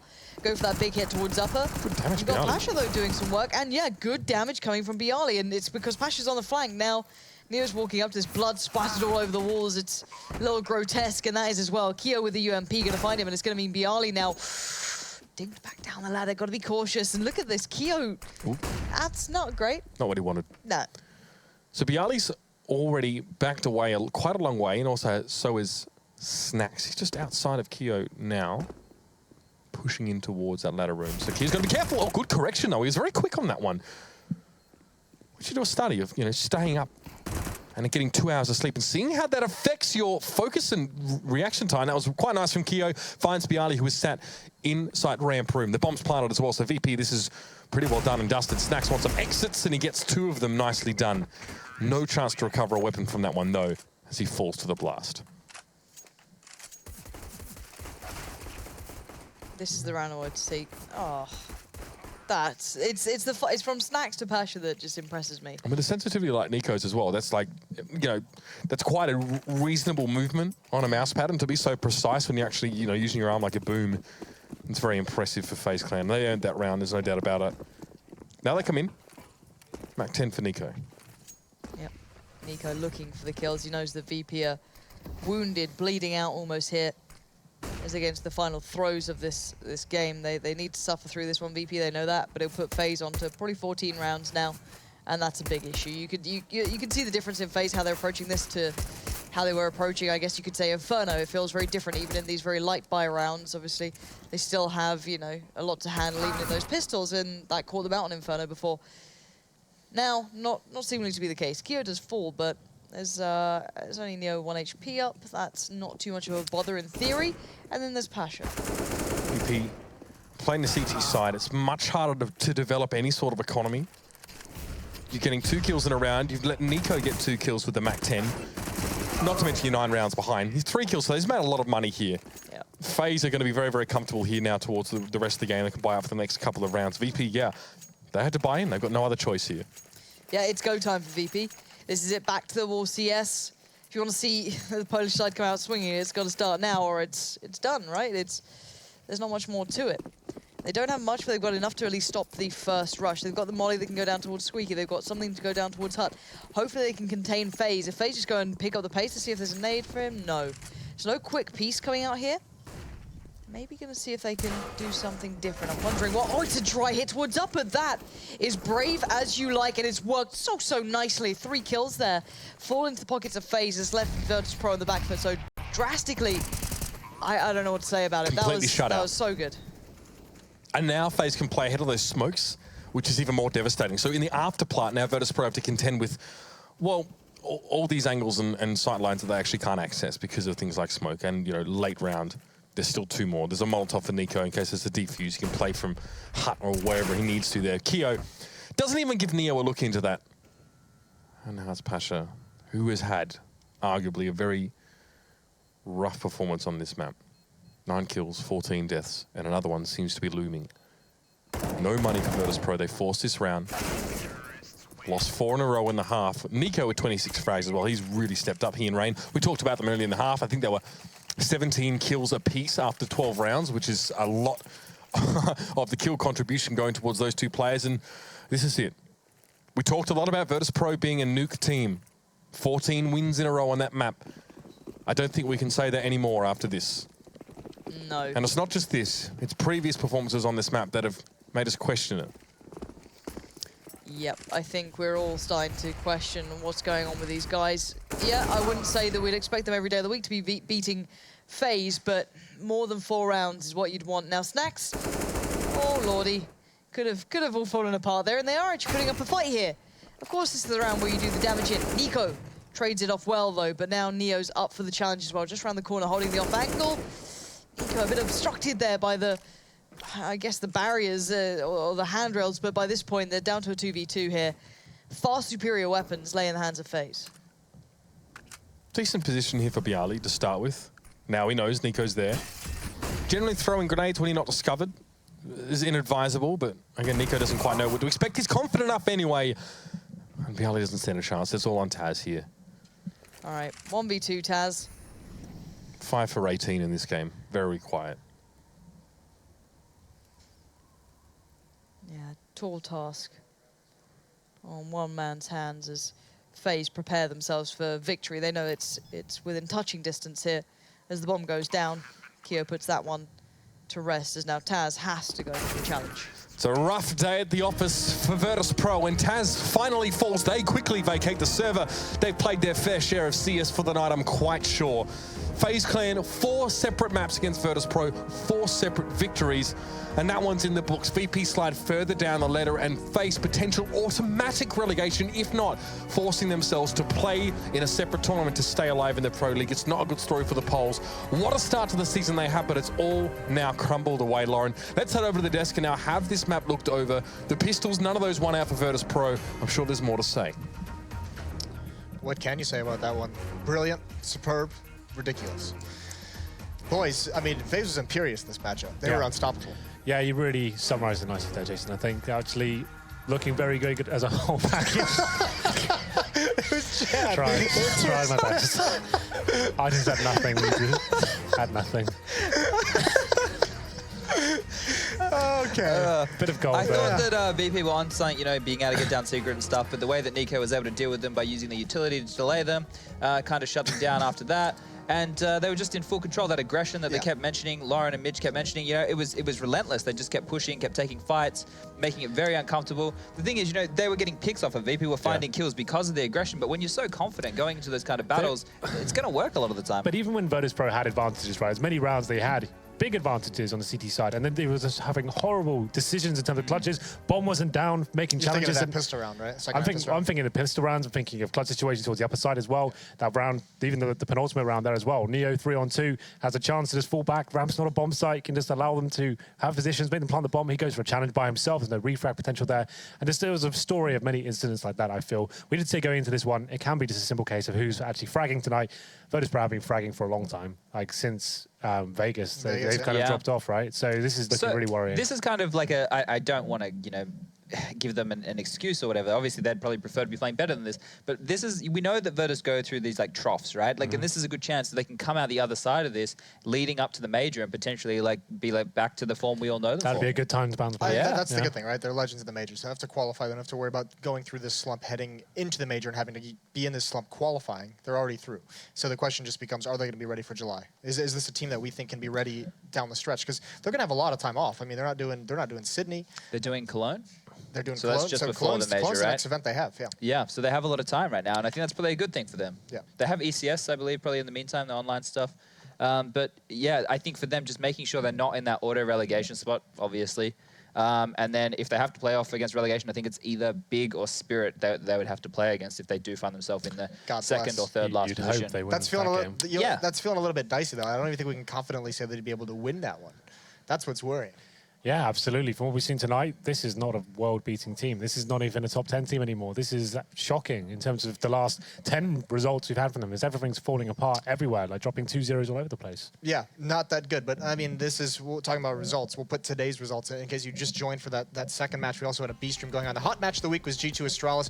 G2 made it look easy, though. 2 big first halves of each map, 13-2, and they just run away. Virtus Pro drops both maps to FaZe. Over on the B stream, we had Mouse Sports beating Hellraisers twice, and then we had North beating LDLC twice. So 2-0 all around. Yeah. Sweeps, clean sweeps 4 times over. Yeah. That's really good for North and Mouse, you know, to cement their position within that top 6. Mouse especially. Yeah, and FaZe, they are big wins to get them to climb up in there. Now they're 5th. I don't think they were in the top 6, or maybe they were 6th today. Oh, Astralis. Yeah, this is now the updated standings. We have 4 teams on 13 and 9, right? So between Na'Vi, FaZe, it would be heartbreaking for Na'Vi if they didn't make it, because last season we had the same thing, right? They had that amazing run with Simple first join, and then they dropped off, and it all I think we've seen that #1 spot shift like twice tonight. I think it was North to start.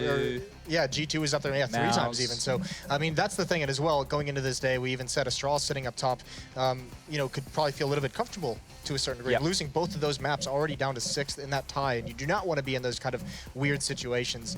Thankfully, all teams at 13 and 9 are currently in the playoffs. Now we can go over to the NA schedule if you're going to stay awake, as you always should. Yeah. We're going to have SK taking on NRG. Renegades is going to take on Immortals, and they have Nexa. He is now, and he played last week as well, but if you want to get an eye on the next potential Serbian sensation from that region outside of Yanko, and I guess Nico is Bosnian, keep your eye out for that matchup. And then Liquid and Cloud9, I mean, that's just going to be a great matchup to have, you know, the 2 big organizations in North America. Selfless and Luminosity going head-to-head as well for the last match on that B stream. They call it the Foundation now, Jason. Not Foundation? Selfless. Okay. Yeah. Well, I was going by the logos, but yeah, Foundation. Sorry. No, it's all right. These are tomorrow's matches. Heroic taking on Envy, North taking on NIP, Virtus Pro G2, Astralis, and Fnatic. There's some very spicy matches. Virtus Pro doesn't get any easier for them, does it? I'll be tuning into the B stream. I do have to say, I will apologize to production publicly now, because remember, a couple weeks ago we had that meeting where I said this is crazy that we do not have that VP and who was it, NIP as like on the main stream. But I mean, with what we're seeing from VP, maybe it's a good shout. Yeah, maybe you just don't even have him. Maybe take him away. Don't say so that's a little bit. So I apologize to production and all the ESL staff, all those hardworking people behind the scenes. Either way, that's all we got tonight. That's it. We'll see you guys tomorrow. Thanks for tuning in. We'll be back to see how the standings shift again tomorrow.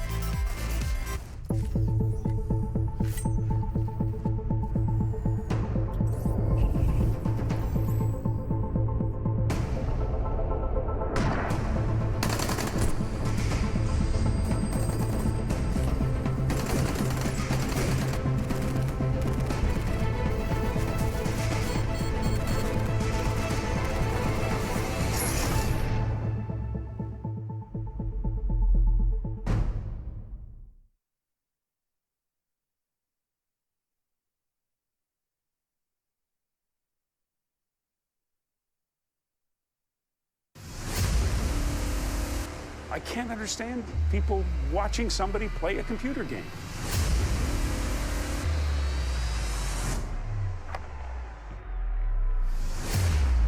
It's still not a sport. It shouldn't be on a sports network. But I don't know if athlete is the right word.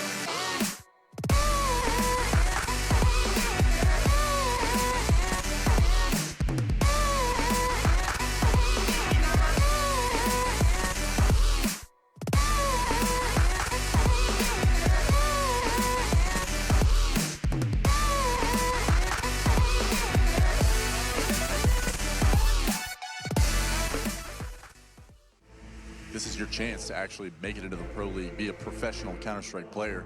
That's the thing that Mountain Dew League provides. Kinguin, you know what? If anybody has a shot at 2-0, it's Kinguin. Beautiful Counter-Strike. You usually only see that into the professional level of things.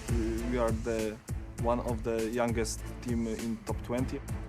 Many teams can underestimate us, and we can surprise them with our tactics, show our Polish power.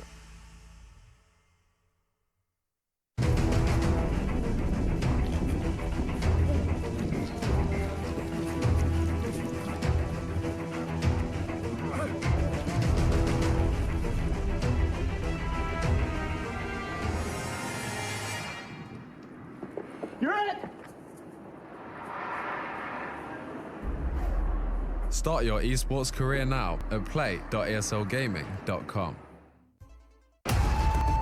Counter-Strike is sharing incredible moments with us and will return to a memorable place.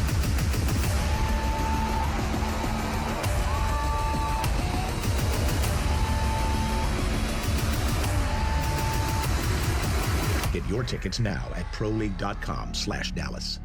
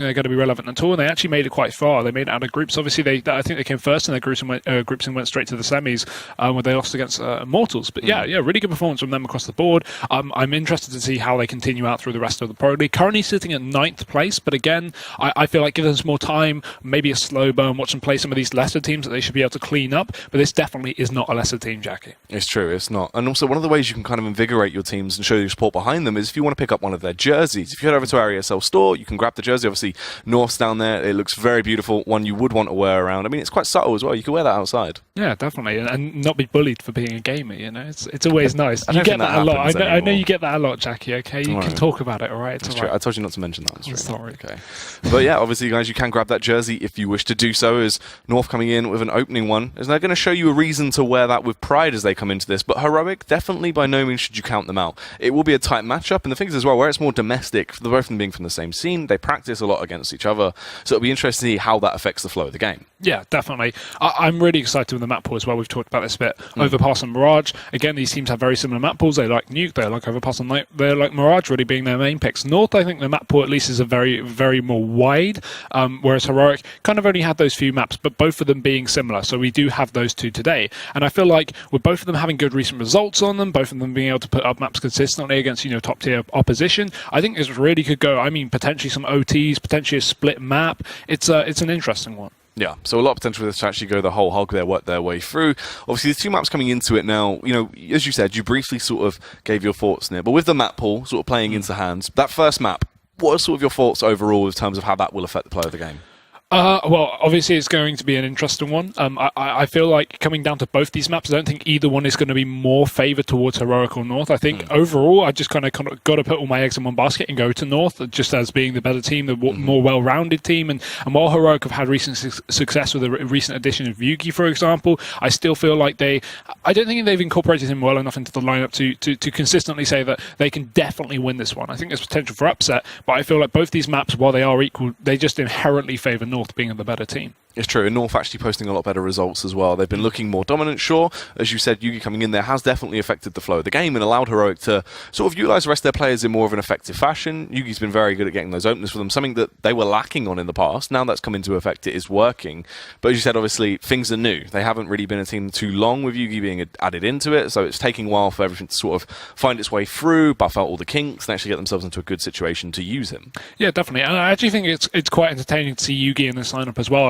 I was definitely a big fan of him over on Tricked, and I was kind of hoping that he would get a bit of an opener into another level in the Danish scene. While Tricked are obviously a great team, they seem to just be sitting around the same level. They always have. They've never really gone above or below where they are, and despite constantly having to change rosters because Heroic are picking up all their players like Nika before, I still feel like they're a great team, and Yugi was just carrying them throughout. And then we saw him go to Heroic, and I think his first official game with Heroic was in the Pro League, and he dropped something like 33 frags. He went absolutely off, and he continues to do so every single game. That's the thing I love about him. He is consistent, but I still feel like Heroic need a bit of time if they want to, cement their place as a second best Danish team. I think that's a big thing to ask. We've got so much Danish competition. We've got Astralis, arguably the best team in the world right now. I think we can all agree. North, close up in second place, but still able to take off maps away from them. I mean, we saw them recently, I think, in EPL take away Overpass away from Astralis, one of their best maps, 16-4 it was. And now going up against Heroic, I wouldn't at all say a tier below, but definitely not on the level. But yeah, there's definitely room for growth here for Yugi and Heroic as a team together.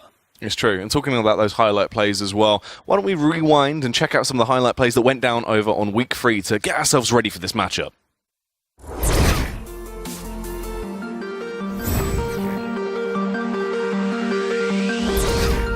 Apex is very low, but he's at the back of the pack here as well. Headshot comes in, 3 kills for AZ! Zipix catches him with the UMP. It's Taz inside of the site. Push from both sides. Good headshot on Zonic. As he walks in against clothesline, Taz dances back and forth to find 3. He's going to try to hold against this one. Finds that first one, finds that second one. There's one more to go, and he gets it! And there's one more sitting back on the balcony, too. Give it time to go for the reload. This one's low as well, and there you go. Finesse holds on a miracle box. Has to as well. Against the pistols. Rain takes them down. That could be an issue. Because the ops go on inside of the site, they're going to push on. Exist can't find openings. The longer he takes to find them, the sooner they get on top of the site. It's down to Rain. How many clutches does he want today? He's got an M4 as well, 35 seconds remaining. Bomb just here, checks towards long. Oh god, if that shot hits. My god. Yes, he's doing it. He might just do it. Pick the find, brain! That's insanity! The time. But they flash over and they push, A with all 5. Only able to get, 2 kills now. But I think that is all that they will get. Oh no! Oh, what? This is somehow going down to a 1v1 as FNX takes down nothing since he runs out of ammo. Doesn't have armor, mind you, but still, he's upgraded to an AK, but he might get caught reloading here. They both jump out of the open and Oh my god! What is that? He destroys Cloud9 and does the impossible! Wow, some awesome stuff there to try and get you guys ready for the action that will be coming up very, very shortly. Now, Hugo, coming into it, both of these teams have star power, but from what we saw yesterday with North, you kind of got to hedge your bets towards them. Obviously, we saw just how loose they can be in terms of their playstyle, but they're just so good. Yeah, really, really fun to see them actually just completely tear Na'Vi apart in the first map. We saw 16-4 over on Cobble, and that was something that was, quite unexpected. Yeah. We said that would be a map pick that would go the favour of North, and we both predicted them to at least pick that up, but I don't think any of us expected it to be that dominant. So seeing that they could actually perform so well against top-tier opposition like that is really, really impressive to see. It's true. They really came in hard and fast. They sort of strutted their stuff there, and it was just an insane series overall. If you guys didn't see that one, definitely go and check it out over on the YouTube channel.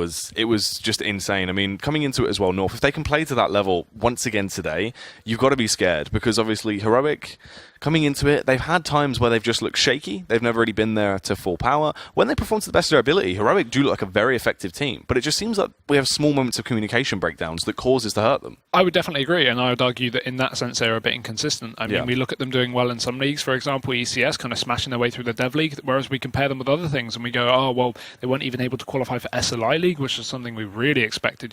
There was some good competition in there, but they lost to Godsent, who is a team you would now argue is not really of that same level. You'd like to think not, at least, with not having the old, Crims and having Flusher and everyone in the roster. So it's interesting to see their inconsistencies, and I feel like that does rely on the individual performance, because we have these star players over in Heroic. We have Yugi, we have Nico. These are the players or some of them that we expect to see step up and do very, very well. And when they don't, they really have their own issues.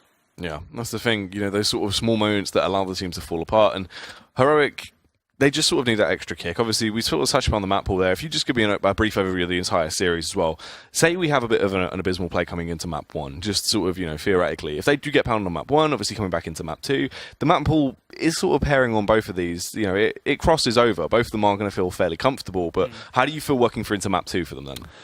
I mean, it's so hard to predict, as I said, because both these teams almost have the same win percentage. And again, you've also got to look at statistics, right? I like breaking things down with statistics. I think that's one of the better ways to look at it.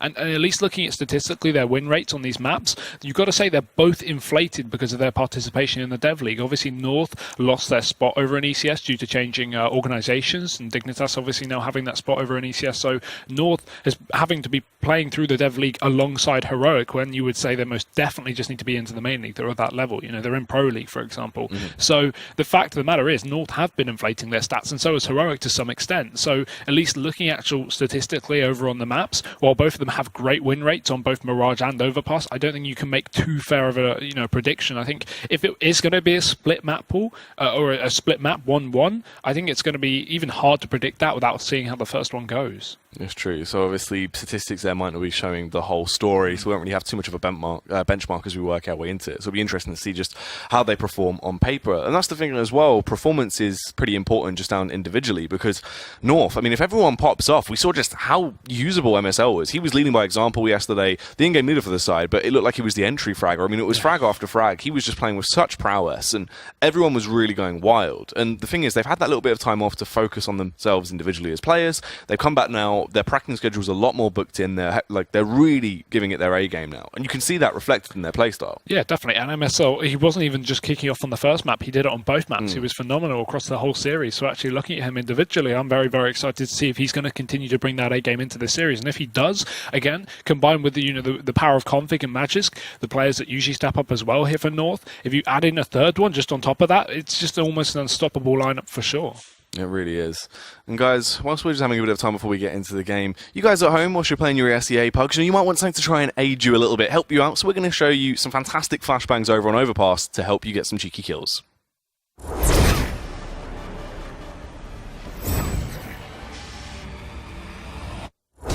Hey Future Pros, we have a flash for you that should aid in pushing through the monster tunnel on Overpass. This flash should leave your teammates unaffected while the CTs should be blind as heck. To do this flash, line yourself up over the tip of this bottle. Aim over the wall slightly and to the right and then throw the flash. That's it. This should make the Rush B Don't Stop strat work way more in your favor.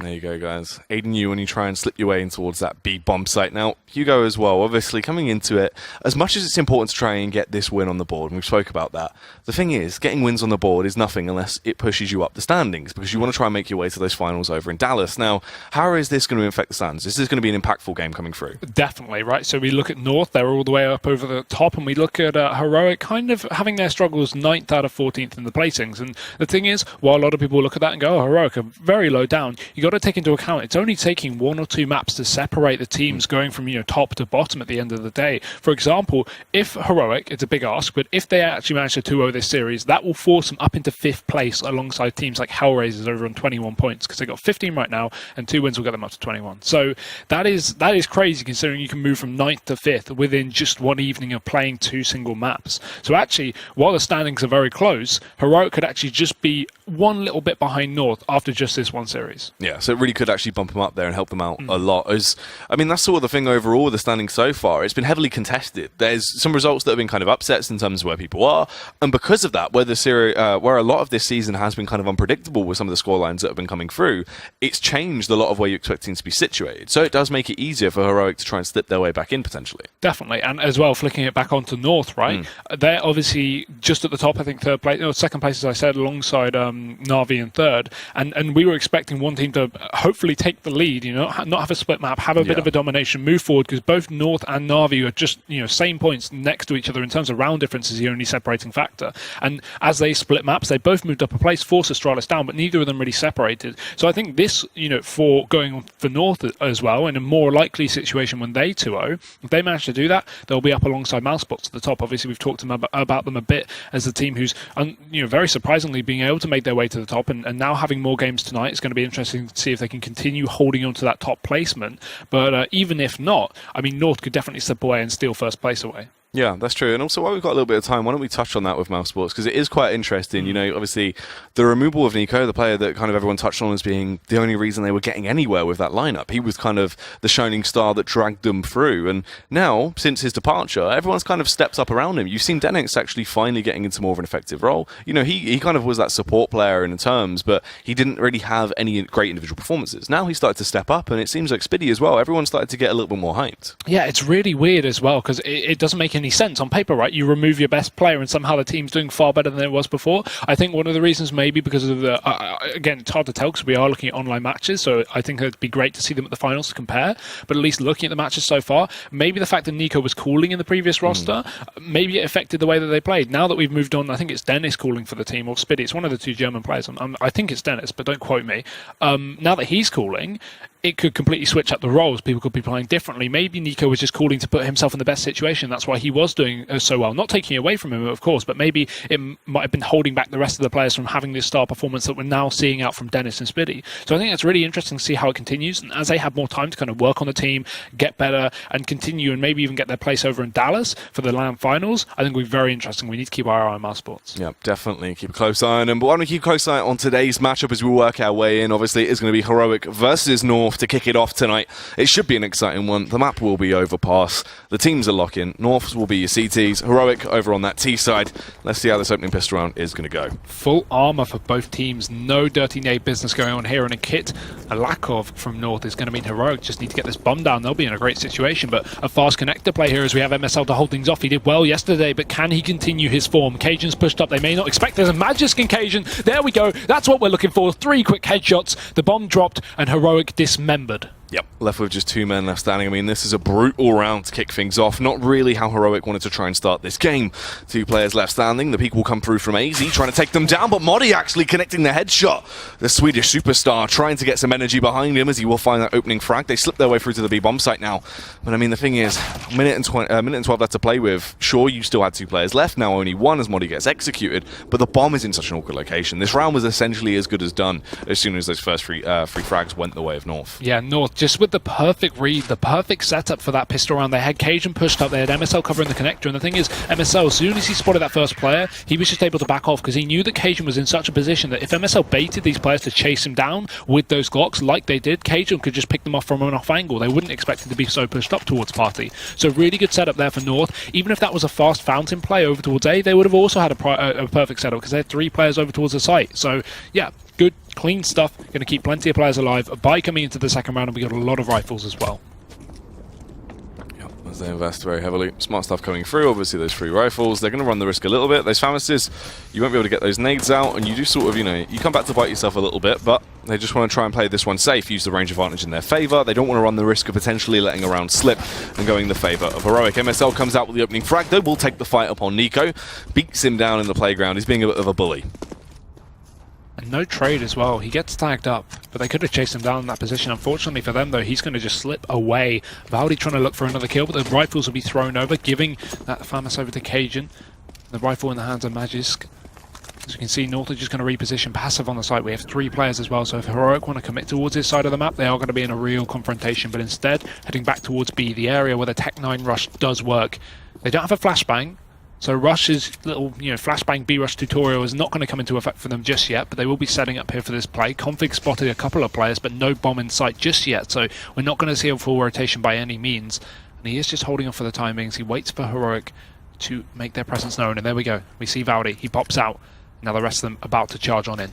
Yeah, trying to take that fight. Can Config ward them off, though the peek comes through, but instantly Dink knocked down to 3 HP, tries to take the fight, but Modi will eliminate him. Easy, though, starts to go crazy as he works his way through. An easy spray down comes into effect. 3k for him, MSL with the final one upon Snappy, and they work their way through. It looked like it might have been awkward, but they were able to close it out. Lots of cash there with the UMP, going to allow them to have a full rifle and armor and nade buy into this round, which is very, very good. Surprising to see it brought up so early, considering Heroic are almost, most definitely going to be full ecoing this one. So I feel like a lot of teams in this situation buy up. But what I would like to see is if you lose a player or two in the previous round, you know the enemies are going to be full eco. Just have one pistol player, have a USP or a P250, because again, if you lose another one of your rifles, that P250 player can actually pick up the gun and not have to reinvest in it. So yeah, it saves you money, but again, it is the risk, because Heroic in theory could force up this round. It isn't going to happen though. It's just Glocks across the board and a swift elimination round just ahead of us in the hands of North. Yeah, you imagine they would have got all 3 of these, and the second round was the only one that would have been a bit of a hard task. Easy stuff as they hold their crossfires. Magic's going to come in with the opening 3k as well. 2 nice headshots. Cajun with the final backstab, but now is where the real game begins. The investment will come out. The AKs are on display for the side of Heroic as the buy goes through. Yeah, lots of rifles. No AWP on Yugi just yet, but they've still got all AKs and obviously plenty of utility to work with alongside that. No AWP either for North, and they're actually kind of going to just stick with these FAMASes and the UMP. Not quite a bonus round, as they obviously have a fair amount behind it, but it's still on the edge, so it's not too much of an issue. They do lose this. They can reinvest next round, as they've saved a lot of players from these previous rifle and SMG mix rounds, as Magic, he pushes up to the position where Cajun was in the pistol, up towards that party, looking for an opener. We have a double split towards long, so even if they come out of this playground here and they take down Magisk, he's almost a bait because he has his support over towards long, and they can just double push the second he spots out Yugi here. So it'll be interesting to see if Heroic walk into the crosshairs, because there's no way these long players will push until Magisk spots them. There we go, he peeks. Now the teammates push out from long and they do great work. One quick kill for AZ, a trade, but Cajun's right back on the trigger. It's a man advantage taken for North. Yep, good situation to be in so far, leaving just 2 players left on the Heroic side. The bomb down an easy angle to hold as well. Valde trying to make it better, but not able to find the frag. Modi, though, will do damage towards that P-bomb site, but still, once again, they might have a man left in the round, but it's as good as done. The bomb is in such an awkward location. Surely he won't be able to retrieve it. Seems like he will try and take the fight, though, with the peak into MSL's crosshair, just lining him up. A very easy frag, catches him off guard.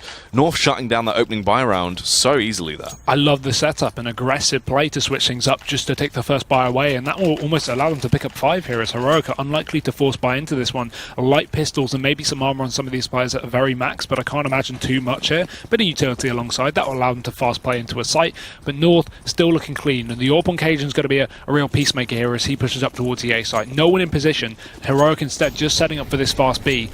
It is going to be a Molotov to hold them off just for a few more seconds to push into that short area. AZ just trying to spot for some information. Nades will be thrown out, and not just holding back for the time being, but I think they're fully aware of what Heroic are doing.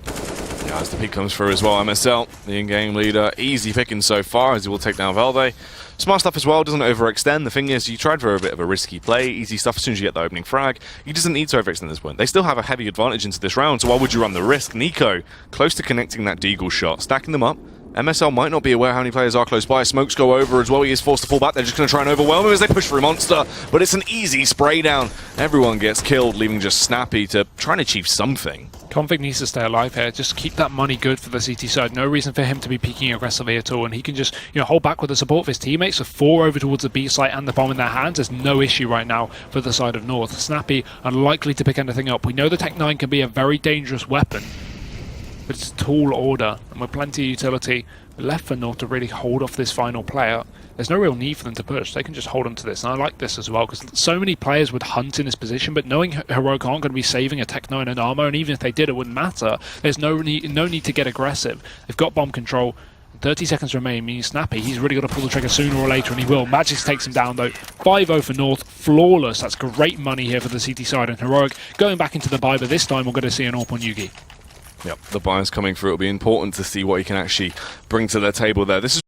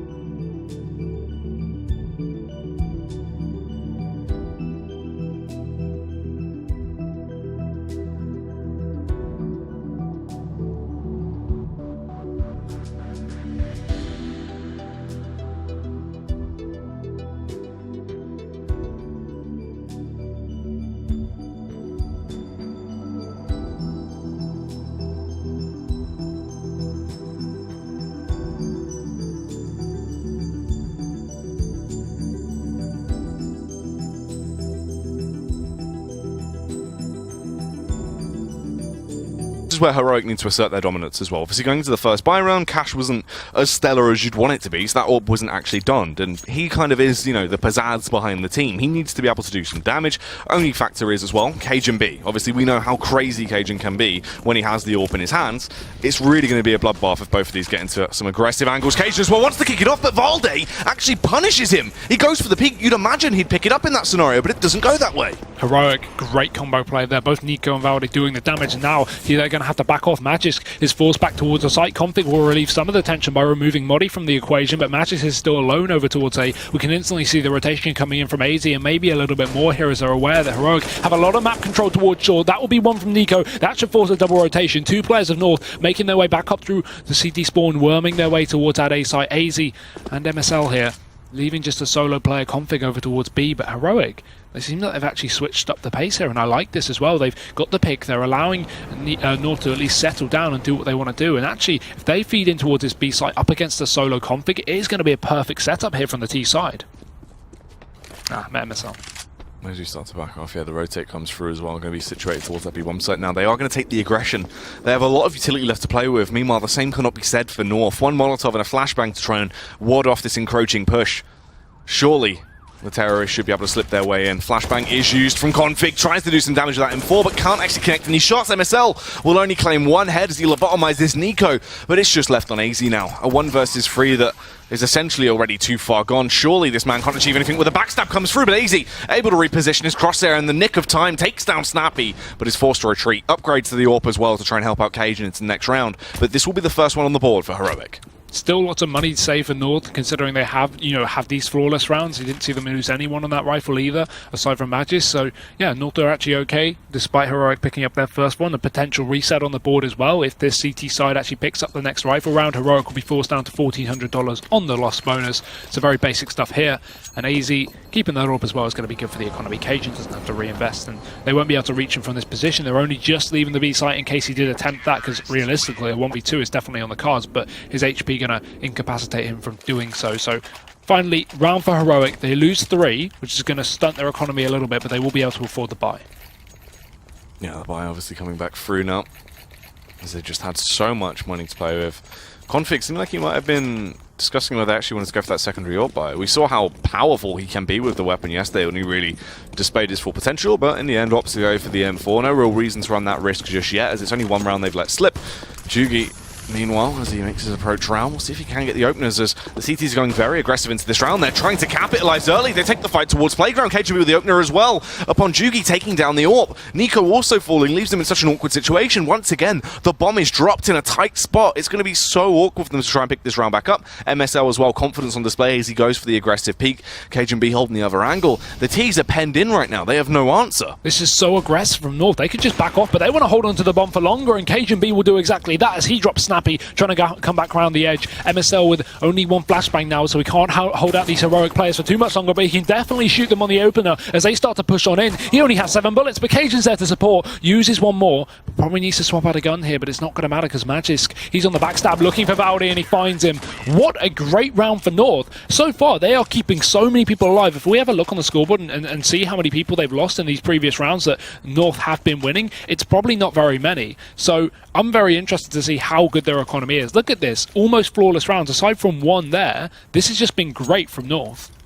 Yeah, obviously they're looking good. The same cannot be said for Heroic, though. They haven't had really a chance to get their economy into good standings. They've been reset as well, so as the buy comes back through, it is just a measly one. They've scavenged whatever they could find in an Anzatic, and they're just going to try and wield it. But still, 2 UMPs in play. They have those upgraded pistols as well. The only silver lining is they have a fair amount of utility to actually work with. 3 smokes to play with, so they will be able to try and divide a site if need be into the late round. But the worrying factor is they still need to get those kills, and their arsenal just isn't good enough.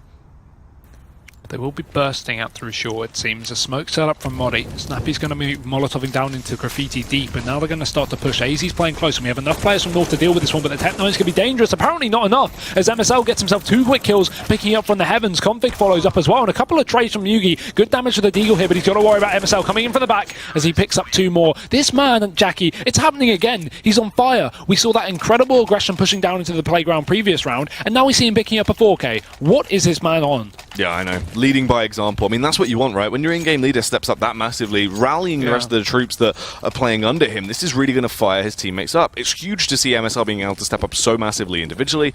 Obviously, they didn't have the best buy over on Heroic, and he has actually had quite a few impact frags as well, though. They've not always been sort of stat padding. He has been looking very effective in his individual performance. Into this round once again, though, Heroic, still no cash flow. It's awkward. They're just getting taken down so simply as well. MSL still just going on the aggressive faces. He knows they won't be able to do anything to him. He has the advantage. Why wouldn't you take the aggressive angle? Magix as well. Nade goes in, pulls something out from under his sleeve, trying to show off his magic tricks as he takes them down. Easy pickings as he gets the 3K hat trick. Clean stuff again from North, and finally we're going to be seeing a pause called out here from the side of Heroic. I can only imagine, although I've been saying that so many times this event, I've been going like, oh yeah, no, it's a tactical pause, and you're like, no, it's a technical. So, you know, I've been getting unlucky, but I'm going to assume that this is going to be an actual tactical pause here from Heroic. Yeah, it's a tactical pause from Heroic. That's come out because obviously, I mean, it's a technical pause, sorry. Is it actually technical pause? Yeah, that's my bad. Where's the tactical pause then? That's my question. It's 8-1. North are absolutely rinsing Heroic, and why are we seeing no tactical pauses? I mean, I guess it's the same thing in theory, right? I mean, yeah, that's the thing, though. They can't really sort of discuss too much here, but the thing is, it does slow North down. That's the only kind of redeeming factor. Obviously, that will try and get things sorted there. One of the players has timed out, so he'll be rejoining the server, and then we'll be underway, continuing the matchup. But still, you know, it slows down North a little bit in terms of them being able to pick up rounds so rapidly and really getting that confidence behind them. Now they're going to be like, oh, come on, we just want to get on with the game. we're dominating right now. We're looking good. Cash flow, though, has been kind of the main point. We haven't really seen Heroic in a stable economy situation ever. No, we've been seeing them mostly eco up these ones, which has been allowing MSL to go huge as well. It's easy to take down ecoing players or force buying players, especially when you're over on that CT side. You can just hold an angle, right? So good stuff so far from North, obviously, and being clamped down on the economy. And not only is the fact that Heroic's money is low, but on the flip side, North's money is great, right? Keeping 5 players alive on the majority of these rounds, and even 4 on all of them apart from 1. They are building up a lot of cash. And if we look at the scoreboard there, we can see 10k is the very almost minimum aside from Config, who just have to reconnect, and yeah, some players even up to 16k. So much money on the side of North right now, and I think that's going to continue. And even if Heroic finally do get themselves back in this matchup, you got to take into account they got to win quite a few before they force North to eco. Yeah, their economy is good. It is going to take a while before they actually do too much damage to actually wean them off and force them into an awkward situation in terms of their buy. Now, that being said as well, Cajun obviously on the AWP, I mean, he doesn't even really need to whip it out right now. The rest of his teammates are doing so much work individually with those rifles. They've been able to get these opening frags. The only good thing is he's been getting huge impact frags on Jugi. Jugi's not been able to do anything with his AWP because the peaks he's been taking, Cajun's been shutting him down like that. Well, we've only seen him pick it up maybe once or twice this whole game as well, so that really is an issue when we're 9 rounds into the match. But yeah, I mean, there's no real need for him. I've been liking the setup so far from North. It's interesting to see how MSL is going so aggressive on the CT side, him pushing up with the support Cajun. We saw that one round where they obviously took that playground control really fast, smoked in deep. Cajun supported back from long, so he could at least back off if his teammate got traded. And MSL just sat in close, re-smoking over towards the playground so they could hold the bomb for as long as possible, allowing the rotation to come in from Magix and behind in the underpass. So right now, the setups from North look very, very good. Cajun, when he is needed, is going off with the AWP, and MSL, strangely enough, continuing his performance over from against Na'Vi the other day, is on fire. Yeah, this is crazy to see as well, because that's the thing, when you're coming in that hot just as the IGL, you just really get your teammates on that extra level. It's awesome to see as well, because now I'm playing with basically everything in their favor. They're firing from all cylinders, and we were scared about seeing this because this is what they displayed in that first map up against Na'Vi. Everyone was on point, landing their shots, very simple stuff. No mistakes were made. It seemed like communication was on point. And Heroic as well, this is a shame for them because they are definitely a team that can try and lock things down, but they need to get themselves into some kind of situation to have that to work with. Yeah, Heroic themselves very rarely manage to upset North and take maps away from them, which is why it is difficult for them coming into this one. But fact of the matter is, again, you got to look at North. Let's just say the average day, MSL is not really at the top of the scoreboard. We expect him near the bottom, but again, he is calling, so we don't expect as much individually from him. When he's not doing great, the rest of his team are always there to kind of support him, and they still do very well without him fragging crazy. So when he is fragging crazy like he is, and he still has his teammates pulling up as well, it's just almost impossible for Heroic, and that does dictate the score. That is dictated by the scoreline, at least, and being 8-1, and looking more and more dominant by the second with the money being built up. But at least Heroic now will be back on their buy. Again, another issue, no AWP on Yugi. It's going to be limited to that sense, but we've got full AK, so decent enough buy here from the T side. The issue is, can they make anything work for it? I feel like they need to hold maybe a bit of a default early on in the round, but that being said, they're really not getting any control in terms of Fountain's control. Typically, on 99% of the rounds, you should see T's instantly get that Fountain control. But North have been so aggressive pushing up towards a Fountain, pushing up towards Long and Playground, that even then, Heroic is struggling, which is really odd. Well, that's the thing, though. Not going for that default early when the CT is playing so aggressive. You don't have any really way to catch them off guard. They're peeking into these angles. They get into positions that normally would be kind of effective, but then instantly just get taken down because they don't expect them to still keep going for these aggro pushes, round in, round out. And it's kind of awkward, right? Because we're always losing that first member on the side of Heroic. They're never being able to get the opening frag, and the thing is as well, they haven't really even been able to get trades. So let's see if things are going to be different as we jump our way back in. Obviously, Heroic versus North. Let's get things back underway. Yeah. Bit of limited utility from the side of Heroic. They've got the full smokes, which is important, obviously, but not the full Monty indeed. Config is reconnected. Hopefully everything is good over in that regard, and North is still back on the buy here. Occasionally going to be on the AWP. Not really a team that constantly picks up the double AWP here. We occasionally see it, but it's not really a factor that they need to take into account. And at least Heroic have established the default early on. They've got that Fountain control. They're trying to take underpass, but look at the position of Magix. He's holding the wrong angle, trying to jump up on top of that platform there. Nico will take him down. MSL trades, and now he just needs to back off. He doesn't need to overextend, because while a 4v4 will favour Heroic, if he pushes up anymore and gets taken down, that could be detrimental to the side of North. It's true. Right now, they are in a position that favours them.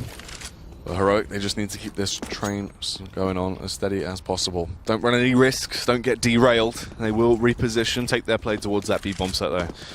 Two CTs there, ready to try and ward them off. Two CTs stacked towards A as well. Smart stuff. As they get the information, they can try and hold this crossfire.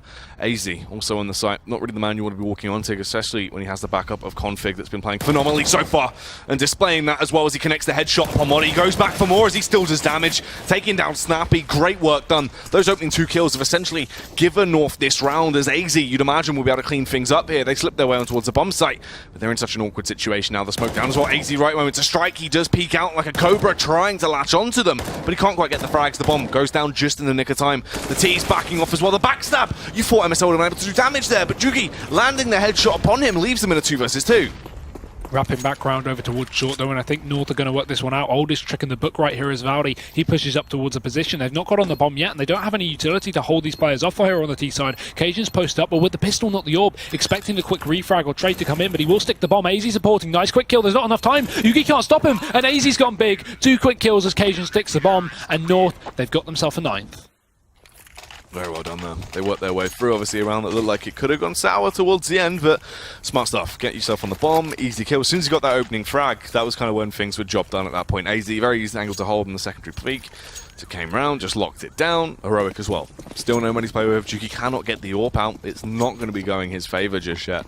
This is so awkward for Heroic in the situation they've been left in. Oh, they're going to just go for an aggressive burst towards that B bomb site, it seems. Slowing down a little bit now, possibly this contact style as they work their way through. But once again, I mean, they're just walking into the jaws of Config, but it's not going to go that way. Snappy kicks things off with an absolute bang as he lands that headshot. This is what they needed, that moment of just aggression, this display. But MSL starts to fire back, makes the situation more manageable, especially when AZ's there to try and backstab, pulling out these frags. Easy pickings come through, leaving Snappy and Jugi left to try and make it work. Jugi goes down. Snappy would have to do the unthinkable if he wants to pick up this round. No utility. That Molotov has to go down. He won't be able to push in through it. You can see Cajun's repositioning, maybe getting hungry for the peak kill with the AWP. The bomb dropped so easily in the hands of North. Snappy's got a huge task ahead of him.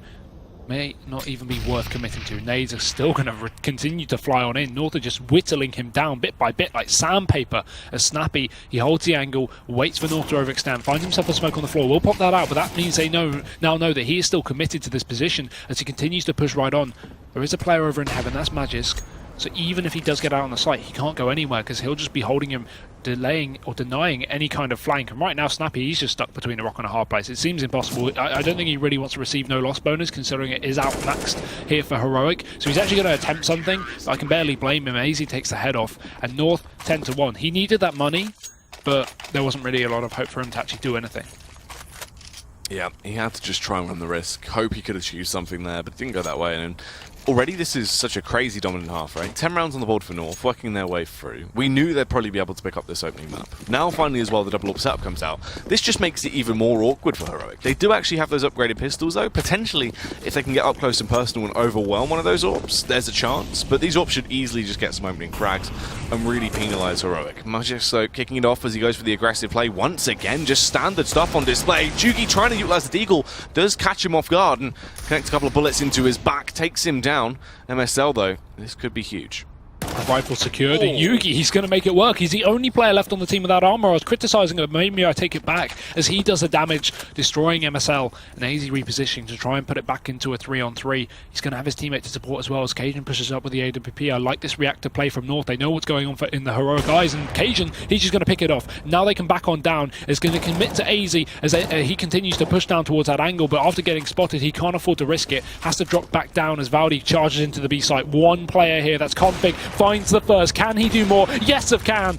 Takes down Modi, and there's a third as well. Config, of course, takes down all three. North have got themselves 11 rounds. Fabulous hat-trick coming out there from Config. He always is a powerhouse when he dons the AWP. Great to see him being able to do such world-class work there on the defense towards the B1 site. Looked like Heroic potentially were going to get an opening round on the board and try and at least get 2 to play with, but it was not meant to be. And the thing is, 1 round of a buffer is all they have. If they lose the pistol, it is as good as done at this point. They just have no answers. The AWP will come out though, over on Jugi. This could be a bit of a game changer, potentially, but Cajun going to try and show how to wield the weapons, goes for the aggressive peek. Won't get anything just yet though. Repositioning though, if he takes that fight towards maybe the backup of his teammates, they definitely could get some opening frags. Nico, he can be a star player. He can be an artist with the AK if you get him into the right position. But what can he actually achieve here? Very up close and personal up against these CTs. Another smoke will go in though. Smart stuff. Delaying so much time, wasting a lot of time to play for these Heroic players. They're not going to run the risk of pushing through it. North with the double up is fun to see as well, because it's not a very common thing that they seem to pick up. Config seems to be the guy who at least takes it. We saw a bit on Cobble over against Na'Vi yesterday, but other than that, it's really not a common attitude for North, and it's typically only when they're stomping. They never really bring it out as a saver when they're having issues, and I love that. Look at the flashbang going over. MSL just knows what's up. He takes the kill onto Modi, and typically, as we talk about, not the entry frag, but he's just the one going for the rushing, and the aggressive peeks in on the CT side, gets himself a free kill, peeks out for more. That's Config there, but Yugi actually finally will retaliate. It's back into a 4-on-4. We have a boost on top of the site. North may be able to catch Valde out here, moving back into the connector, but actually AZ drops on back down. Doesn't want to commit just yet, as the smokes are going to rain on over Nico. He's pushed in, looking for some dirty damage as he chases down, but it's MSL to fall in through the smoke. Valde finds the opener. It's AZ now, solo towards the back of the site as the rotations have to come in from North. He needs to stop one, he needs to deny another player, and he will do so, looking for the second, but Snappy does retaliate. Okay, Agent, elevated angle in play though, has the back off Magics as well, as they're coming from all angles. There is potential, but they need to turn this back into a 2 versus 2. If they can create some 1 versus 1s here, make the frags a little bit easier for them, then it will go their favour. Valde though, taking the aggressive stance as he pushes his way through. Cajun might be caught off guard, but it doesn't matter actually. Juki will come in with the execute frag as he takes down Magis. Valde as well, biding his time before he gets the headshot upon Cajun, taking him down. Heroic get their second round on the board, but is it too late? Well, they could bring it back this half, but if they don't end up with this half with at least 4 rounds, it's going to be a very difficult one, right? Because a 12-3, which is, I guess, possible here for the side of Heroic, is going to be still so favourable for North, because all it requires is that pistol round, converting the 2 anti-ecos, and then Heroic will be, 15 rounds against them, back up against the wall. So, yeah, they need 4, really, if they can do that. It's a tall order, especially considering North will be able to buy up for the next 2 rounds. But let's have a look and see if Heroic can at least get the damage done. MSL actually getting sprayed down through smoke, maybe a bit too unfortunate. I think Valde may have heard the door open there as he sprays on down. Wally going to be following up as well, taking down Config on the other side of the map towards B. And this is good stuff so far. They've picked up 2 players on the side of North, but I'm still not scared. The CTs are so dangerous, but Yugi apparently more so as he removes the head of Magisk. This should be a done deal for Heroic. Definitely so. Great opening frags have been going their way. They're looking like they should be able to at least get this 3rd round on the board right now. AZ and Cage are the last 2 men left standing. Surely they can't achieve anything here. They are players that can turn the tide. But in this scenario, it should be way too far gone. The ship has sailed. Repositioning though, the T's slowly making their approach. They don't want to run the risk of throwing this away, so they wolf pack up and take their approach towards B.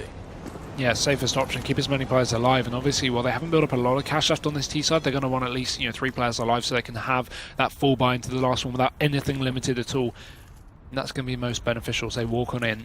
It's going to be Nico leading the charge as per usual here, but actually they're just waiting a little bit of time and maybe setting up some utility. They have so much of it, there's no reason to not use it in this round. 30 seconds left, and AZ's posted close. May be able to spray down 1 or 2 here, but a late rotation will be coming in from Cajun. And AZ's actually more so playing for the retake as he backs off towards short, but may actually peek in quickly, and he does, but Yugi, again, the man to snap back. He takes another kill, all onto Cajun, and he may as well save the AWP. Oh, won't be allowed to. Denied by Yugi there as he connects it. Fantastic displays come out. This is what we wanted to see, the AWP madness coming out from him. As soon as the economy allowed it, it's really changed the flow of the game. Once they had economy to play with, the buyers have been coming through, they've been looking good. They've actually had some answers. Now, North may have money though. Going into what could be the final, well, what is the final round here, going to be deciding these overarching scorelines. I mean, if North get this and go through that 12-3 scoreline, it is still very scary. 4 rounds, still it's not great, but it's a whole lot better than the 3 that Heroic already have. They need to try and pick this one up. They have to keep this aggression on display and try and work their way through to get that slightly better scoreline. Jugi holding the angle, knows they've been going for these aggressive peaks towards long. If they do, they'll be ready to snap. And this is the worst buy North have had in 10 rounds now. They haven't had a worse buy since the 4th round where they had still some SMGs in play that Heroic managed to take away. But still, this is enough to get the job done, right? They've got the AWP, they've got the rifles, but can they land a headshot? Yugi can through the tree, going to expect it. He's 1 step ahead. Magisk is playing checkers and Yugi is playing chess. Unreal there as he gets the opening frag. Huge play coming out for the man. T's forced to reposition as well now as they start to back off, making their play what seems to be towards that B bomb site. Meanwhile, CT's dazed and confused off the back of the opening frag. Really not a good situation to be in for them. Limited utility as well. They only have 1 smoke to try and delay the T's. As soon as that smoke towards Monster goes, they're going to have an easy way in towards the bomb site. The Stars have a line from them. The welcome out will be down. Let's see if they can get on in. Smoke's going to be placed. This double close position here from Config and AZ could be dangerous. Good trade potential, but they're going to run right in through the smoke here. Flashbang comes through and Config's fully blind, but he's going to run out into the open. What is he doing? He gets shot in the chest. AZ does follow up with 2, but Valdi quickly gets back on the trigger, and now it's back into a 2-on-3. Snappy follows up again. MSL has been found, and Cajun is close, but he has to pick up something huge here. It's the last round of the half, but Snappy says no, and Heroic, they're starting their comeback, but can they continue? Find out after the break.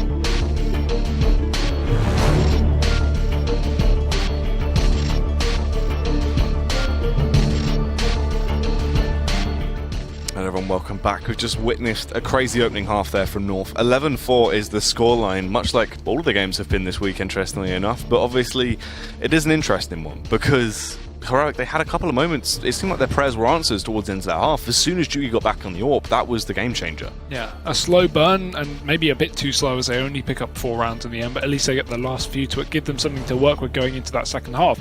Again, now they have a bit of a buffer. If they lose that pistol round, it will only be up to 14. I say only, but at least they can come back and not have to play against a map point, right? So realistically, they could get back into the matchup given the pistol round, but it is a tall order. It is a long, road back into the victory. But Yugi, as you say, doing very well, top of the scoreboard currently for Heroic, on fire with the AWP, and if they can maintain that economy to start off on the CT side, he could continue that. It's true. They need to get themselves into that position, though, and that's always the scary factor with an 11-4 half. You just don't really have much of a buffer. Your economy is always kind of taking a hit if you don't get the opening pistol round, and then you basically don't even get a second half, because if you don't get those opening pistol rounds, the game's basically already over. So there's a chance we won't even see that coming out. Yeah, it's difficult. It's really difficult. But again, we got to come down and watch the match, right? We got to see what Heroic can bring to the table. If they can have a flashy pistol round, if they can pick something up that's similar to the setup that we saw North do over on their CT pistol, the aggression up towards the party area, maybe Heroic have a good setup up their sleeve. And if they do, and they take away this pistol round, I've got hope for them. I've got some belief that they can actually pull this one back. Because while it is a grave situation that they are in, Yugi, Nico, these players, they are game changers for Heroic. It's true. So let's find out if that is going to be the case as we work our way back in. 11-4 is the scores. Heroic obviously now on that CT half. Let's see what they can actually bring to the table here. The aggression coming through early as they try and take that fight. Not really being able to get too much from it, though. They take their way round, slipping into the back line now. Ooh, Nico actually does get an opener upon MSL. That's fairly effective. They cleaned out that entire side of the map, but they've left the welcome out on B. It's just Snappy there to try and hold them back, and he can't really do too much on his own. There will be a huge backstab coming through, though. Yeah, I like that. I like the aggression early on, but it's actually going to come back to haunt them here as North have full control of the round so far. The Magic's player pushing all the way up. Oh no, it's a whiff there from Snappy. Such low HP, and he doesn't expect Magic to not check the corner as he goes down. It's a 2v2. Doable on the retake, but AZ going to get a quick dink. That'll make things harder. Yugi's now low. One shot's going to be required, and that's all that he needs to land. There we go. It's through. Yugi's dead, and AZ's hunting for more, but maybe a bit too hungry as Valdi does return fire. Magic's peeking out, but Valdi, he's done it. 3 kills that round. The 1v2 clutch, and Heroic, they've pulled it back by the skin of their teeth. Well, huge round there towards the end. I mean, that 3K coming out is crazy. Magisk as well. It's interesting to see, obviously, as he walks around, not clearing the angle. It kind of seemed like the ship had sailed at that point when Snappy did miss the opening frag. Not having the best game. And usually that's the thing as well with Snappy. When he actually steps up and performs, you see Heroic definitely doing a whole lot better. When Snappy's kind of on the sidelines, not really being able to get too much behind him, that's when they seem to struggle. Yeah, I do agree. But AZ there, I feel like he could have, backed off after committing to the first kill. He got that quick kill onto Yugi over on the site in the 2v2, taking the man advantage back, and then he just overfaced onto Valdi, and that was kind of the reason they lost the round. I guess there wasn't a lot of time left on the bomb, but a bit of overconfidence there. Sometimes it makes sense, but that was such a close position, especially in an important pistol round like this. It's really put Heroic on the front seat now, as AZ, The man himself going to be setting up towards B. We have North looking for this fast burst play. No utility to work with. No heads either as Muddy removes the first one there. Long range UMP, but Heroic, I like the setup. Playing for retake, switching things up towards the CT side as 2 sitting towards the heavens. It's still going to be North trying to take control. And a free bomb plant should be granted as long as the nades don't remove any more. But Valdi looking in for a 4th. And there we go. This round is just going to be closed out by Heroic. And despite playing for retake, they don't even allow the bomb to be planted. This is good as well. They needed this. You work your way through. It was a close pistol round, but the instant bounce back in. Smart buy comes through. They tear it up with it as well. Unfortunately, 2 of those kills actually go into Valde with the M4, so they're not going to get as much cash as was possible. But at least they are stopping the bomb plant from going down. They're forcing North to lose all members. They're looking pretty good as they work their way into it. And the thing is as well, this is important for them because we said we needed to see that ult buy coming out. The best case scenario was if they did get those opening rounds. Jugi actually has money in the bank. He has a bit of a buffer, so when he wants to try and go for the ult buy, which will be now, he can whip it out, and it really will be a game changer. This is the weird one, right? Because they're going for the bonus round, keeping 3 UMPs, which makes sense when you have an equal matchup or in the start of a game. But this is the thing: if they allow North to get this free round and get up to 12 because they have a bonus buy, that's quite dangerous. Because North are again very close to finishing off this match. So actually seeing Heroic take this huge risk and not reinvesting in rifles could come back to haunt them. But not when Yugi's alive, because he opens things up like that. Yep, great confidence on display. Once again, another frag going his way, leaving 4 men left alive at this point on the side of North. So early into the round as well. That is a dominant opener as he slipped his way through there. Now, falling back as well, the CT's playing it smart. Why would they overextend at this point? You get the opening frag, back off, just holding these crossfire angles at where they just play close towards the site. This is smart. Definitely. And North rerouting back towards B. MSL coming in through the connector to try and split out through the short area. He can have the support as they come in through the tunnels at the same time, I'd only assume. North just playing this one slow and calculated.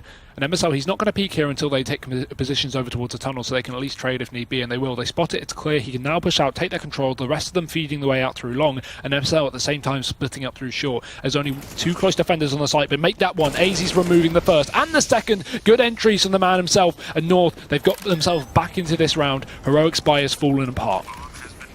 Crazy stuff as they work their way back into it. It looked like it should have been shut down early, right? Alright, with that opener, it seemed like things could have already been too far gone, but start smart as they started to reposition. Modi, though, on the entry, slips his way in. This is fantastic. Just the moment of individual breakness that they needed. AZ, though, will fire back, connects the headshot upon Nico. Molotov goes in to try and force the hand of Magix, but luckily he'll be able to brush out of there undetected. Modi keeping up this aggression, connects another headshot, takes down AZ, will try and jump on the bomb. Jugi can try and cover him, but they don't have much time left to play with. Jugi, headshot goes through, confused about the position of the final player, and Magix, as he repositions by short, comes in with the spray down, but Jugi does the work. The hat trick comes through. Luckily, they have that kit on Modi as well. Just as they leaped on the bomb, they have enough time. That's the thing. You could see Modi was confused and holding the upper position. That was the reason because the bomb was planted in such a weird position for sure. If North usually want to hold that down from a short after plant, they should have it posted behind the big box, at least in cover from heaven. But the thing is there, they all backed off. Modi jumps on the bomb and he realizes that it's so open that they could be anywhere in the map holding it. So actually that is confusing, but it actually works out for Heroic because he could have even stuck the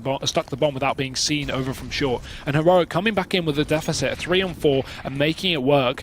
And that's the thing, that bonus buy worked out very, very well because now they can fully commit to rifles up against North, just again, relegated to pistols here. Yeah, it was a buy that was very risky, but it pays off in the end, and that's the most important factor, is that risk-reward. As they did make it work. Now in the situation they're in with these rifles, they're going to feel complimented. They're going to feel very easy. Jugi as well, though, with the opener. Unfortunately, it will not be a kill just yet. Mortar Spike does roll in, though. Is that going to connect this frag? Unfortunately not. Still left alive on 6 HP, though. Molotov will force them back for just a bit more time. Jugi, aware of their positioning, knows this will be the A play, but MSL, Deagle in hand, absolutely deadly as he connects that dirty shot. They now start to reposition as well, getting ready, revving their engines as they bang on the door. Push comes through, but it's Nico and Valde to clean it up almost immediately. Modi as well to connect that headshot upon MSL. Heroic, as soon as they got those lines of sight there, everyone got executed by the firing range. Here's where things get dangerous. Cajuns on the AWP. We have the fall buy from North. Nothing holding back, and utility is going to be plentiful here for the T-side as Heroic, yes, still able to continue with their buy, but now it's a chance here for the T-side Danes to actually get back into this matchup. And I say get back into. They are winning, but yes, they haven't won a single round this half just yet. Heroic on a 4-0 streak and looking like they want to continue it, but no aggression this time from the CT side. They are holding back far more passively, and I understand it because obviously so far the aggression's been good, but this time North are more so going to hold a default and expect it. The only aggression we have is Nico pushed up towards the edge of long, but look at the support there from Yugi. He's holding back towards the plant pots anyway, so even if Nico does get overrun, Yugi can support with the AWP. making their approach through, though. North, knowing that Heroic are getting very close to actually getting themselves onto an equal scoreline here, they want to throw a stump into the works and try and slow it down, but Jugi, aggressive peek once again.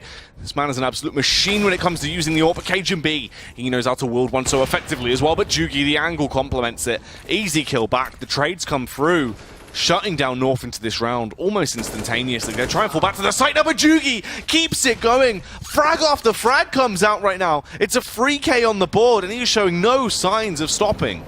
See, the thing is, I've been repping Jugi since day one. I think a lot of people told me I overhype him, but he is really destroying right now in such a crucial matchup as well. But can they win the round? That's the question. Valdi spotted out towards Long is going to see Config as he sneaks on his way out. No reason to commit to the fight, but he's going to check it eventually. He's got to work out where Config is, and he will. And he'll actually remove the head as well as Snappy comes in for support. AZ, good wallbang damage there onto the first player.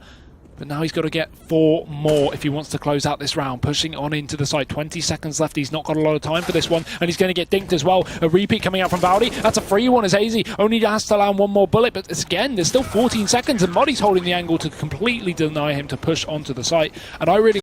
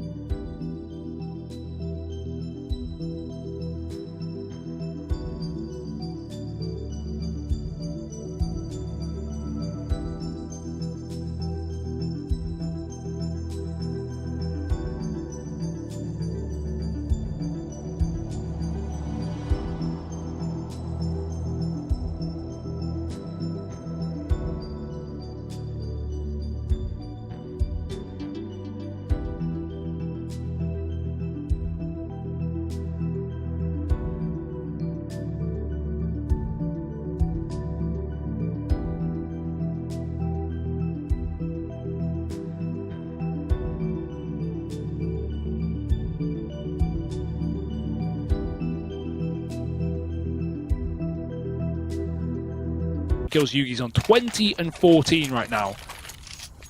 Ripping North limb by limb.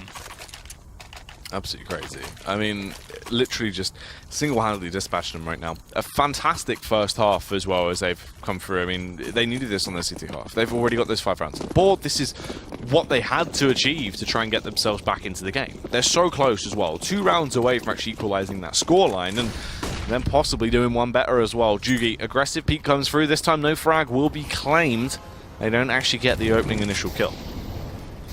Yeah, if they win this one, they're up to 11-11 basically, because North won't be able to buy unless they get a bomb down. Snappy, quick kills towards short, 2 delayed from North. They're going to be removed, and he can just back off passively as well. No reason to continue to commit to the fight, as he's taken a 5-on-3 straight away for Heroic, and almost out of nowhere, Nico as well, through the smoke, just going to take down MSL. North, they look lost here, 1 by 1. They're just getting eliminated, no ability to trade at all. Cajun's got to try and pick up the pieces as he comes in towards that B site, but there are 2 players on the other side of the wall here, just holding. As you can see, first one going to spot him, Snappy going to be there. It's Config now alone, and he is outside of the playground here on his own, trying to push up towards the A site.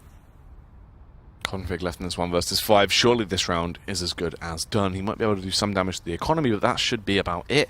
Slowly makes his approach round as he wants to try and slip his way through into toilets. He still has time to play with, so he might as well just run the risk, I assume, at this point. Doesn't really want to try and go for that save, as it will be a very long one. Up close and personal, though. Nico is right by him. If he clears the angle, it'll be an easy frag. Makes some noise. Config does try and check it. Jugi as well, backing off, isn't going to be watching the angle. Trying to get a headshot, will do so in the end. The spray control comes through as he slips his way out towards the bomb site. Oh, nearly connecting the second kill on to Nico, but it was not meant to be. Now, finally, a tactical pause will come out, though, from North. They've decided that things have got a little bit hectic. They have actually made a huge comeback, so we want to try and discuss what's gone wrong and how can they adapt and fix this. Well, that's the thing, right? Because we saw them do great on the CT side. Now switching over to T, we're actually seeing Heroic play quite passively. A lot of the rounds they're just getting picked, from passive positions. And while North had great effect going for that aggressive CT style, it doesn't seem like Heroic need to recreate that. They are typically just holding double setups and having good trades. So North maybe need to switch something up. Maybe go for that burst play. We haven't seen a lot of it. We saw a couple of them earlier on in the match, but that was when Heroic had all these UMPs, right? Great at close ranges. So now that they're back on rifles, maybe North could try this fast B or split quickly up towards the A site. Something to switch up the pace, because the thing is, they're just playing it far too slowly, getting picked in their default, and Heroic just being able to, like we saw Snappy in that previous round, push up towards short, spray down 2, and then just run back, and then pretty much the round's over, right? Because what can you do if you're North to get back into that round? Yeah, that's true. It's been very awkward for them, and obviously Jugi, as we said, he kind of is that impact fragger. We needed to see that. The economy did not allow it at all in the first half. He wasn't able to do anything, right? And then as soon as they've actually had money to play with off the back of a crazy opening pistol round, they've just been so dominant. He's been able to get constant sort of 2 or 3 kills into the rounds that have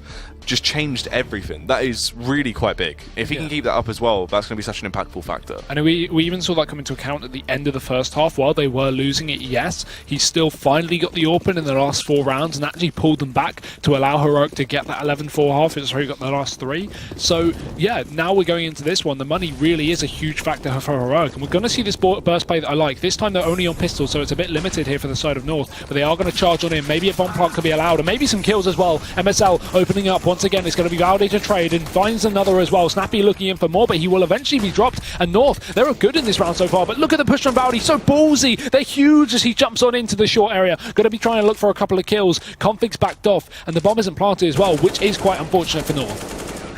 The final frag goes through as well. Config being taken down. Easy kills come through for Valde. That is so huge. His rifle prowess on display there.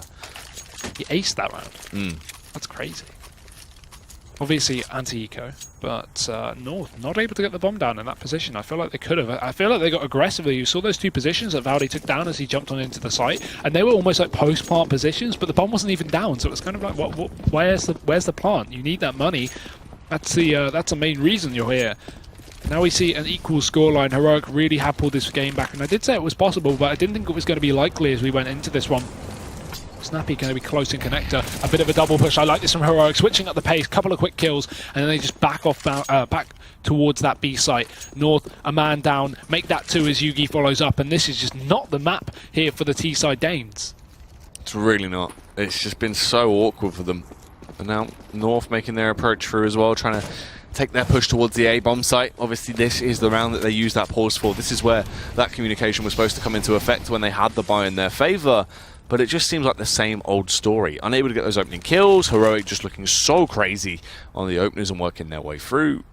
are now left with 3 players as well, forced to try and reposition. They don't really have an answer. They're not really too sure where to situate themselves towards. AZ leading the charge with a bomb as well. This could be quite volatile. If they actually find a angle and strike upon him here, the flashbangs do go through to try and allow them to slip their way out. Valdi in the elevated angle, though, this is going to be scary. They don't clear this, it should be easy pickings, but once again, it's Jugi to spark the iron as he comes through, taking down MSL, almost gets a second shot as well. These boosts in play, it's so easy for Heroic to use that range advantage now as they just pick them off one by one, catch them off guard. Cajun be the last man left standing, but he's not for long, now laying down as Jugi puts them in his grave. How many 3Ks is this man on right now? He is on fire. Another round going to be secured for Heroic. And actually, Valdi slipped in there kind of unnoticed, I think mainly off of the back of that anti-eco ace, but he's up to 20 kills as well. So good performance across some of these players on Heroic. And North, again, another quasi. It's not really enough here at this point. They've got to, but they can't invest, obviously, because they haven't got enough cash to, but they can't really get anything done with these pistol rounds. They are going to split things back up towards the A site this time, so not going for that fast B. And again, Yugi peeking out for a nice pick. He's going to only get the tag on Cajun, has to back off after that one, realizes what they're going to be having up their sleeves. And 2 tags right now, no kill. This is unfortunate, but good damage done so far, and it is going to be supported by Nico towards shore as he sprays away through the smoke. But what's happening? These pistols are actually getting frags. These pistols coming into effect as they find these headshots. It's looking good so far. There is potential, but Snappy wants to try and eliminate any chance of that. The headshots come through. Modi with 1, hungry for the second as well as they're left in a 1 versus 2 config. Upgrade to the Kalashnikov as well, but Jugi had the range advantage, had the positional drop on him as well. Able to pull the trigger. Headshot comes through. They get another round on the board. North, they just look broken into these rounds. The AKYs will come in, but even in the past, they just haven't had the right timing. They haven't had the correct plays to utilize these AKs. Yeah. This is really, really scary to see Heroic actually being able to upset one of these teams. You know, the third best Danish team being able to take away a map from the second best Danish team, and this is only the first of 2 as well. There is potential for them to pick up both and force themselves up to 5th place so far in the EPL standings. They are currently at 9th. Points would dictate them to do so. As you can see though, North aren't done yet. They're still hungry. They want to roar as they make their way into Connector. We have a default set out here from the T side. More so passive, holding this time for Heroic. Waiting to see if they're going to bring anything to the table as MSL opens things up over towards this short area. Going to try and get himself out of the Connector. There's lots of control towards long, but the only short control that was possessed from Heroic is just Modi holding back from the site on a default position. And Heroic just playing things passively here. No reason to get too aggressive, too big for their boost, because they know North are holding right now. They've not seen a thing. Yeah, well, would they ever extend the scenario? Just hold back, wait for them to make the first mistake, and then capitalize off the back of it. Jugi as well. He's that key player. He's going to be the man to be the difference maker into this round if he can spot out those T's, waiting for the pick to come through. Spots out the arm, goes for the strike as well. A fabulous shot as he lands it upon MSL. Immediately, that is 1 frag in favor of Heroic. And you can see the T's scuttling like ants right now as they reposition, try and focus their assets towards that B bomb site. They have to, as already towards A, they know Jugi's there and they're terrified of him, petrified even, as they reposition, get ready to strike up on B. Using that utility as they slip their way through. Snappy in an elevated angle is forced to drop down as he couldn't actually connect those shots, but can they do anything else now? Push coming in, Snappy trying to achieve something, but Config is too hot to handle. Tears his way through them. Valley close on the scene as well, but Nico chucks a nade and blows them out of the server. Config fires that, connecting the headshot, and it falls into a 3 versus 3 affair. Yeah, bomb needs to go down though, 10 seconds left. They're actually going to push in on the CT side, trying to stop this plant. Occasion, I love his position, it's so aggressive, they might not expect it as well. Modi's just up in the heavens, he needs to see someone though. Yugi going to push on in with the AWP, a bit too preemptive there as his teammates weren't supporting, and he will be dropped. Cajun takes back the man advantage, and looking in for more, he won't land it. Nico has a retaliation kill, and now we see a 2v2. Low HP on the side of Heroic, but they've still got a doable round with the utility left in their hands, but no bodies to throw them with, as Config finds another and a second, as he single-handedly closes out that round. It's going to be North to pick it up. Config with a fantastic 4K, and Heroic just wondering where it all went wrong. That's crazy. That was such an impactful round as well. Looked like it was shut out right at that point. Good retake started to come through, so much potential for them to actually close the round down, but it was not meant to be. North getting it is huge as well. They're 1 round away from once again equalizing. The only scary factor is that Heroic just had so much money to play with. The buy comes back in. It's not like it even affected them at all. With Jugi still on the AWP, you're going to be trembling in your boots. Definitely so. But let's see if Heroic can get this reset to force North back down to 1400 on the loss bonus. That could be, well, what could close out the game at this point. I like the boost towards short. Yugi going to be up in this position, trying to spot out anyone from North if they do manage to peek up through this area. Molotov coming down, though. I think North has a bit of knowledge on the whereabouts, but Yugi doesn't care. He still takes a kill as they force himself back. MSL going to be dropped early on, and while I wouldn't say that's usually too much of an issue, he has been one of the few men for North to really step up today to bring the hurt. For him to be relieved so far of that position this early on into the round, this could be a real breaker for North. It's true. This could be the game changer as they slip their way in. Magic's going to reposition those teammates following suit. Seems like once again the B-bomb site will be under a very heavy hit. They have been able to find moments where they can slip in and try and secure it as their own. But still, Heroic aren't going to want to allow the same mistake to happen again. They won't want history to repeat itself, but let's see if it is going to anyway. Valde close by on the site. Teammates start to rotate to try and aid him as well. Goes for the elevated angle. Easy frag comes through. Valde being aided by Snappy as well as they connected the headshot upon AZ. Config, though, single-handedly starts to claw it back, but they're outnumbered 2-1. This is not a good situation. Snappy is ready to go for the pop flashbang and attack at any moment as well, and his teammates are close by. Config does damage, though, executing the Swedish superstar. Modi out of the round. This could come back to harm them. Snappy with the peek through, though. Easy heal comes in, takes him down. Config left to try and ace the round, tries to, but was not meant to be. Yeah, it was so unfortunate there with Modi sticking the, not Modi, sorry, side of North actually sticking the bomb plant on the site and allowing Snappy to peek out and deny that. That was huge. Completely turned things around, and with so little time, Config just had nothing to do. I think if he had a few more seconds on that one, he may have been able to actually get that ace, but just too much to ask.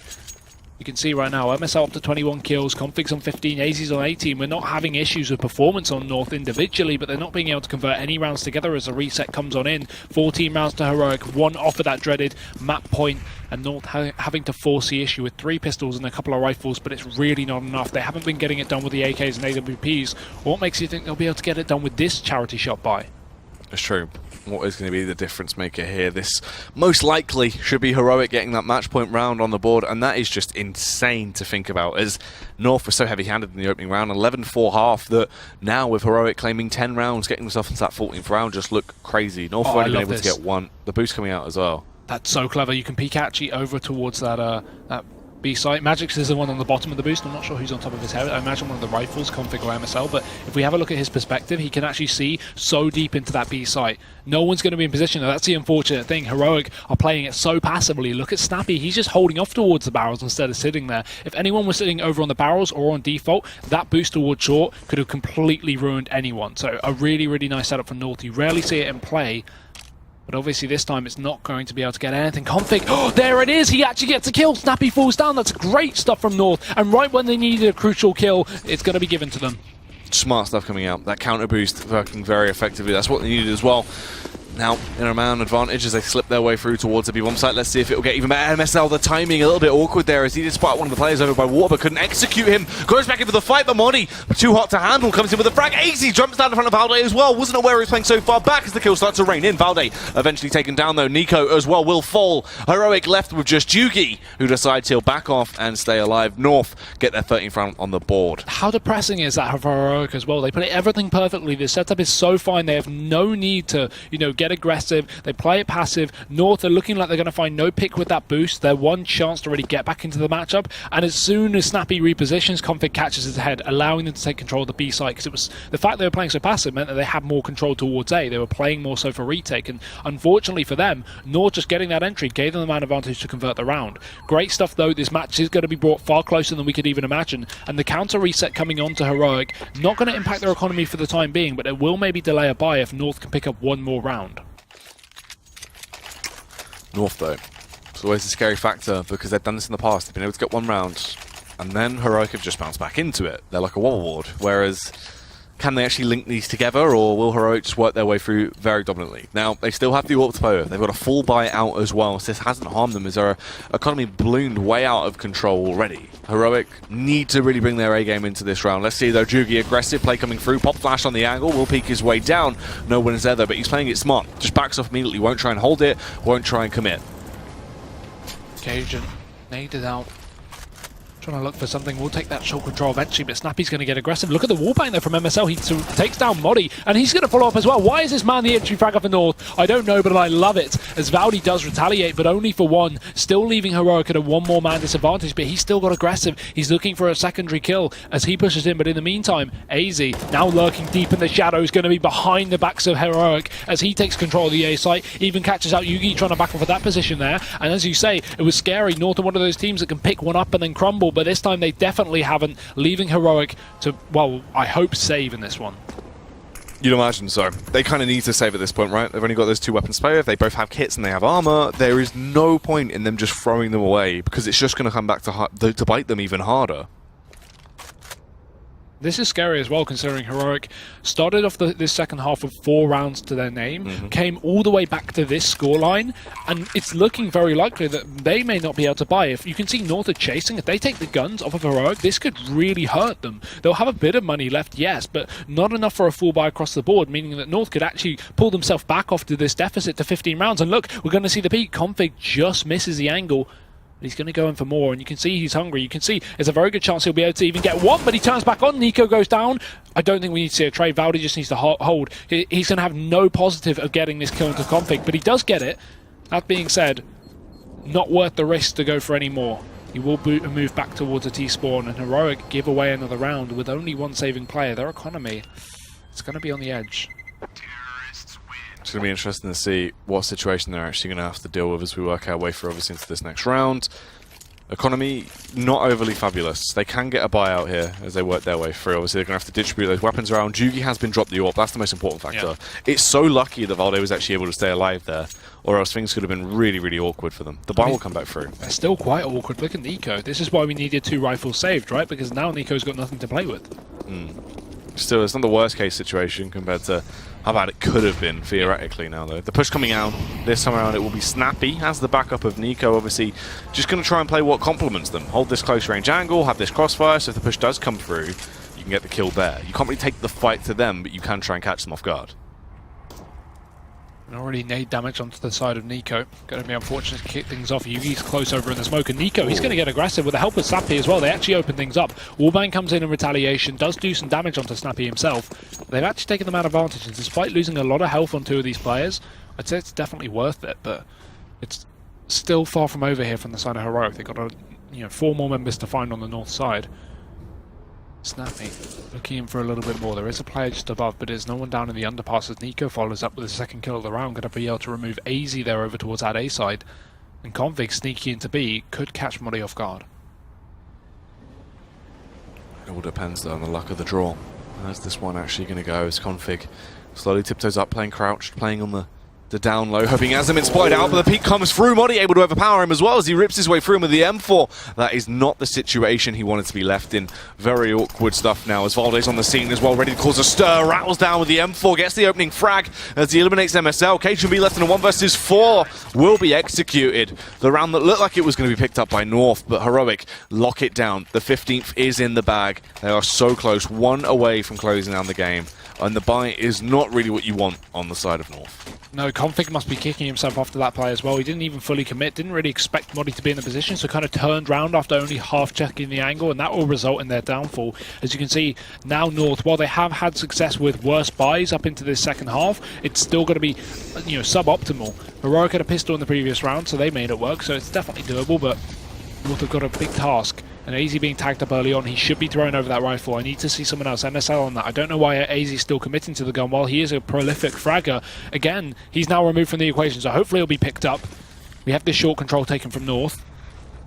And Snappy going to be looking for the kill, but aggression comes out in towards the underpass. MSL going to get the first kill, but Snappy not able to refrag as MSL. He doesn't need that AK off of AZ's body. He's going to use a Tech 9 instead. And 2 for him. This should pull things back for North. They got overtime just on the horizon. They can continue to carry on. And Cajun, a crucial shot missed. It will be retaliated as Valdi finds a headshot in response, but Config drops another onto him. And now it's a 2-on-3. Make that a 1-on-3. Yugi, he's got to pull out something absolutely phenomenal. There's a minute left on the clock. Rotating down towards B, but North have got control. This is going to be mental. If Yugi can pick this one up, it would be crazy. Still, it's so unlikely. Molotov goes down as well to try and stop the bomb planter. The angle being held by Config. Surely, as soon as he peeks, he gets executed here. Actually does stop it. He takes him down, leaving himself in a 1 versus 2. Kind of manageable situation if he can try and create this 1 versus 1 here, but he needs to try and find the frags. Will upgrade to the AK as well. This will be a huge play if he could pull it off. Aggression comes through those. Well, the position of Overpass takes him down! Magis Boy with the peak so close. 9 HP left. It seemed like he might have been able to pick up that clutch there, but it was too much for him to try and close down. Still, though, we work our way through into overtime. 15-15 is going to be the scoreline. They finally reach it. I mean, that is insane. My heart, I thought he was going to do it there. Magis just left on a few points of health. And yeah, I mean, you got to give it to not only Heroic for actually managing to pull it back after a pretty dire half, but also North from, looking like they were just going to completely throw away the game after a great first half to actually being able to claw it back in the last few rounds. Especially we saw 2 rounds, one being that final one with 2 pistols, but also the round a few rounds prior where they won one with 2 rifles and 3 pistols on the force buy. So actually we've seen some success from North, but realistically Heroic are really beating down upon them, and despite them, obviously giving away the last few rounds and allowing North to bring it back to OT, again, they did bring it back from this 11-4 half. They've had a great CT side so far. If that continues into OT, potentially a flawless CT side, they could actually close out this map in style. It's true, right? It's actually a very good showing that's come through from them, because they needed to bring something to the table in the CT half, and they did. The only thing is, when they got themselves into that fantastic position where all they had to do was close the game out, they just couldn't. They couldn't get that fun around the board, and obviously North, if you give them enough time, they will work their way through. They're not going to capitalize if you keep. They are going to capitalize if you keep making mistakes. Yeah, and one thing you got to look towards, at least in this OT, is of course is our MR3. It does start with 10k, and so we're instantly going to see that all pulled out here for the side of Heroic. Yugi's going to be on that, so that'll be a dangerous person to watch out for. Again, he's had it most of the game, at least in the second half, with having the money, and he has been the make or break so far for the side of Heroic. So seeing him to at least start off the OT with that, not having any economical restraints, is good. But if North can actually shut him down, maybe 1 or 2 rounds in a row, that third round, there's no way he'll have money for the AWP, and that could really hurt them. It's true. So let's find out how it will go down as we jump our way into overtime. North versus Heroic. It should be an exciting, explosive OT. I mean, you've got to, you look at this. Everyone's been popping off, and it'll be interesting to see what they actually bring to the table here. Let's have a look.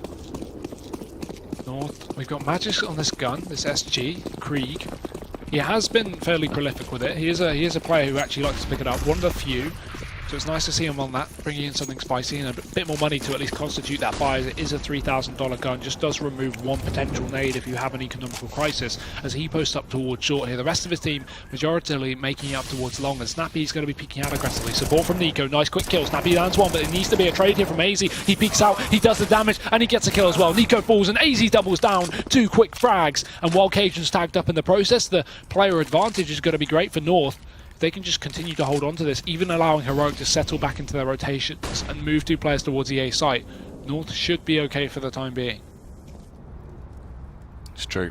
There's definitely a whole lot of potential here for North to actually capitalize on this, get this opening round on the board, and it is needed. They need to try and lock it down early, really capitalize on everything they've been able to do in the early round. But let's see if that is going to be the case. Obviously, the CTs, they do go for the peak. Cajun B looked like he would have been able to connect with that, but it doesn't really go his way. Thing is, AZ and Cajun are fairly low. There is always a chance that if Heroic can get themselves into the backline, they could definitely do some damage. Got to watch out for Modi here if you're North. Because again, some of these players are tagged up. It's only going to take a few bullets. A flashbang moving him forward as well. No one's holding the angle. Magis is on the other side though, and that gun is going to be more than enough. 1 quick headshot onto the side of Modi, and now these CTs, they've got a real issue here. Valdi's got to pick up the pieces. He's been doing very well, and he will continue. 2 kills. Magis again hot on the trigger as he responds with another frag coming in onto the side of Valde, but Yugi is now left again. Another clutch situation for the man himself. If he saves the AWP, it will give him a bit more cash, but he'd rather the round as he works his way back up into the site. Doesn't realise both these players are over towards short, and they're actually boosting here just to spot out the bomb. I like this angle. The issue is Yugi's pushing from the other side. He could even just jump on the bomb, but without a kit, he's got to remove both players from the equation before he sticks it. Taps it again. Magis peeks. Yugi lands a shot, but again he realises he doesn't have the time to play with. There's no kit in close proximity. He jumps on the bomb again, this time a fake, and Cajun going to be looking for him. He finds him. Massive frag from the man himself, but still, that was so unfortunate. If Yugi had a kit, he could have stuck that bomb. Yeah, so unfortunate there. Obviously, the stars not really aligning for him in terms of the kit buy they went for. You could see him panicking as he scavenged around the bomb site, just hoping someone would have dropped one close by, but it just was not meant to be. Once again, the creep buy will come out from Magis as well. Fabulous first round with it. He got some great kills, looked very effective with the weapon, so why wouldn't you at this point? North as well. They get that opening round. They're going to be hungry for more. They want to try to damage Juki with the opening peak. Normally he'd hit those. That is so devastating, being unable to connect that opening shot. Even looked like it connected there. So unfortunate, especially when Heroic really needed an opener, but North in the driving seat for the time being. MSL again, the same setup over towards short. He's going to be flashed out, goes for the peak, but it's actually Magis to land the kill. Snappy falls down. MSL gets tagged in the process, but nothing significant. A reactive push up from Heroic as Valdi tries to get aggressive for a refrag. Will be punished by the side of Config. Good retaliation so far from North. They are really bringing the fire into this OT, and Config looks like he wants to continue as Modi. He gets aggressive. This could be terrible. He's going to be sneak peeking, and Config has all the time in the world to react. Takes the kill again. Drops another. And Heroic, 2 players left. This is just falling apart. Yeah, it literally has just been completely dismantled. Not what you want to witness at this point. Pete comes round as well. Jugi into the crosshairs, KJ&B. He's just going to be backstabbed at that point, taken down so easily, leaving Nico left in a 1 versus 5. A round that is as good as done. There's no chance for him to achieve anything here. Yeah. He'll just tuck off, just try and hold us that weapon, just try and stay out of it. Now, it's just so awkward for North as well, because they're working their way through so dominantly. Why couldn't they have done this earlier? It's crazy to see all of a sudden they've actually got some momentum behind them, whereas Heroic, they just look like they're broken now on their CT half. The curse of the OT, give them a minute or two and they'll be back on form. This really is happening right now here for the side of North. And the fact of the matter at the end of the day is here for Heroic, they can't afford it going into that last half of the round. They've the last round of the half. Sorry, they may even lose this last rifle as well. Nico trying to take the fight. I mean, I understand it. He's cornered, but he's going to go down and North take all guns away from the side of Heroic. Really no open play, and if that, any rifles as well going to be held back by the fact that they've only got 2 to 3k in the bank. This is a shambles here for Heroic. A flawless half so far from North. Heroic have really got to bring the fire on their T side, but take into account their first half on this T side, they got 4 rounds. It's true. I mean, that's not good, right? You work your way back through. They haven't been able to achieve anything so far on their CT half. If they get back on that T half and play that they did before, it basically is as good as done at that point. The game is over, as North should just capitalise and lock it down. And this North is looking a lot scarier now as well. This is looking like the North we saw in the very first half when they were dominant. They were being able to just annihilate any member of the Heroic side.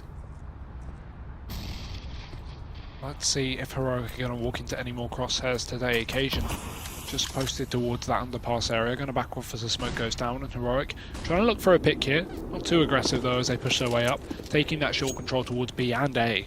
Both sides of the map are going to be under contention, but North aren't even biting at the bit as they move over towards Long, just taking what area they can as Yugi spotted out there, not going to be able to connect with the Deagle, limited in terms of utility here as well. The Orps are going to continually rattle down on his economy, and Magis eventually going to be able to take the body away. Yugi gets dropped. Snappy looks for a retaliation. He does try and get that kill over towards Underpass, and he finds it. Config falls. That's something at least to the side of Heroic. Another gun grabbed on their side as the AK is retrieved, but it's only Nico back towards A as North. They take a lot of control. They're doing good work so far. They're trying to achieve more, but they're struggling to actually connect those shots. Left in a 3 versus 2. The North players have secured the bomb site. They've locked it down. The rotate does come in for Heroic, though. They will arrive on the scene, hoping to ward them off. They know they have to commit into this final round. KJ&B nearly connecting the shot, but it doesn't actually land. Push goes through the smoke, and it's an easy frag from Hungry for More as well, but AZ does the damage. They pick it up so easily there as they work their way through overtime. I mean, that looks like the North we're used to seeing. Yeah, definitely. And the North we kind of expected going into that second half after we saw them on, the first half getting 11 rounds on their T side. So moving into this T side now, we talked about how dominant was earlier on. We kind of threw this away like, oh, Heroic, having their issues, potential comeback, and they do bring it. But realistically, 3 rounds flawless on the side that they couldn't get anything done earlier on. What are they going to do now moving over to this one? This is just going to be a scary North over on CT. It's true, because that's the thing. In that first half, they locked it down so easily, right? Heroic, 4 rounds. It wasn't good enough at all. If that happens again, that's when they just get locked out at this point. They only need that 1 round to win. And of course, both teams do have money to play with, so it is going to be a bit of a different story. But let's find out if that will be the case as we jump back into the action here on the second half of overtime. Heroic have got to have a trick up their sleeve, and the fact that they're only able to pick up 4 Means that, well, they're going to need quite a few trick up their sleeves, I guess. Moving into this one, we do have Heroic with the AWP on Yugi. Full AKs on the rest of them as well. Underpass control going to be taken very early on, and Modi holding the outside of B, hinting that they may be going for a bit of a late B take, but the bomb suggesting otherwise. Especially with Modi backing off of that position as well. And North just playing things passive, a very default setup, nothing special at all. Bit of long, bit of short control, but triple play over towards B. The open play as well, over towards long on A. And nothing special at all from North, and that's what I like. Just play things, basic. You've got 2 full buy rounds in a row, even if you lose them, just to go for something. If you want to do something special, do it on the second round. Just play things passive and standard for the first. Slow round coming into effect. The boost goes through. Nico actually spotting out MSL with the backup of his teammate. Valde does the damage, actually taking down AZ, leaving MSL also on a lowly 4 HP. This is a good start for them. They're in a great position to try and lock this round down now as they make their approach towards that B bomb site. The call has been made. The push comes through. Config trying to ward them off, but it's caught off guard. Fumbling as he was trying to get the flashbang out to aid him into the round. Executed now as well by Modi. Modi for a second frag as well. Headshot upon MSL, leaving just Magix and Cage and B to try and stay alive. Difficult one, but realistically doable. I mean, if they hurry up and get themselves a couple of quick picks, I can imagine a save will be more likely in this position, though. In a 2v5, it's going to be very, very hard. And to be honest, next round, maybe North are going to switch up the pace. If we go back and look at their first CT half, again, they had a lot of dominance, a lot of aggressive control. We saw that constant duo of Cage and B and MSL pushing up towards A-Long early on, getting that control towards Playground. If they do something like that, try and switch up the pace and bring in the danger, Heroic could fall short. But that being said, 16 rounds finally going to be grabbed here for this T side. They've got 2 more to get to bring it to another OT. And while it's easier said than done, it's not over yet. It's definitely not. And the thing is, there's always so much potential as well, because obviously Heroic at this point need to get the next 2 rounds to try and take it into another overtime. That's the best case scenario for them, whereas North, they only need 1 round to win the game. They can close it out here, whereas Heroic are just trying to fight for their survival. Yeah, the mental barrier can come into play there, but let's have a look. I want to see if North are going to do something aggressive here, or they're just going to go standard. Config's on that orb. I'm not sure if he's playing off towards spawn, but he's going down towards B, so I expect not really, as he is alone. Look at the setup, though. That's why they're giving him the orb. Everyone else heading up towards A. We have a bit of connected control here from MSL. 3 players pushing up towards long, and this is the setup we saw earlier. Exactly the same thing. Magisk, he's playing the bait role. If he gets spotted over towards short, we see a reaction and a fast double push from long. And North did it earlier in the first half. It worked perfectly. But this time, the question is, will Heroic read it? Will they be aware? And frankly, will they walk into it? There's only 2 players outside of A. Oh, they're going to fall for the trap here. Will they spring it? MSL as well, hearing these audio cues, the pitter-patter of their footsteps as he tries to reposition to aid his teammates. They know they're playing close by. They find this frag upon Snappy as well. That bomb is down in such an awkward angle. Nico, though, with a peek out. Good stuff so far, trying to utilize the spray control, but it's awkward. AZ and MSL do the damage. He panicked there as his teammate peeked in front of him as well. Now this round is so far gone, leaving just 2 members left on the side of Heroic. Surely they can't try and claw this one back. Juki will take the fight. Juki with a headshot upon Cage and B. It's what they needed. He's doing the unthinkable right now, but they're got so far to go if they want to try and slip their way in, as they are just getting pounded upon. Left in the 2 versus 3. MSL is low, taking that fight towards the A-bomb site now as well, but they have to do a crazy amount of damage to open this one up. And MSL even getting aggressive is going to be dangerous here because he is low HP. He can't afford to throw this one away, but that position is going to be perfect for a 1 quick kill and then a trade. Yugi doesn't even check it. MSL gets 1. Going to have to be chased down here. We need to see Modi react, and he will, but pushes into the open jaws of MSL himself. The roar will be heard in North. They are going to be able to take the first map away from Heroic. A bit of an unfortunate one there for the T side. Snappy had the opener. He was spotting 2 players towards the A site coming out of the underpass. And frankly, he threw it away. It should, and that's the thing. Not really what you wanted, obviously, working your way through there. If we have a look at those replays as well, see some of the highlight frags that went through in there, is there was some very exciting stuff that went on. I mean, it was just a crazy matchup. Obviously, Heroic, that first half, they got pounded on, right? They had no answers, and a lot of that does harp on the fact they just had no economy really to complement them. It just didn't really work out in their favor at any point. As soon as we saw Jugi don the AWP into late rounds, that's where he was so effective. And obviously, he was kind of the MVP for Heroic in terms of allowing them to do anything. Yeah, I think it was just a really great match across the board, to be honest. To kick things off, I think it's going to be hard to beat this kind of series. Good performance from multiple players like MSL that we talked about, like Yugi, like well, Valde as well over on the side of Heroic. I think we didn't really touch on him too much, but he had a great performance in terms of individual, fragging as well. Config on the AWP as we just saw there. I just think it was a really, really great match, and unfortunate for Heroic because I thought that could have been theirs to come back on. And when you go to OT and North, take into account, had that dominant first half, I was expecting something of the sort to be similar. It's true. You thought maybe there was a lot more to play with, and it definitely could have still been Heroic's game there. Towards the end, obviously they came in hard and fast for that first T round. I think essentially it was just if they got one round on the board in their CT half, then it would have been achievable. The fact they got 3-0'd, I think it was just too far gone. I think it could have even been doable if Snappy, I don't want to bash on them by any means, but not even Snappy, if just them as a whole would be able to take that short control back, because we saw that split up through Underpass in the final round. If they took those 2 kills onto both MSL and Magisk, who are both holding towards Fountain, that would have been instantly a 5-on-3. They probably could have closed out the round from there, and then that's important because they'd be winning 2 rounds in a row on their T side, crushing the economy of the CT, and then potentially being able to bring it to a second round of OT where it's anyone's game. Obviously slight differences there in terms of communication and their aggression slipping away. Much like the game did for Heroic at the end there as they got beat down. Unfortunate result, obviously, as they work their way through. But there is still a second map coming up afterwards, and the interesting thing is, though, with that second map going into it, they've just had an absolute slogger knocker. It went all the way, right? It was not an easy game by no means, even for North. Can they come back into there very easily, or do you think this is going to affect them mentally? I think this is the map that Heroic have more chances on than Overpass, at least in terms of who's better at which. I think North is better overall at Overpass, and Heroic may be able to slip in on Mirage. The fact that they actually did so well on that previous map gives me a little more hope. I'm still going to stick with my prediction because that, I want to actually stick with it for a change and go North 2-0 and say they'll be able to close that, but I think this one could still be doable for Heroic. I think they have a great chance. There is always that possibility that Heroic will sort of reinvigorate themselves and shut it down, but we're going to have to wait and see. The second map will be coming up. Obviously, North barely sleeping through for the skin of their teeth. I mean, it was an exciting matchup. So, guys, stick around. Map 2 will be up very shortly. ESL Pro League is brought to you in part by Logitech G, Pay Safeguard, Mountain Dew League, and ESEA.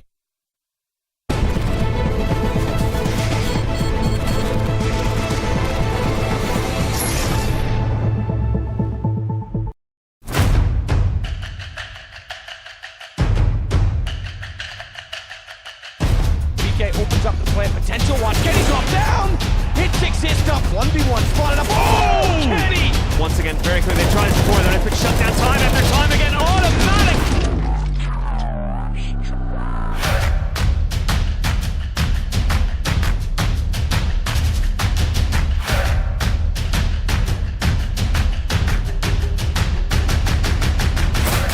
This ATV got 2, goes for a shot. That's smart. Gus gets Skadoodle. Jumps up. Still a bit of time on this. It's going to be a 10-second defuse. He's got to hit the shot right now.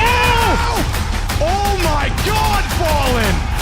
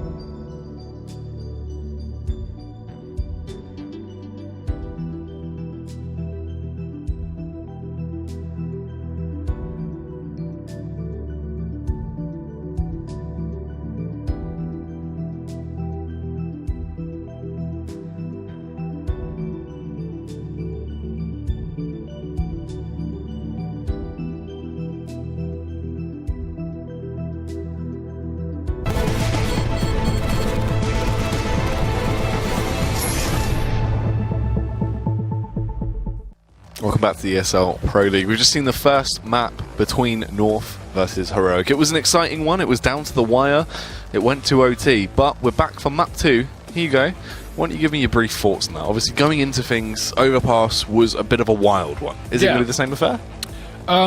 I think over in this one, that Heroic have more chance. I feel like if it starts out the way that the previous map started out, I don't think they'll be able to pull it back. This is one of the more harder comeback maps, I would say. Okay. So going into this one, I feel like, yeah, if Heroic can get a good, get good momentum on the beginning of the match, and at least, start to run it out in their favor, they could actually take it away. But realistically, not over off the confidence of the previous one, but also the fact that North is just so well trained on this map. I think it's going to be a close-up for North. I would expect that to be likely, but I definitely think it'll be close, much as the previous one was obviously going into OT. It's a hard one to gauge. Again, these two teams are of some kind of similar levels. We obviously have very similar map pools between them. We talked about this all in the pre-game of the previous map. Them all loving Nuke, them both loving Mirage, and then both loving Overpass. So going into this one, currently we can look at stats and go, okay, Heroic has something like 8 and 5, and North are 5 and 3 on this map. So is that really a lot to work with? Not much, to be honest. Neither team's great or abysmal at this map. It's true. And talking about that map, obviously, if you guys did miss Overpass, you might want to check it out. It was a crazy one. Head over to our YouTube channel. You can watch the VOD there. Also, all the other games will be available. Hit us up as well. Subscribe, and don't forget to ring that bell whilst you're there. But Hugo, obviously, coming into it, you're giving us your brief thoughts, obviously, on that second map. Why, it's going to be that way, because of how it affects both of their map pools and coming into it. Also, with Jugi playing so phenomenally, if we just touch on that, is he going to be one to watch once again? The effective playmaker, are we going to see as much from him, or will he be a little bit more quiet going into this? Again, a great map for Ops Mirage. You can throw them around over on the CT side to whichever site you please. You have such versatility. You typically, can even have the ability to retake on sites like A with the AWP. That's actually fairly easy due to the fact that you can come in through positions like stairs, for example, and ticket booth, and get those elevated angles to peek on into the sites to get players playing default or triple. So yeah, really good potential for Yugi to actually go off into this match. I'm going to keep my eye on MSL again for North, because while a lot of people may find that strange, the past 3 maps we've watched him play here in the EPL, he has absolutely gone ham, and I'm expecting that to continue today. But welcome everyone, this is going to be the second map. We see Config on the Deagle on the side of North, and Heroic a full armor buy on the CT side. Let's witness how this one will go down though. Config with the early aggression. They're trying to take that fight towards the A bomb site. Meanwhile, the bomb is situated towards the outside of B, so it will be a bit of a lampooning going on. Nico, though, with the opening frag, taking the headshot upon MSL. This does make things a little bit more awkward. No overrate has gone down as well. They still have the angle cover. This should be easy pickings for Jugi as the peek comes through. Struggling a little bit. Magic actually takes him down now as they